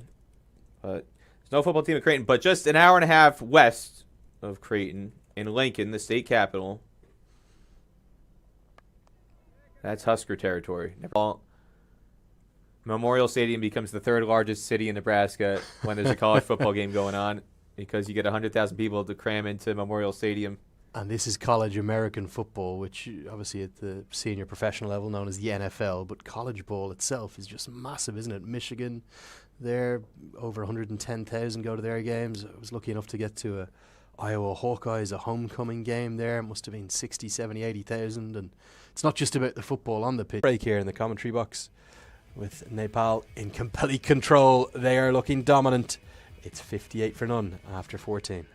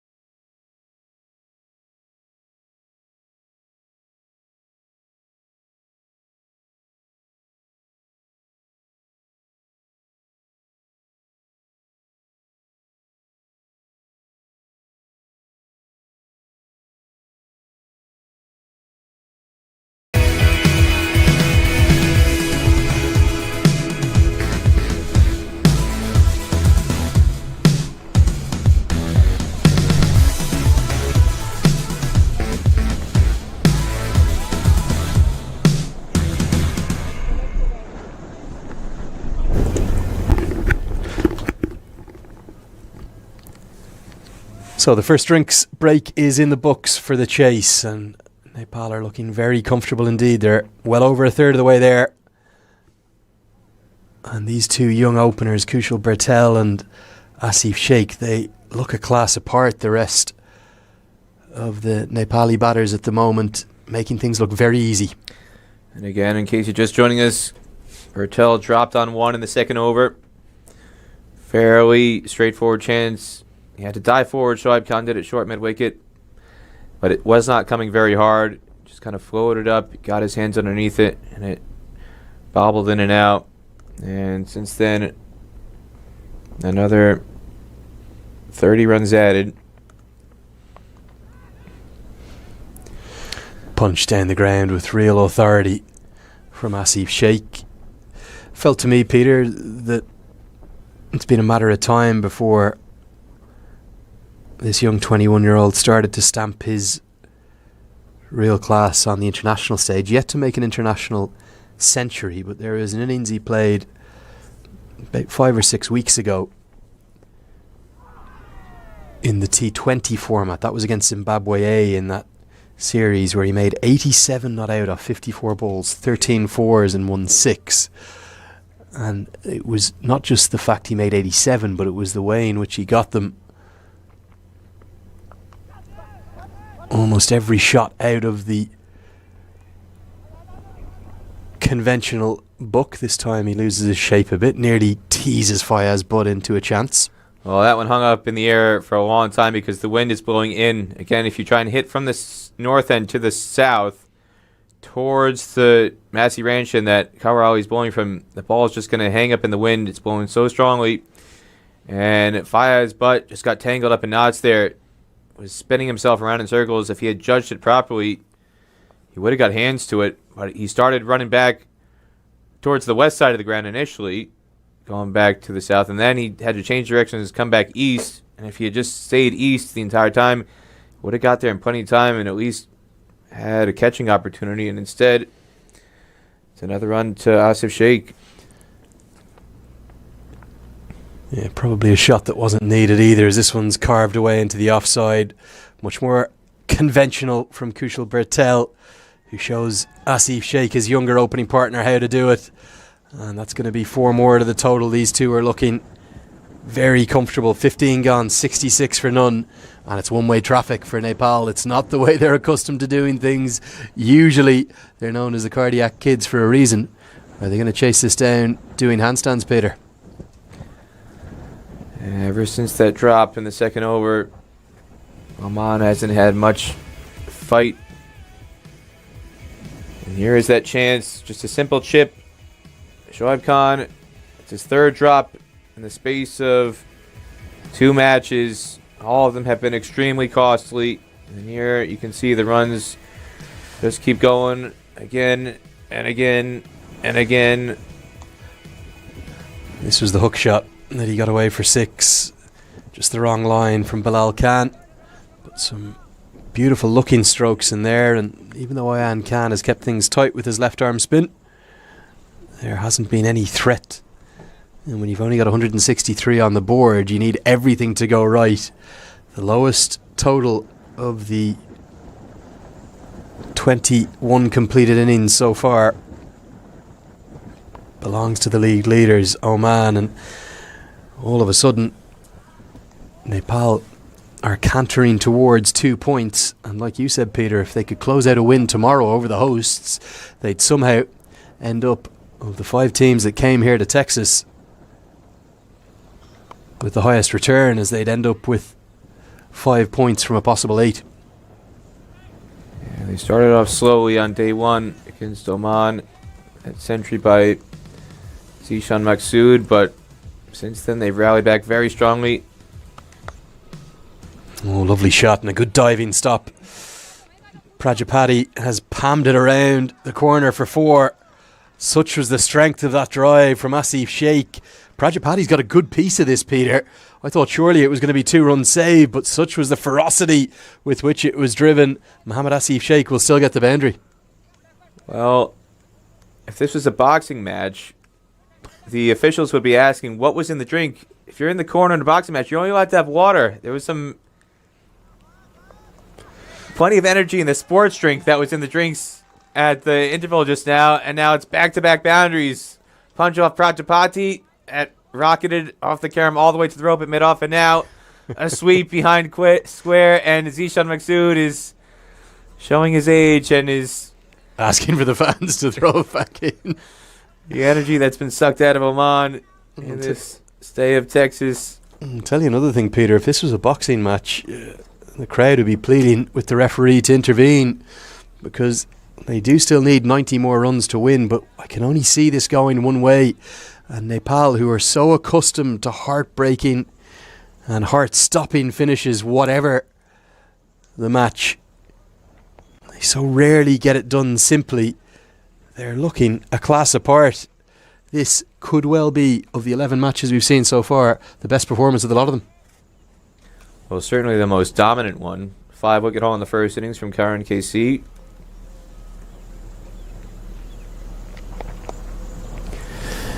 You look at Oman's results on this tour, Peter.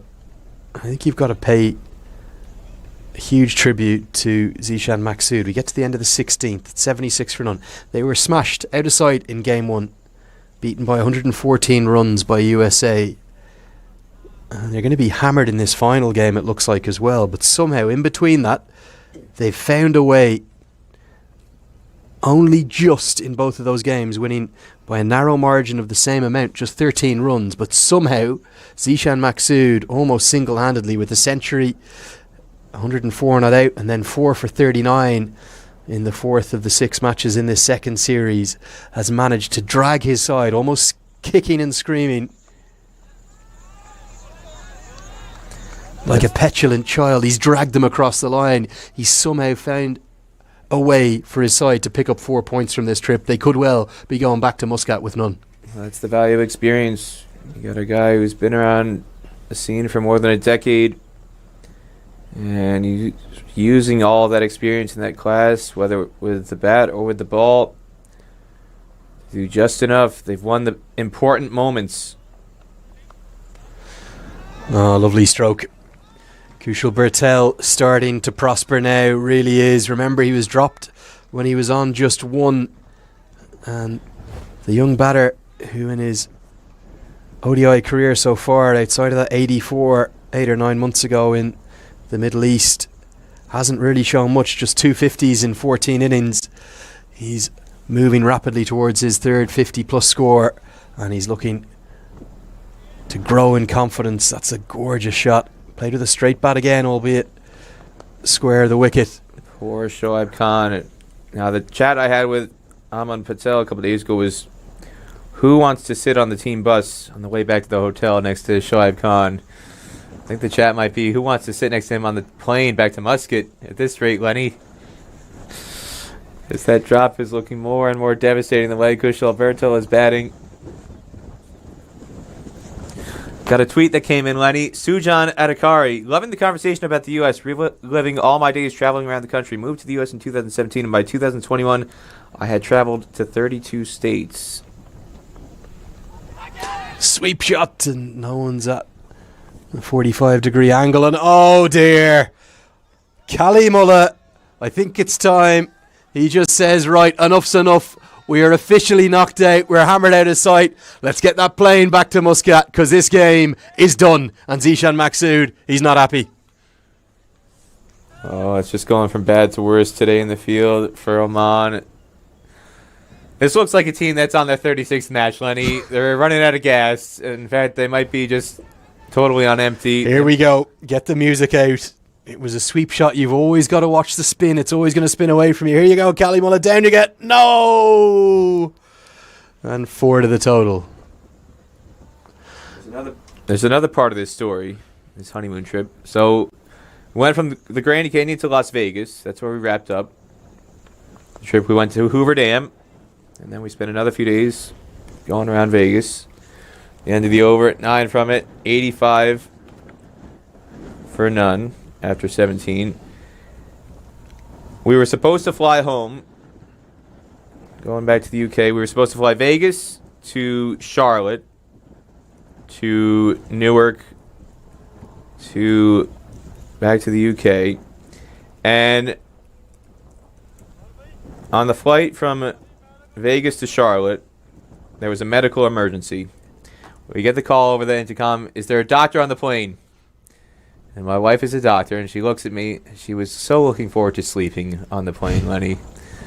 She thought, she looked around. Nobody else was moving. She thought, jeez, I guess I have to go into action here. And there was somebody who had, if it was low blood pressure, something to do with they were diabetic, and there was a diabetic episode that was occurring. And my wife got into contact with the pilot and said, we need to land. This person is in such a state that we need to get them to the hospital. We need to get an ambulance. They're not going to be able to make it. They need immediate medical attention. And so this was literally, Lenny, not more than a half hour into the flight. We had just taken off. This person shouldn't have even boarded. They were not in a state to board. Somehow they got past the attention of the flight crew, and as soon as they got into the air, they were in a very poorly state. Because we were in just a half hour into the flight, leaving from Las Vegas, the nearest airport was Albuquerque, New Mexico. And so the pilot took the plane down. We landed at Albuquerque Airport, and according to the FAA regulations, my wife had used the oxygen tank that was on the plane for the passenger, and they said, you cannot take off again until we get a replacement oxygen tank to be suitable in case there's another medical emergency when you get back in the air. Well, as you would expect, Lenny, there's not an awful lot of traffic, airport or otherwise, that goes through Albuquerque, New Mexico. So we sat there for 10 hours waiting for an oxygen tank to be flown out from Los Angeles. That was the next flight that was scheduled to leave from the West Coast that day to land in Albuquerque. Not only did we have to wait for an oxygen tank, we had to wait for a new flight crew to be flown out because they had passed their union maximum hours allotted for a 24-hour period. And so I got to spend close to a full day in Albuquerque Airport in the middle of the New Mexico desert. And again, that just shows how big America is. This isn't, not every airport, Lenny's like LAX or IAH or Atlanta or JFK or O'Hare. Sometimes you have to land in an unusual place, and if you do, you might not be getting back up into the air for a very long time. There you are, Albuquerque in New Mexico. Peter Della Penna alongside me, Andrew Leonard here, and delighted to be back in action. And for Nepal, lots of tweets and lots of messages wondering, was I the lucky omen that was going to finally bring about a win for Nepal on this trip? Happy to take a little bit of the credit for them because they are dominating right now. This has been a hugely impressive performance by, you have to remember, Peter, a young side. Average age of this Nepali side, under 23. If you contrast that with an Omani side, average age of up in and around 35, 36. Are we seeing the dawning of a new era here for Bapudu Dasanayak and his men? He's had to go through some difficult periods over the last 3 to 6 months, as there's been all the controversies around whether or not Gyanendra Malla should be getting selected. Finds himself out of the team at the moment. There's no space at the moment, no place at the moment even for the highly experienced Sharad Vasakar either. But is this the future for Nepali cricket, and has he managed to find a crop of players who are going to play the way he wants to play and guide this side onto big things to come? Well, this is certainly one of the most positive developments seen in recent times on the batting side. Not just these two, but Dev Khanal right behind them. It's something they've been crying out for the longest time, to end that over-reliance on Paras Khadka and Gyanendra Malla. And I think at times they were not able to play freely. You look at their record, and as impressive as their scoring record has been, you could argue they would have scored a lot more runs if they didn't have to rein themselves in and just try and stretch out the innings on a number of occasions. If they had some better support around them, they could have played a lot more freely. You look at some of the innings at times that Paras Khadka or Gyanendra Malla played. Gyanendra Malla, Lenny, he's one of my favorite players. Can you guess why, Lenny? He is a fantastic player of the reverse sweep, Gyanendra Malla. Such a dynamic creative stroke player, one of the most exciting players throughout the last decade in associate cricket, but he had to shelve that reverse sweep a good portion of the time because if he got out to it, there was nobody behind him to prop up the innings. And if they just had a bit more support down the order, you would have seen a lot more adventurous stroke play, a lot more attacking stroke play from both players. And we're getting a chance to see some of that here with this young pair licensed to hit with the target well under 100 runs away and still 10 wickets in hand. Yeah, more of an Asif Sheikh man myself, Peter, in terms of how pleasing he is to watch on the eye. I don't think you need to see that reverse sweep in a chase of 164. Need just over 3 and over. You don't need it, but you want it, Lenny. You want it. Correction, Peter. You want it. I don't want it. More than happy watching these two go about their work, and we haven't seen any real cross-batted shots at all from either of them. Certainly not off the line of the stumps, which tends to have been the lesson. It's been a pretty simple game plan you need to effect on these wickets. There's plenty of runs in them if you apply the correct method. And you have to remember as well, these two have gone through a few little phases where they've had to battle. Did go through those 14 dot balls just after the first power play. But Bertel came down the track, played with a straight bat, got good reward for the boundary, got the field back, and now there's singles everywhere, including this one out to Cali Mullah, both within a big 6 of another ODI half century. Such an impressive opening pairing. You just need to give these two the next period of time in both formats, both the T20I format and the ODI format. And the nice thing about Asif Sheikh is he actually scores quickly enough in T20s as well to go alongside that devastating power approach from his partner. They complement each other very nicely indeed. 19 gone, 92 for none. This is impressive stuff from this pair. 2 boundaries away from 100 partnership.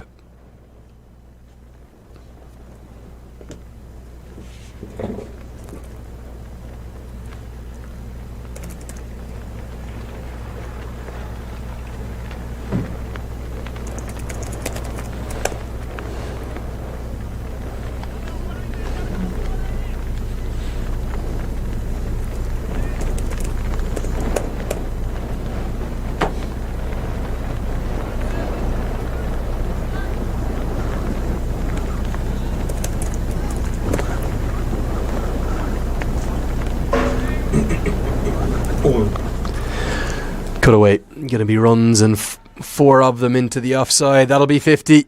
It's another one for Asif Sheikh. He's a young batter of huge quality, 21 years of age. It's his 3rd 50-plus score, highest of 90. He'd love to double that up. Probably won't have enough time to do it today, but more runs in the locker. 2 innings on this tour in the ODIs and 2 50s to his name. Well, this is far and away the best first wicket partnership that Nepal has ever had in ODI cricket. And already it's their 4th best openings, 4th best stand for any wicket, in ODI cricket. They've only ever had 3 century partnerships since getting ODI status in 2018. And all 3 of those, Lenny, are against Papua New Guinea. Yeah. 2 of them in March. Those matches that you talked about with Dipendra Singh Irie and Rohit Paudel scoring centuries. They were both part of century partnerships over the course of those games. And then March, earlier in the month, in Sharjah. So in the space of 10 days, they had 3 century partnerships all against Papua New Guinea. Rohit Paudel and Arif Sheikh were involved in 2 of them, and Dev Khanna and Dipendra Singh Irie, the highest at 129. It's just so unlike what Nepal have been doing with their batting in recent times. They've always struggled to string together big partnerships. This one just 3 shy of a century now. Speaks volumes, doesn't it? The fact that there's only been 4 century-plus partnerships in their history. If this one can get there, albeit a very nascent ODI history dating back to 2018. But you'd have to think, surely now, this has got to be the platform for the future. They've shown they can do it at this level.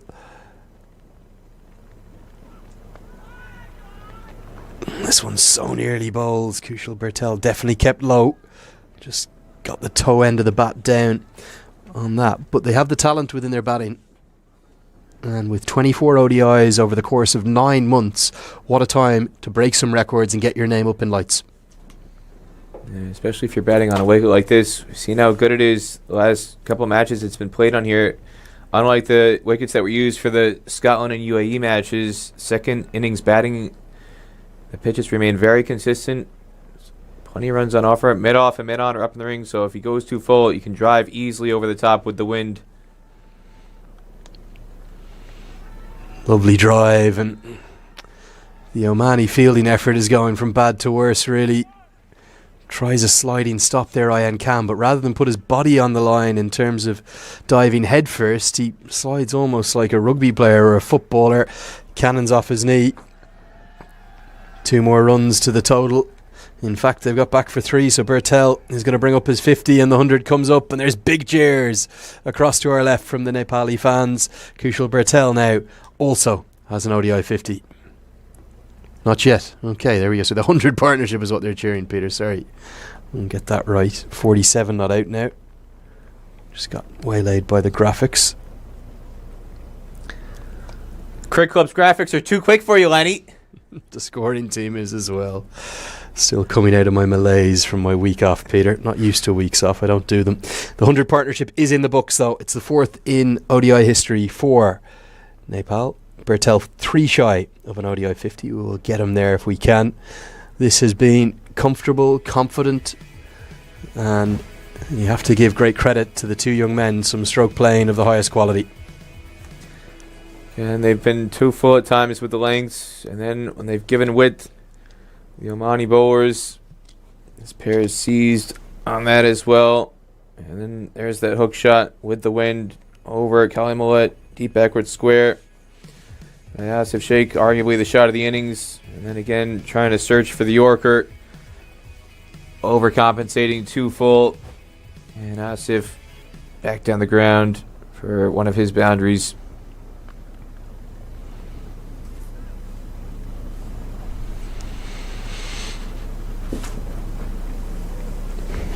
All been too easy for Nepal. There's been no demons in this wicket. We said that several times during the first innings. As Bertel looks for the sweep shot, should pick up a couple of runs as he'll take on the arm of Kali Mullah, who continues to have a bit of a disaster day in the field. For Oman, they are not going to end this league as they have basically gone throughout it, but they should have enough. 44 points will be their end total. I suspect that will be enough to take one of the 3 qualification spots. I don't think it will be enough to win the league, but in essence, the places 1 through 3 will do very similar things. That's 50 for Kushal Bertel. Does get to that landmark. Comes off 67 deliveries. A little slower than his partner, but full of good stroke play as well. He acknowledges the crowd and the fans, and this is an opening pairing of real hope to keep the midnight oil burnt back in Nepal. Lots of happy fans.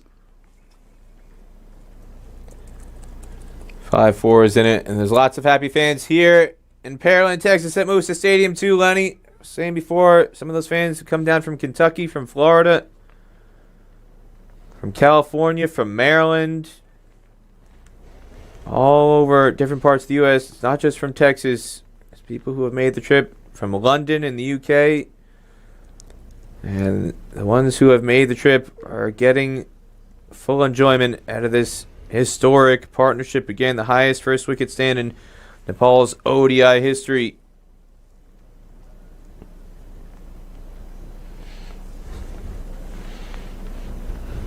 Has been a partnership of real class as well. Just enjoy the way they complement each other's batting styles, albeit that Sheikh is the quicker scorer today. Often it will be Bertel to get things off to a bludgeoning start. 3 runs from that over. 21 gone, 103. Let's take a look at a bit more of this down the track.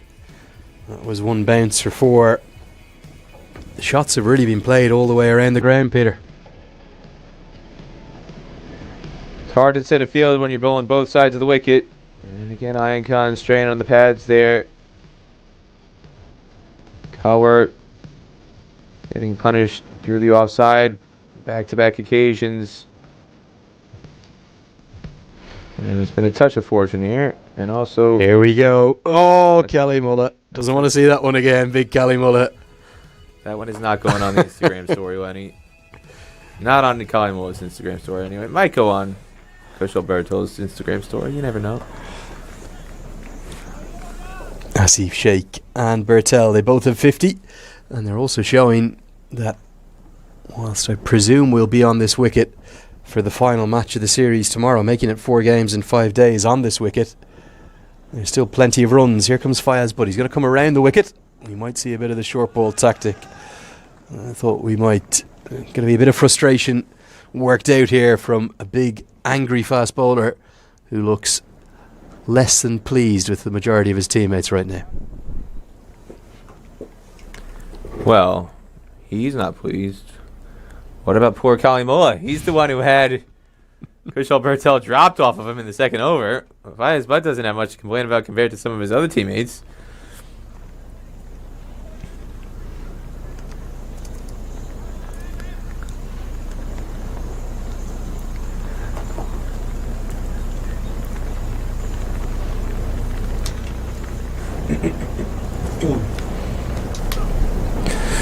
Short ball again. I'm going to see a lot of this now, I think, and umpire steps in to say 1 for the over. There is men out on the hook shot. Fine leg and deep backward square leg in place. Looks like the Nepali fans down at fine leg might be having a few words there with Bilal Khan, is it, Peter? Well, there's Bilal Khan, yeah, they've been quite active talking to whoever's fielding there. But the bigger worry, if the short ball trap is in place, dear old number 6 is at a deep square leg, Lenny. Shoaib Khan. Watch out. Fuller in length this time. It does go out towards Shoaib Khan, who is very determined to get everything behind that. Make sure it's kept to just a single. That was the short ball. Maybe an argument for it going over head height, but gets away with it. These Nepal fans are very kind souls. If they really wanted to antagonize Oman, instead of camping out at short on the fine leg boundary, Lenny, they'd be leaving the King's Stand where the misters are keeping them cool and hydrated here at Moses Stadium, and they'd be wandering out to the other side of the fence, out to the western grandstand and deep backward square, and they'd be getting into Shoaib Khan's ear. Well, interestingly, as we said, we now have the stump mics in place, and remarkably, not a peep out of a single one of the Omani fielders. There are a couple of Omani spectators, and they seem to be driving it from outside the boundary. Come on, wicket is the shout. But it's very difficult when a game is drifted away from you like this. For Oman, they're being beaten out of sight right now. This is about as one-sided as it gets. The UAE victory over the USA, that 8-wicket win, in which Ritya Aravind scored an unbeaten century. This is about as close as it gets. That was a fairly lopsided match. USA was 2 wickets down without a run on the board in that game. And then Ritya Aravind scored the century in the chase to clinch commanding win. And this is perhaps going to even better that in terms of the level of dominance for the side chasing. 22 overs gone, 106 for none. Come and keep us company. Tell us where you're burning the midnight oil from. Get in touch. You can contact me, Andrew Leonard. Back in action today. Get me at Cricket Badge on either Twitter or Instagram. Slide into those direct messages if you want to keep it private. At Cricket Badge, or you can get my co-commentator Peter Della Penna at Peter Della Penna. And do tell us where you're watching from. We'll run through some of these now over the course of the next 5 or 10 overs, if it goes that far. And plenty of messages. Someone asking Peter Della Penna, if you're in Albuquerque Airport, you should have gone to see some Breaking Bad artifacts. I don't think they had those at the time. This was at least a decade ago, so I'm not sure they had Breaking Bad artifacts at that time because the show was still in its early stages. I tell you what we did get, though, Lenny, from my wife's heroism helping to get this infirmed passenger to safety, the flight crew for U.S. Airways gave us a $10 food voucher to use in the airport. Sounds reminiscent of when I got stranded by a unnamed American airline on way to Antigua for the ICC Men's America's T20 World Cup regional qualifier last year. Stuck for 48 hours in New York City, and our compensation was one $12 food voucher for the 24 hours we were there in New York City. So my wife for her heroism got a $10 food voucher. Every other passenger on the flight also got a $10 food voucher, Lenny. So yeah, do let us know where you're watching from. Get in touch. We'll read out some of those messages in the coming overs, particularly when the seam bowlers are on. A bit difficult. Just remember to tell us what you're watching on. Is it ICC TV or is it on the Fan Code YouTube channel back in Nepal? Must be very early in the morning in Nepal right now. We'll give you a shout out. Or if you have any questions, if you're wondering what exactly today's win means for Nepal, what it means for the pathway, what they're trying to achieve, I'll run through that points table again in a little bit. It looks to me very much like Oman's campaign. We'll end with 44 points from 36 games, as just clipped into the leg side. Kalimullah's getting worked over out there. They'll come back for an easy 2.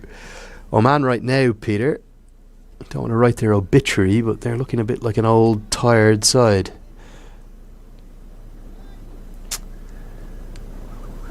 They are definitely looking like it's a side that's playing their last match here of a tour in which every game has been over 95 degrees Fahrenheit. Over 35 degrees Celsius. And with the humidity coming off the Gulf of Mexico, over 40 degrees Celsius is the real feel. They're a team that looks like they played 36 matches. And they'll be more than happy to watch everybody else have to spend the next 7 or 8 months getting through the rest of their slate. 21 wins, 13 losses, a non-result and a tie, I believe, is going to be their final tally. About right. They'd be happy with that in this campaign from Duleep Mendes, particularly with the absence of Aki Bilias for so much of it. Well, you said there was a possibility they could have come here and walked away with nothing. So the fact that they've escaped with 4 points, in spite of the advanced age of a good chunk of their squad and without their best player and arguably their best fielder too. We talked about Shoaib Khan and some of the fielding issues that Oman has had, drop chances, how that's impacted them. There was a missed chance. Bilal Khan was at backward point in the first USA match when Monank Patel was quite early in his innings and Bilal Khan didn't dive forward for a chance. That was the position that you would expect Aki Bilias to be fielding at, and he's a very athletic, outstanding fielder wherever he is, but especially at backward point. He would have been there in that situation. Monank Patel would have been out. You wouldn't have seen Monank Patel score a century in that match. And so it's not just the runs that they're missing from Aki Bilias and some of the spin bowling that he can offer, but his fielding. The dip in fielding standards for this Oman side, when you remove Aki Bilias, is incredibly dramatic. And I think that's the part that is overlooked. Canada, if you go back to Canada's performance in the T20 World Cup qualifier in Oman in February, Nitish Kumar was not in the squad that traveled for that event. Some of the performances with the bat, I wouldn't argue that they missed his batting necessarily or his off-spin bowling. Picked up towards the fielder at fine leg, right in front of those Nepali fans. Bilal Khan cuts it off on the one bounce. Well, what I would say is Canada desperately missed Nitish Kumar in the fielding department, because you could argue the reason why they're not going to the World Cup is because of their fielding. They dropped so many chances against Oman in the group stage match in positions really where Nitish Kumar would be expected to field at backward point in particular. And it's a statistical area that isn't really tracked properly. A, drop chances to begin with, but B, what you would see in baseball and in basketball and a little bit in hockey too, there's a stat called WAR, or fielding WAR. Wins above replacement is what the acronym stands for, WAR, wins above replacement. And you have a fielding WAR and an offensive WAR and a defensive WAR. And it measures an average replacement player in place of the person whose contribution is subtracted. So if you have a WAR,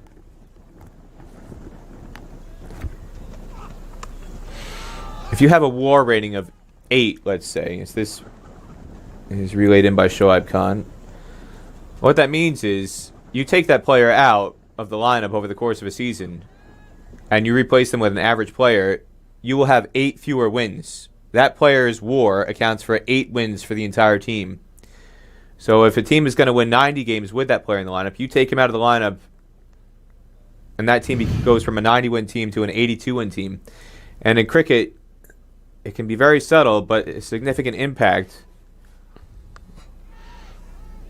And that is going to be the first wicket, just 15 shy of what would have been a record partnership, and little surprise at Zeeshan Maqsood, who again this time has had to do it in the field. He's done it with the bat, he's done it with the ball. Now it's a good diving catch to remove Kushal Bertel, and the short ball tactic from Fayez, but almost the last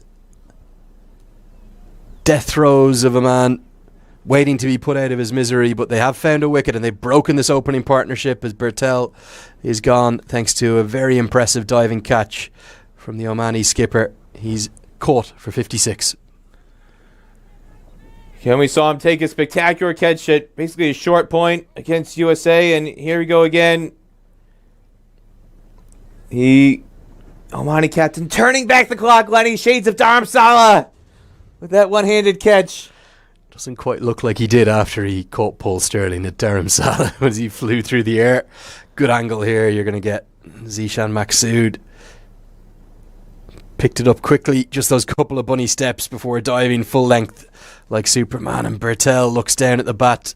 He knows he gave that one away. There was a chance to make history here.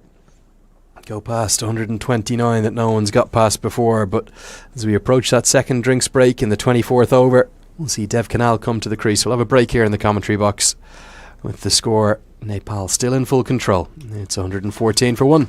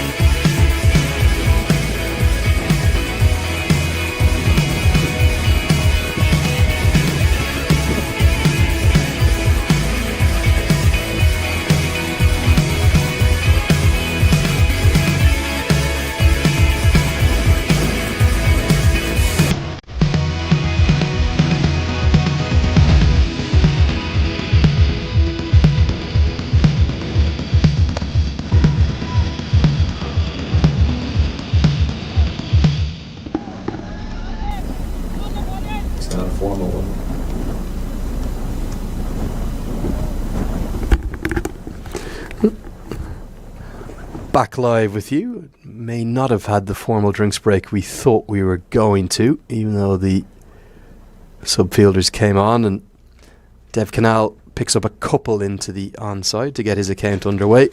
Fayez Butt does have that breakthrough. Are being treated to sparkling performance of the highest quality from Nepal, maybe the best of their Cricket World Cup League 2 campaign so far, albeit they did rout USA for 35 all out in Kathmandu pre-pandemic. Lovely to hear all of your messages come in to me at Cricket Badge. You get those messages in. We'll read out plenty of questions for you and I, Peter, as well. Just remember to tell us where you're watching on from. Always fascinating to hear what time of the morning it is. This one thuds into the pad. Asif Sheikh looks for that sweep shot. Should pick up a couple because it's Cally Mullah who's really struggled with his fielding today, and we may have overthrows. No, Shoaib Khan. Of all people, he saves the overthrows. John Magger gets in touch from Sydney, watching on. He says, I really like this Nepali side, a mixture of experience, Karan and Sampal, and hungry young players like Asif, Dev and Mohammad Adil Alam. And just a question to add, did I find any young promising players during the visit to the Pro Club Championship in Bhairawa? John, I did, but I think the Nepali selectors found him as well. Pretty easy to find him. Basir Ahmed, I think he's going to have a huge career in national team colours, and also made his international debut, albeit in the non-international matches against Zimbabwe A. It's just what you want, a young left-arm spinner, wiry, good batter as well, very strong down the ground and an excellent fielder, super fit kid, and he's got the most infectious attitude you'd ever imagine.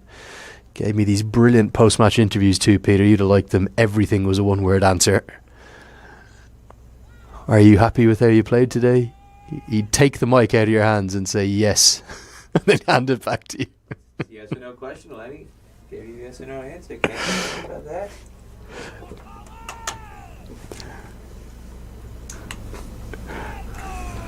Good tight stuff. Gets a roar of well bowled from the Omani super fan in the deep, who's somehow keeping going through this heat. But yeah, there's certainly was a bit of talent floating around in Bhairawa. The wickets weren't the greatest, so made it a little difficult, but good to see cricket outside of the capital. Gets to the halfway stage in terms of the number of overs bowled in the chase. It's 118 for 1. Pawan Mandel watching on from Vienna, which is, I think, the capital, Vienna in Austria. Nice to hear from Prasanna watching on from Louisville in Kentucky. Mr. Singh Sahab watching on from the UAE at 1:15, Peter. Nice to listen to your commentary when Nepal are going to win, and he hopes they also win tomorrow. Thanks for joining us. You're watching on ICC TV. Lovely to see this message from Leknath, who's watching on in the middle of the night, saying his younger son is making noise as I disturbed his sleep from all my cheering. So it's not my fault. I didn't wake your son up for saying Shakti, the power. Rupak Paudel getting in touch, watching on from Dallas. He's going to be making the drive tomorrow. And if you do want to come and join the action in person, you can still get your tickets, just $10 for adults, free for all under 16s for the final match of the series. You can get those on usacricket.org. Chiranjeevi watching on Willow TV from Cincinnati, Ohio.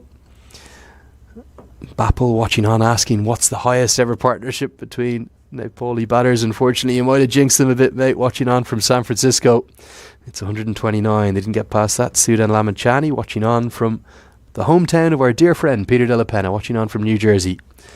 It finally looks like a comprehensive ODI victory. It does indeed, Sudan. Lovely to hear from you. Ashish watching on from Bournemouth in the United Kingdom. He says, probably the first time I haven't had a blood pressure hike watching Nepal play. Good going, guys. Thanks for your commentary. Suman watching on from Germany. Approaching midnight. Munish Sharma is tweeting from the crowd, Peter. He's watching on in person. I'm sure he's watching the live coverage on Willow TV on the smartphone as well. And Sagar asking us to stop talking about Gyanendra Malla. We've moved on, is what he says. There was a fan in the stands from Sugarland, just one of the northern suburbs of Houston, who wanted to introduce me to his two sons. He brought his wife and his two sons, but this fan who's been waving the Nepal flag, the red sun and moon, he said his name is Lakshman and he named his son after two cricketers. He said he introduced me to Saurav, and his other son is Sachin. And he said if he had had a third son, he would have named him Virat. Can only imagine the Number of Sachins around the world. More messages coming in. Sushil Lamsal watching on from Bangalore in India on fan code. He says he guesses the world has a lot to learn from Peter's wife. Cheers for your commentary, guys. Jai Nepal. Nice to hear from you as well. Watching Sudeep Gamir watching on from Darshantar and Nawakot, and still tens of thousands of people watching concurrently on the fan code YouTube channel, which can only be accessed in Nepal, Peter. That means over 10,000 concurrent people watching live right now at, what, about 3 o'clock in the morning?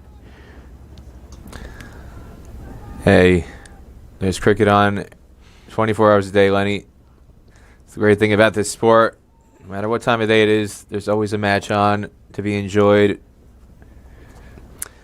Sushan Chap again, watching on from England, planning to get up to Scotland for Nepal's tour. Wondering will I be there? Look forward to being there. Anish Regmi watching on from Canberra, and he's asking how many points will Nepal need to get from the upcoming matches to qualify for the Cricket World Cup qualifier. I think this is a really good question, so let's take a look at that after this ball.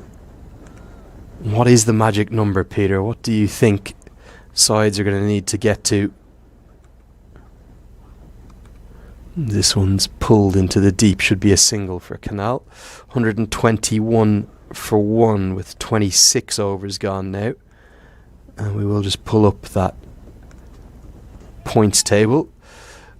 You and I, Peter, both suspect that it is going to be enough with that total of 44 points. What may Nepal need to get to from their remaining 21 matches? Is it something in the vicinity of 40? Is it less than that? Is it more than that? They'll be on 15 after today's win. Well, certainly no less than 40. You're going to have to get at least a point per game. Bare minimum is going to be 36. Depending on how everything shakes out the rest of the way. But if you think Oman is safe at 44, it's possible that Oman could be the bottom team at 44. It could be Scotland and another team who jumps above them. That could be Namibia. That could be the UAE. If Nepal gets red hot, it could be Nepal. And one of the reasons you need such a high total is being that virtual wipeout for Papua New Guinea.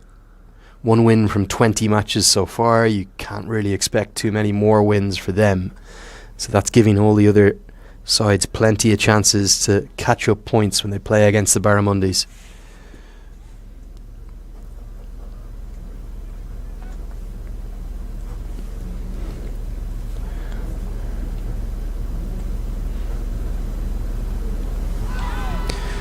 Stifled appeal this time. Our man in Taiwan is still watching on, Peter. Wants to make sure we know that he's not fallen asleep yet. 5:30 a.m. there now. Bakashti watching on from Norway. Lovely to hear from you. Big summer for Norwegian and Finnish cricket. I think both of those sides involved. And in fact, Finland hosting the sub-regional. That's a good diving stop. That extra cover. Sandeep Goud doing the work there. One of the few crisp efforts we've seen. Paddle sweep from Canal. He gets it really fine, and Kalimullah will chase in vain. He gives up the chase, really. Nicely manipulated around the corner again. The line, the angle's a problem. And Canal, he really has looked impressive since he's come into this Nepali side. He's a young man who comes with a big reputation, big, tall, stylish stroke player. Just a bit too much of an angle, and put away for 4.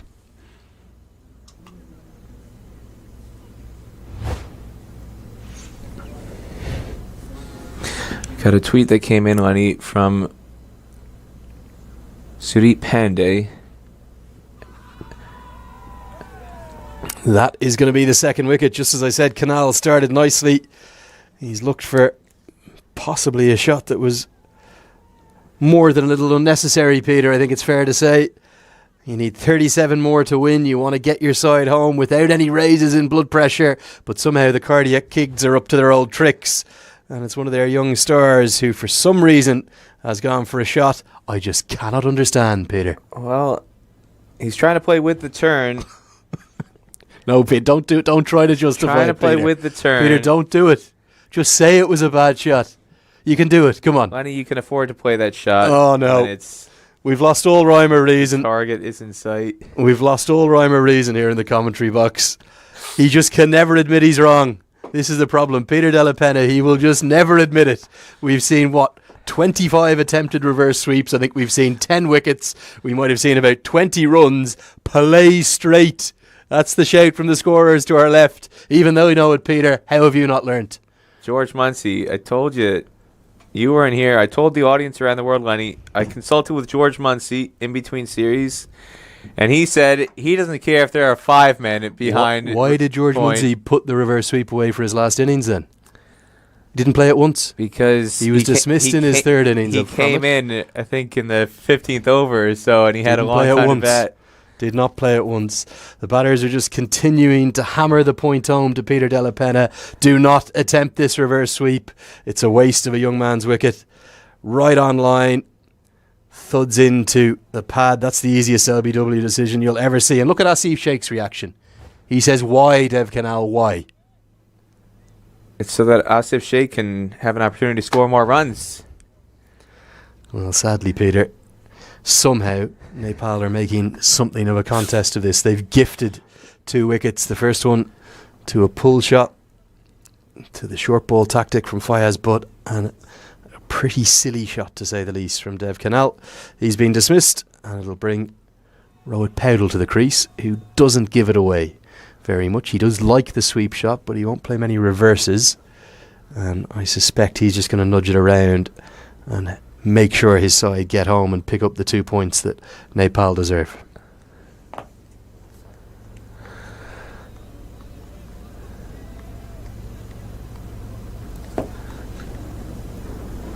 I've got another message here. This one cracks me up plenty. Sudeep Pandya, as I was saying, before the wicket took place, his butt charges in. Very nearly the 3rd wicket. This short ball tactic, it's so telegraphed, it's so choreographed. They know it's coming, but they're not able to help themselves, the Nepali batters. Could well have had both of the openers here as Sheikh gets rushed on the pull shot and somehow survives. This one, he didn't middle it, and it's a good thing he didn't. If he had middled it, would have carried. Sudeep Pandya, too much history and geography today. I'm watching from Georgia. Hang on a second, Sudeep.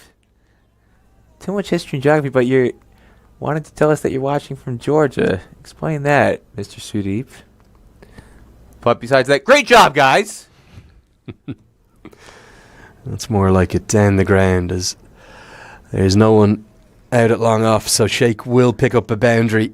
Things have just turned a little bit manic all of a sudden for Nepal. They should have done this at a canter. They probably should have chased it none down. They've somehow lost 2 wickets, and as butt over pitches, Sheikh punishes him with a nice straight drive. Also got Bikram, who's watching from Lisbon, Portugal. And Jwala Tapamagar, namaste, cheering on the boys from New Brunswick, Canada. In the eastern provinces. Way out on the Atlantic Ocean side of Canada, the east coast. Nova Scotia, New Brunswick, Newfoundland. Have you ever been up to that part of Canada, Lenny?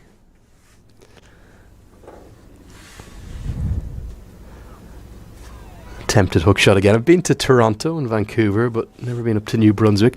Gonna have to give this man some credit. I probably can't name the exact hotel, but Nishad, watching on from Kathmandu, saying if Nepal win, he's going to give a 30% discount at all hotel rooms in his hotel in Kathmandu. You've got to love the intuition. Won't name the hotel. Plenty of hotels in Kathmandu, though. People watching on from all over the world. Still Melbourne at 7:30 in the morning down there. Nice to hear from Amrit Carlo, also asking about what do we feel of Nepal's chances of getting into the top 3. Peter, you quite fancy Namibia, but certainly the one thing that Nepal do have is they control their own destiny. It's in their own hands. Well, If they went out every game, I suppose, yes, they could top the table, but there's an awful lot of games left to play, awful lot of permutations that could unfold. But the one thing that Nepal doesn't have, that Namibia does, is that finisher role that David Visa plays so well. It's not just something that Nepal doesn't have. You rarely find a finisher like that anywhere across World Cricket League Division 2 in the associate squads. Well, I think some Nepali fans will say they found that with Mohammad Adil Alam. When I say they still control their own fate, they do. If they win more games and they lose, they're probably going to be in with a pretty good chance of finishing in the top 3. At the end of today's game, presuming they get over the line here, they will move to 15 points, 7 wins, 7 losses, and that thrilling, heart-stopping tie against USA. But for them to catch up to Oman, it's a long way to go. 44 points. They'd need 15 more wins, which would be a lot to take from their remaining 21 games. They'll have 20 matches left after tomorrow. And perhaps most critically, Peter, they'll host the final 2 series next February. Well, that's the advantage of playing last. You know everything that's in front of you, so they'll have a very clear picture of what they need to accomplish by the time those last 2 series roll around. Nicely driven by Pedal to get off the mark. That will be just like here in Texas. It'll be back-to-back series in Kathmandu. 8 games of the 12 Nepal will be involved in. And they may well know their exact conundrum going into those 2 series. They might need to win, say, 6 of the 8 games to get through into the top 3, or maybe, let's say, 2 or 3 or 4 of the 8 games to retain their ODI status. Whatever they'll need to do, they'll at least know what they'll need to do, and they can try and exploit those home conditions where they play so well at the TU International Cricket Ground. And the fact that 2 of those 8 games will be against Papua New Guinea, if you chalk 2 victories up, like you'd expect, although we have the evidence of last March that shows Papua New Guinea might be more competitive than they've demonstrated previously throughout the League 2 competition. But according to the League 2 form guide, if you chalk up 2 wins for Nepal, then it means if they can get 4 out of the other 6, then they might be in a very good position.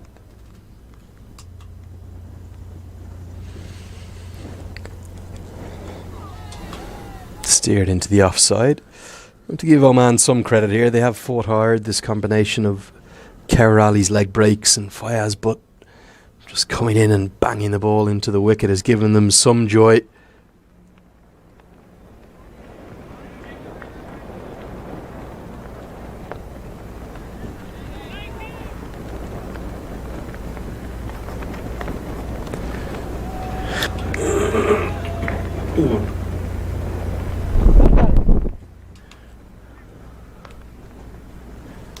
End of the 29th over. Nepal 134 for 2.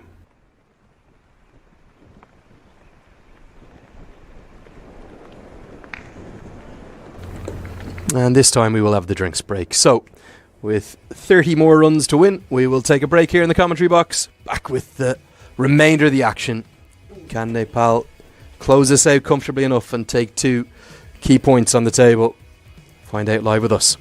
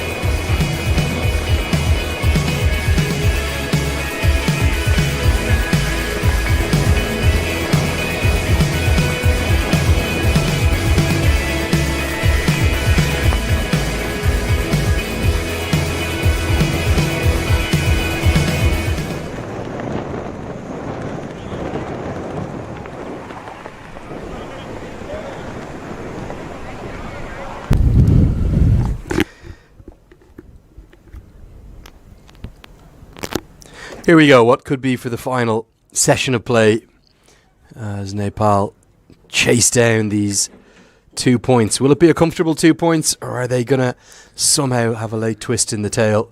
Fayaz Butt continues this around the wicket aggression.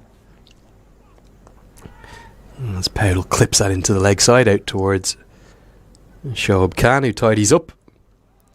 And a direct hit from the deep won't ricochet off for a second run. Andrew Leonard back into the commentary box after a few days break, where I've been joined by Peter Della Penna, who is deputising for me alongside Aman Patel. Peter, nice to be back with you. This has been an outstanding performance from Nepal. They are cruising, and the speed at which they're getting to this target is going to give a big boost to their net run rate, which is the tournament tiebreaker.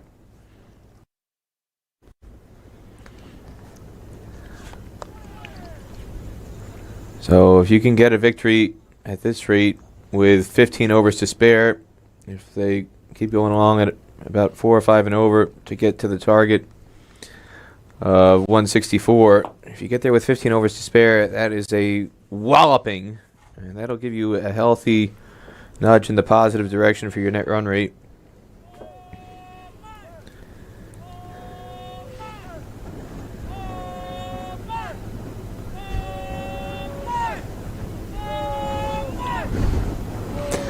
Not sure if you can hear it at home, but there's a pair of Omani fans who are literally screaming their lungs out in spite of the most uphill of circumstances for their sides. So it's not just the Nepali fans who support with great passion. Too tall a task here, just 28 to win, and I think for Mohammad Asif Sheikh, he'll be looking to make sure he gets into the dressing room, not out. And like you said, Peter, maybe Rohit Powell will try and pick up a couple of boundaries and get a nice net run rate boost as well for Nepal in what should be a really comfortable win. So impressive in all three disciplines so far today, bat, ball and in the field. Completely outplayed their opposition. Quick single's going to be scampered through and they'll get through for a bye. Nothing really has gone right for Oman. And it's actually going to be called wides. Jermaine Lindo has got his arms out wide, so it's going to be an extra run. It's been given a wide too short, isn't it? Over the head of the batter. Not on width. I've seen that a couple times throughout these matches. There is that Oman fan. A couple of them up there. Well, that's a different one. So there's one that's in the king stand. Hit into the sky. Is this going to be a chance? Shoaib Khan nestles underneath it and holds on. Nepal, what are you doing? This game, it should be all so simple. It should be done and dusted. But instead, a bit of aggression, bit of a change of tactic from Oman coming around the wicket, just bouncing every ball in short. They haven't been able to resist. And the second batter, the second opener falls to the pull shot. This one a bit more of a hook shot. And Asif Sheikh is gone. Well, we saw him spill a chance in near identical circumstances off Aaron Jones just a couple days ago, but this time much more assured. The previous chance he was moving laterally, and this time he just moved straight forward and back. Much more confident, having to move just straight forward in a straight line, and held on to it with ease on this occasion. Mohammad Asif Sheikh dismissed for 62 from 86 deliveries, 7 fours and a 6 in that innings. And I think the most disappointing thing for Babudu Dasanayaka on a day which has had so many highs and so many plus points is going to be the lack of that final bit of composure from those batters to just resist the short ball. They haven't been able to resist it, Peter. Both the openers have now fallen into the most blatant of traps. And it brings Dipendra Singh Irie out to the middle, start at the non-strikers, and it's the batter's cross in the air. Well, it sat up. It was not shoulder height, head height. Just sat up for the pull shot, but just unable to middle that Asif Sheikh. But he's bowling with 5 fielders in place. 4 of them on the catch for some kind of a pull or a miscued pull. And I think Pabudu Dasanayak is just going to wonder, why, oh why? Why did you need to play that shot? Just work it off your hip for one, for a single. Keep the ball along the ground. You can't get out if you don't hit it in the air like that. And instead, Asif Sheikh has given it away. The only sour note really on what should be a sensational day for Nepali cricket. Well, the only counter-argument I would make to that is if they're going for this net run rate boost, and if the instruction was given after drinks to play some attacking shots, get the match over with, ice the game quickly, and no matter how many wickets you win by, the net run rate is determined by overs remaining. So if the instruction was, we don't want to just do this in singles, you've got 8 wickets in hand, you can afford to play some attacking shots so we can save a couple overs on net run rate. If we can get to victory in 32 overs instead of 37 overs, that 5 over difference could be crucial 6 or 7 months from now.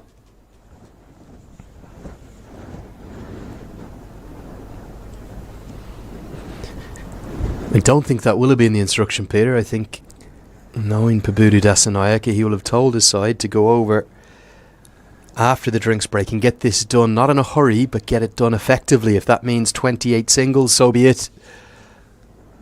Instead, Asif Sheikh has just simply given his wicket away, and it's because the plan is so clear, so obvious, so blatant.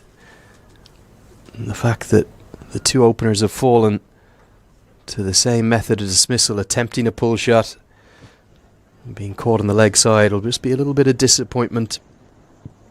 We'll take the sheen off. And what you'll get with Dipender Singh Airi and Rohit Paudel, 2 of the fastest runners anywhere in the world of cricket, they're just going to nudge the ball around. I don't think we're going to see a shot in anger here. They'll be happy to get it in 1s and 2s, and even if they take 5 or 6 overs or 7 or 8 overs even to get these runs, they're still getting a massive net run rate boost. It's just 23 to win. I sure hope they don't take 7 overs to get there, Lenny. Because I want to go to the gym today.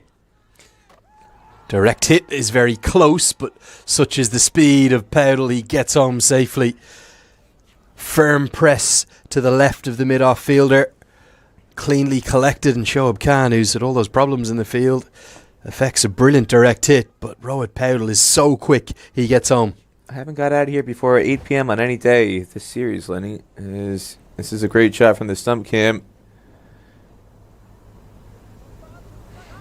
And you can see it doesn't start shaking. The earthquake doesn't begin, Lenny, until after the bat is well across the line. Great shots provided by Umair Khan, who's heading the production for cricket clubs and IMG here in Texas. We could get out of here by 6 o'clock today, Lenny. How great would that be? Chipped through the hands of the mid-wicket fielder. I don't think this carried in terms of being a chance, just ahead of him. Ayan Khan doing what I like to call the Matador Red Cape effort. Give it the old Olay! Letting it go past. Could see Zeeshan Maqsood's reaction. Just nothing really gone right for Oman today. The ball charged right through. There's a big shot attempted down the ground, and Rohit Paudel says, don't toss it up above the eye line for me. I'm going to smash it high and handsome and get this game done in a hurry. A good strike down the ground, albeit hitting into the wind. And chants of Rohit from the crowd ring out. Well, Dipender Singh Airi, that single to Ayan Khan. Ayan Khan got out of the way so he didn't get gored by a bull, but Rohit Paudel gored that shot. That was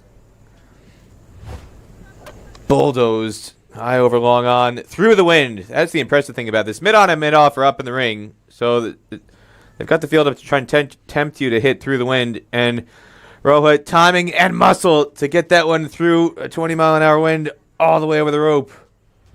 Yeah, very impressive strike. He cleared the rope with some ease as well. Nearly going all the way over the outer perimeter fence. Down the leg side, steered around the corner. That'll be a single to bring the 150 up. 14 to win. This is more like it from these two. Paudel and Airi were into the engine room of this Nepali middle order. And you'd have to think for Nepal to win more games and they'll lose going forward. These two men at the crease are going to have to score a huge amount of runs over the coming 21 remaining one-day internationals in this league. Rohit Paudel, just 19 years of age, but if you can believe it, he's been in the national team for 4 years now. Made his debut in 2018, so he's been on the scene. 4 years of experience under his belt and still just a teenager, but you wouldn't think he's only 19 with the confidence and assurance he's demonstrated in this calendar year. That century a couple months ago against Papua New Guinea, and shots like that have him marked down as a player to watch going forward in the future. Now, I'm a bit surprised by this, Lenny. Bilal Khan coming back here in the 32nd over with 14 runs to win. I just don't understand the point in this and why you would want to even have the faintest opportunity for an injury to be picked up in a hot day where there's nothing to gain here. The match is basically over. Well, the thing to gain really for Bilal Khan as he shoveled into the leg side for a couple. There's another couple of ODI wickets. Extend his lead at the top of the table of the leading wicket taker in the series. I don't think he'll be caught anyway. He's that good in a set of matches. 36 one-day internationals, wickets at more than 2 a game. Well, I don't know, Lenny. The way Karen KC bowled in Texas here, if he keeps up his form over the course of the next couple of series, the number of 5-wicket hauls he's got just here in Texas, if he keeps bowling like that, talking about Bilal Khan looking impressive with 2 wickets per game. Karen KC, he's on track for 3 or 4 wickets per game in the way he's been bowling here in recent times.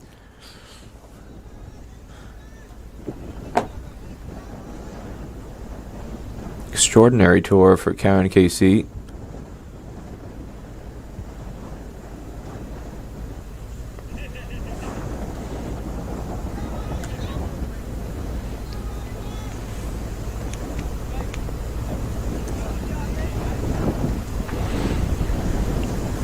Eleven more to win.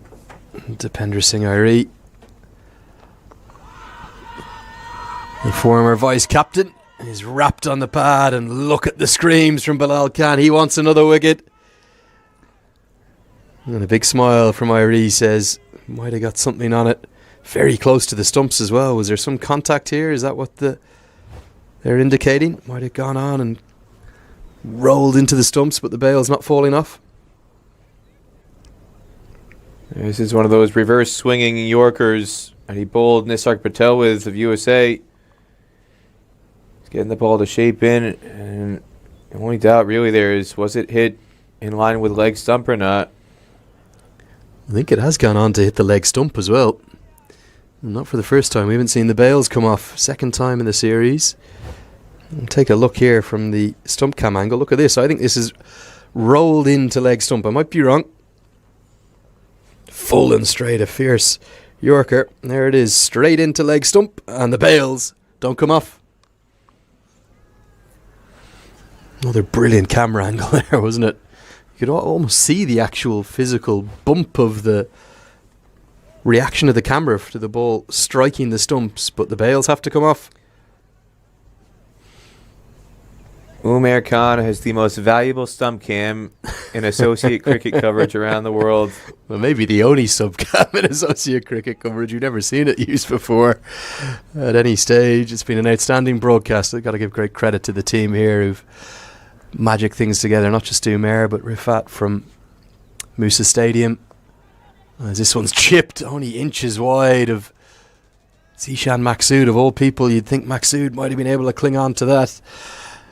Maybe a comfortable win, but there's still drama. Plenty. Bails not falling off. Catches should have been taken. Bilal Khan steaming in, looking for one more Cricket World Cup League 2 wicket. But the end result will be Nepal taking 2 points. Maqsood took a great catch earlier, one-handed, almost in identical circumstances, and this time it's just out of reach.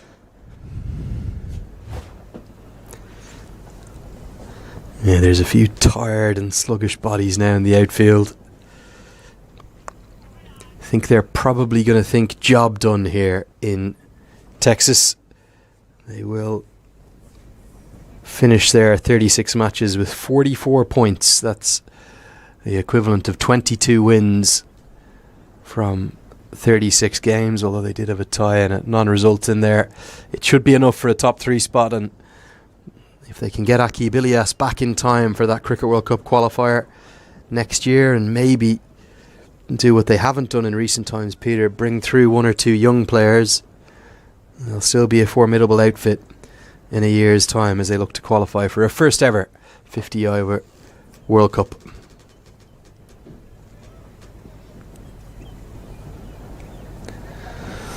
Captain's going to come back for one final twirl in Texas.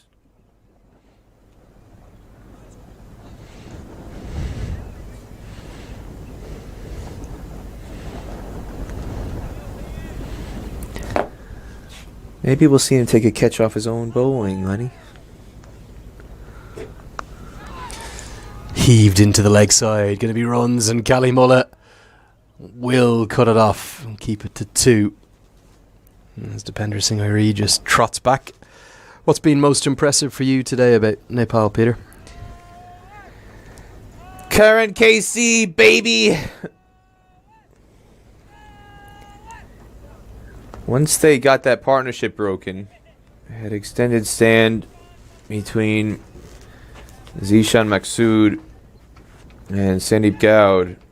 They pulled away, and then the efficiency with which they wiped out the tail. They had to work hard after that 5th wicket fell. A long stand between Goud and Maqsood, but then once they got that breakthrough, boom, boom, boom, boom, boom. No mercy. No messing around. Got the tail wiped out. They didn't let the match drag out into the 50th over, which you see sometimes teams do.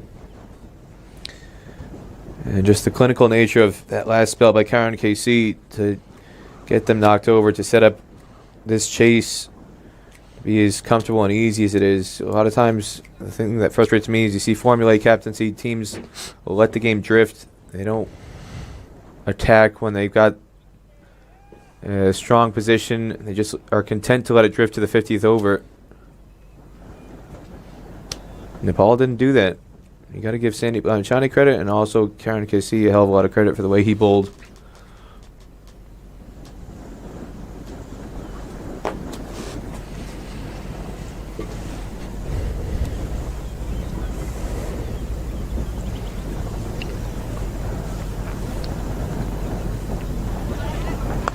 Tossed up and hammered down the ground.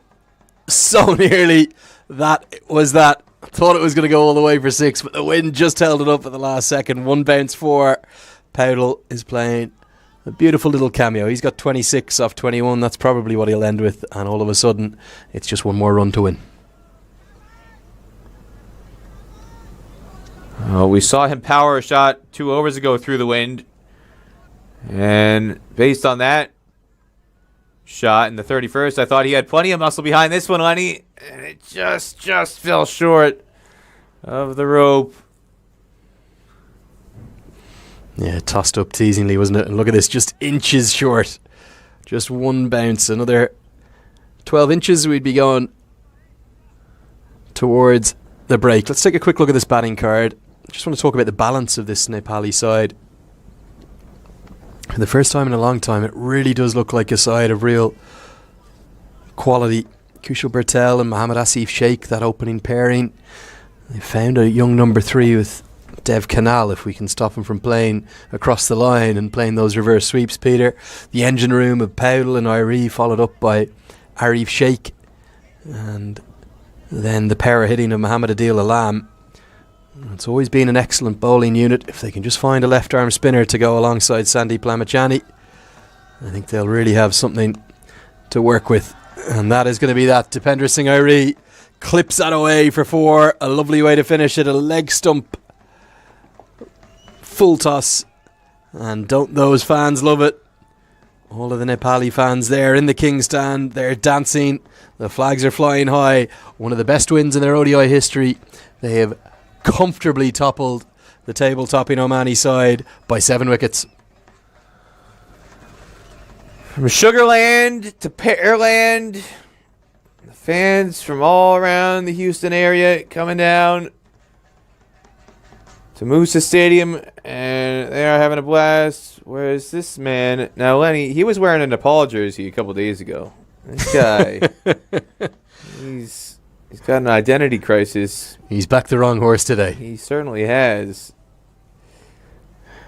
7-wicket win and a crucial 2 points on the table. That gets things going, and it puts Nepal into a position ahead of tomorrow's final match of this SkyExchange.net ICC Men's Cricket World Cup League 2 series supported by Dream 11.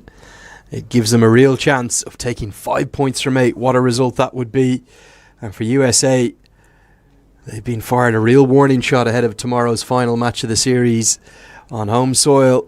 They're going to come up against a formidable side led by Sandeep Lamichhane, just opening the gate there. And plenty of cheers for those fans from Nepal. Should have a good crowd tomorrow, the home side taking on Nepal. And it could be a pretty entertaining contest, I'd suspect. And again, Lenny, the point I made early in the first innings, Nepal has saved themselves 2 hours in the field today. This match is over just after 5 o'clock local time. Most of the matches haven't been getting over until 6:30, 7 o'clock. And you can't underestimate the fact that putting an end to this game early, finishing off that first innings 4 overs early, and then finishing this chase off 16-plus overs early, they won't have the same physical toll that USA has experienced over the course of this home tour. And even though on paper it might say that Nepal is playing a back-to-back, it's not the same kind of back-to-back that USA had on Saturday and Sunday where the temperatures were 99, 100 degrees with all that heat index. Here it's a much more manageable day. The temperature dipped over the last couple of days. It's down around 94, 95 degrees today, which might not sound like a lot, but there's a big difference between 95 and 100 when you've been hanging out here for the last 3 weeks. And the fact that it's a bit cooler today and they don't have to spend all that time in the field, I think that'll be a huge thing to Nepal's advantage before they go into that matchup with USA tomorrow. Very comfortable and confident chase. They did lose those 3 wickets, probably a bit unnecessarily, particularly the reverse sweeping Dev Canal. No need for that whatsoever. But the rest of the chase was a canter. 50s for Kushal Bertel and Mohammad Asif Sheikh. And for the Omani bowlers, Peter, not an awful lot to cheer. No, but the Nepal fans are cheering, I got to say, Lenny. Just the 2 wickets, Fayaz Butt and Cover Ali. But a great scene that's happening right now. Bilal Khan, it's taken a whole lot of selfies with these Nepal fans that have come out. And the Nepal fans, they may have been cheering for Nepal over the course of the match, but now that it's over, they're cheering in a big way for Bilal Khan, trying to get selfies and autographs and handshakes. And that's just, again, the embodiment of the great spirit of these Nepal fans. And he's signaling for some cricket balls to be thrown over. He wants to autograph some cricket balls, and now he's tossing some up to the crowd. You can see it on the bottom left of your screen there. A couple more cricket balls being sent out to Bilal Khan, and he's flicking them up to the Nepal fans. Great spirit between both sides here. Not just the players, but the fans as well. That's what you love to see when you come out to a cricket game, Lenny. Yeah, lovely spirit between the teams. Let's take a look at the updated points table as well before we go to the match summary. A bit of a net run rate hammer blow for Oman. Goes to show how they've been quite badly beaten in the 13 games they've lost. Their net run rate's only a smidgen above 0 despite winning 21 of their 36 completed matches and only losing 13. They will finish on 44 points. It should be enough, surely, to secure a top 3 spot. I don't think it'll be enough to win the league outright proper, but if they finish in the top 3, they'll consider that job done, and Dilip Mendes will be a pretty happy man sealing his spot at the ICC Cricket World Cup qualifier 2023, which will be next year. Venue to be confirmed. But for Nepal, they leapfrog Namibia into 5th place. If they finish there, they'll secure their ODI status. They'll want to do more than that, though. They've got their eyes on a top 3 spot. For them to get there, they'll need to start with a win tomorrow, you'd think, over USA. And for USA to get their campaign back on track, it's almost must-win territory for them tomorrow. Peter Della Penna, which way will that game go between the home side and Nepal? Well, based on current form, you'd have to back Nepal. And again, just look at the difference between the net run rate between those two sides. Nepal has a 0.28 positive advantage over USA. And if they keep winning games, that advantage is only going to increase more and more and more. And USA just shows how much they're going to struggle to make up that ground unless they finish off this home tour on the right note tomorrow. So a little bit of pressure on them to get that win, because we talked about it before. Their record away from home in this competition has been quite dreadful, and they have to maximize their opportunity tomorrow and the last chance to play a game on home soil. Yeah, it should be a thriller tomorrow. Come and join us for the action then, whether it be in person. You can get your tickets on the gate tomorrow or on usacricket.org/tickets. Do stay with me, because we're going to have the post-match presentation. We're going to hear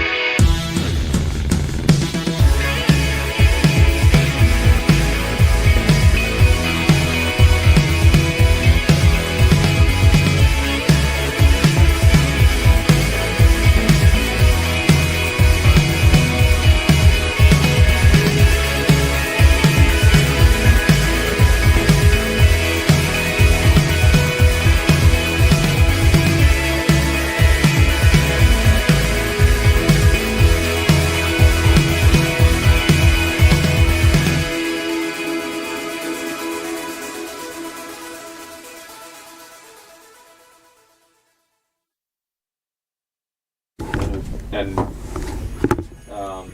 it's hard to flee down.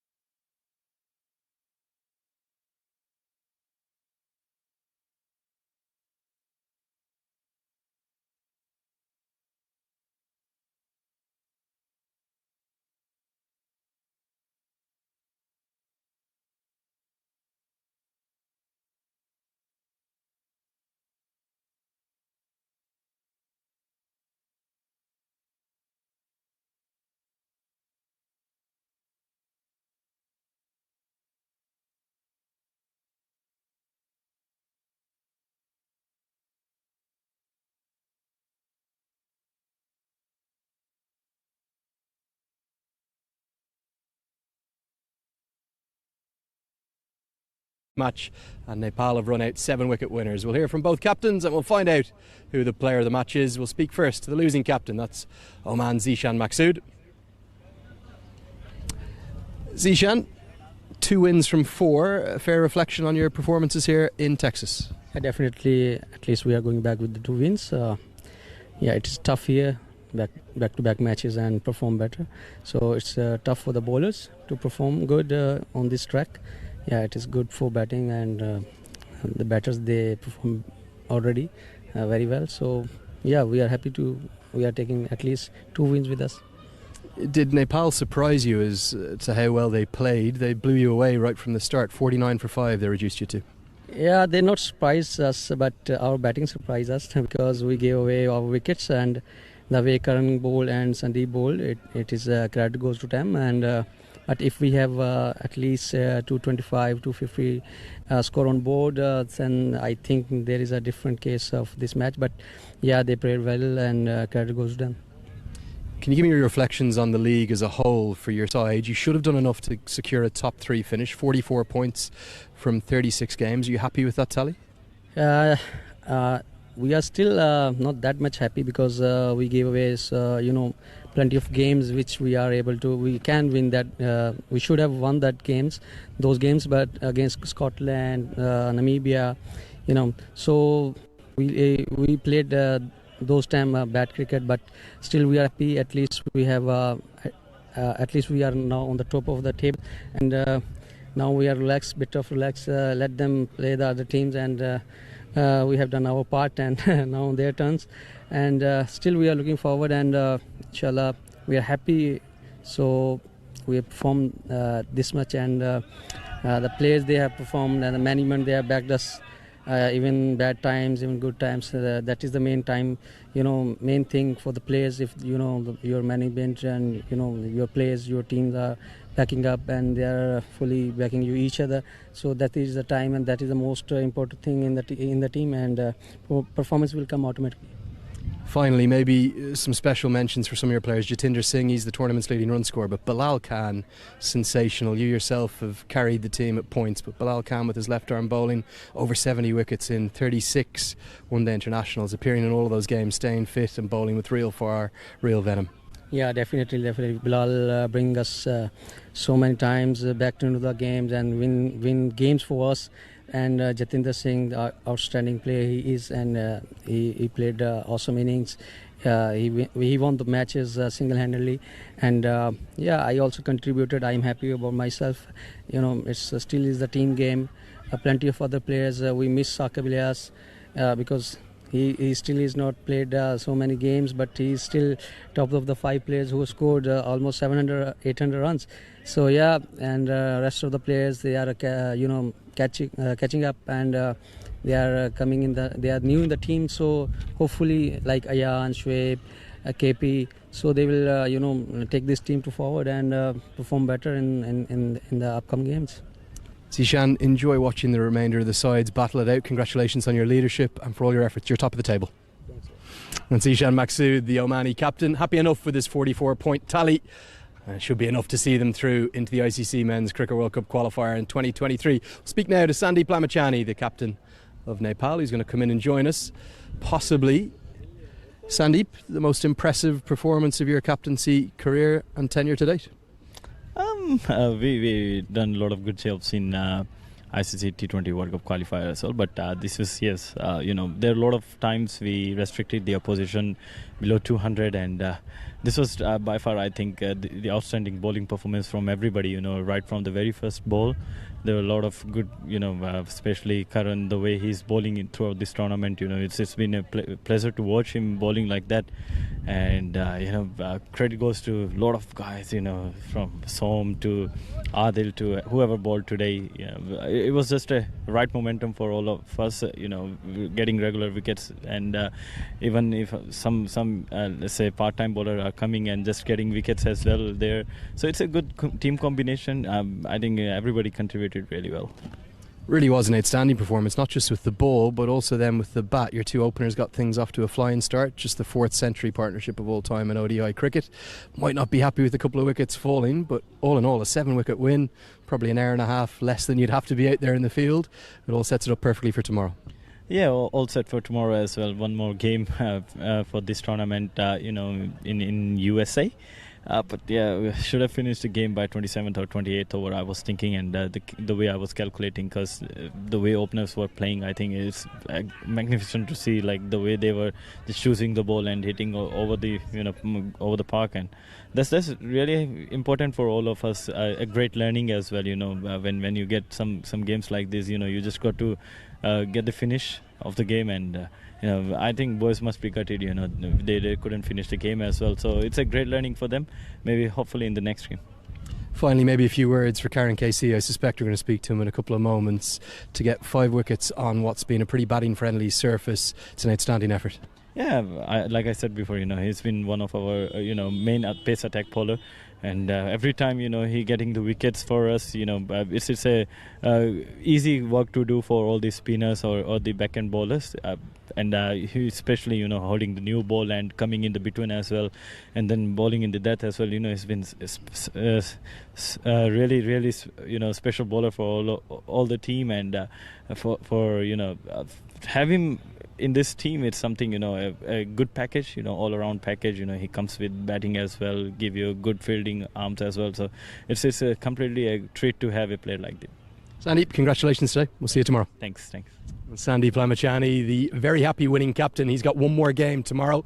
I'd like to call now on our player of the match presenter. That's Mr. Richard Doan, who's going to come in and join me, the cricket operations manager for USA Cricket. And it's rather fitting that one fine former fast bowler is going to give the award to a current fast bowler. In 3rd place, though, we will go through the formalities. Kushal Bertel with 56 runs. 2nd place, Mohammad Asif Sheikh with 62. But no surprise, the player of the match, it's a second 5-wicket haul in the series. 5 for 33 from his 9 overs. It's Karen Casey. So Karen Casey will receive his player of the match award from Richard Doan. Richard Doan still has a few inches of height than Karen Casey. 2 very impressive fast bowlers. Karen, stay with me. Thank you, Richard. Appreciate that. Well bowled as always. Karen, what is it about this wicket? You seem to really enjoy it. Your second 5-wicket haul. Yeah, well, it's a batting friendly wicket, so it's nothing to do for the bowling. So it's your basic. Like if in bowling you have to do your basic rights. I think I didn't think much fancy things. I did my just bowling on the right areas. That's the only thing. It was a brilliant start, 2 wickets with the new ball, but then that comeback spell where you picked up 3 more. And tell me about that moment when you got to the 5-wicket haul, you got down and just put your head on the surface.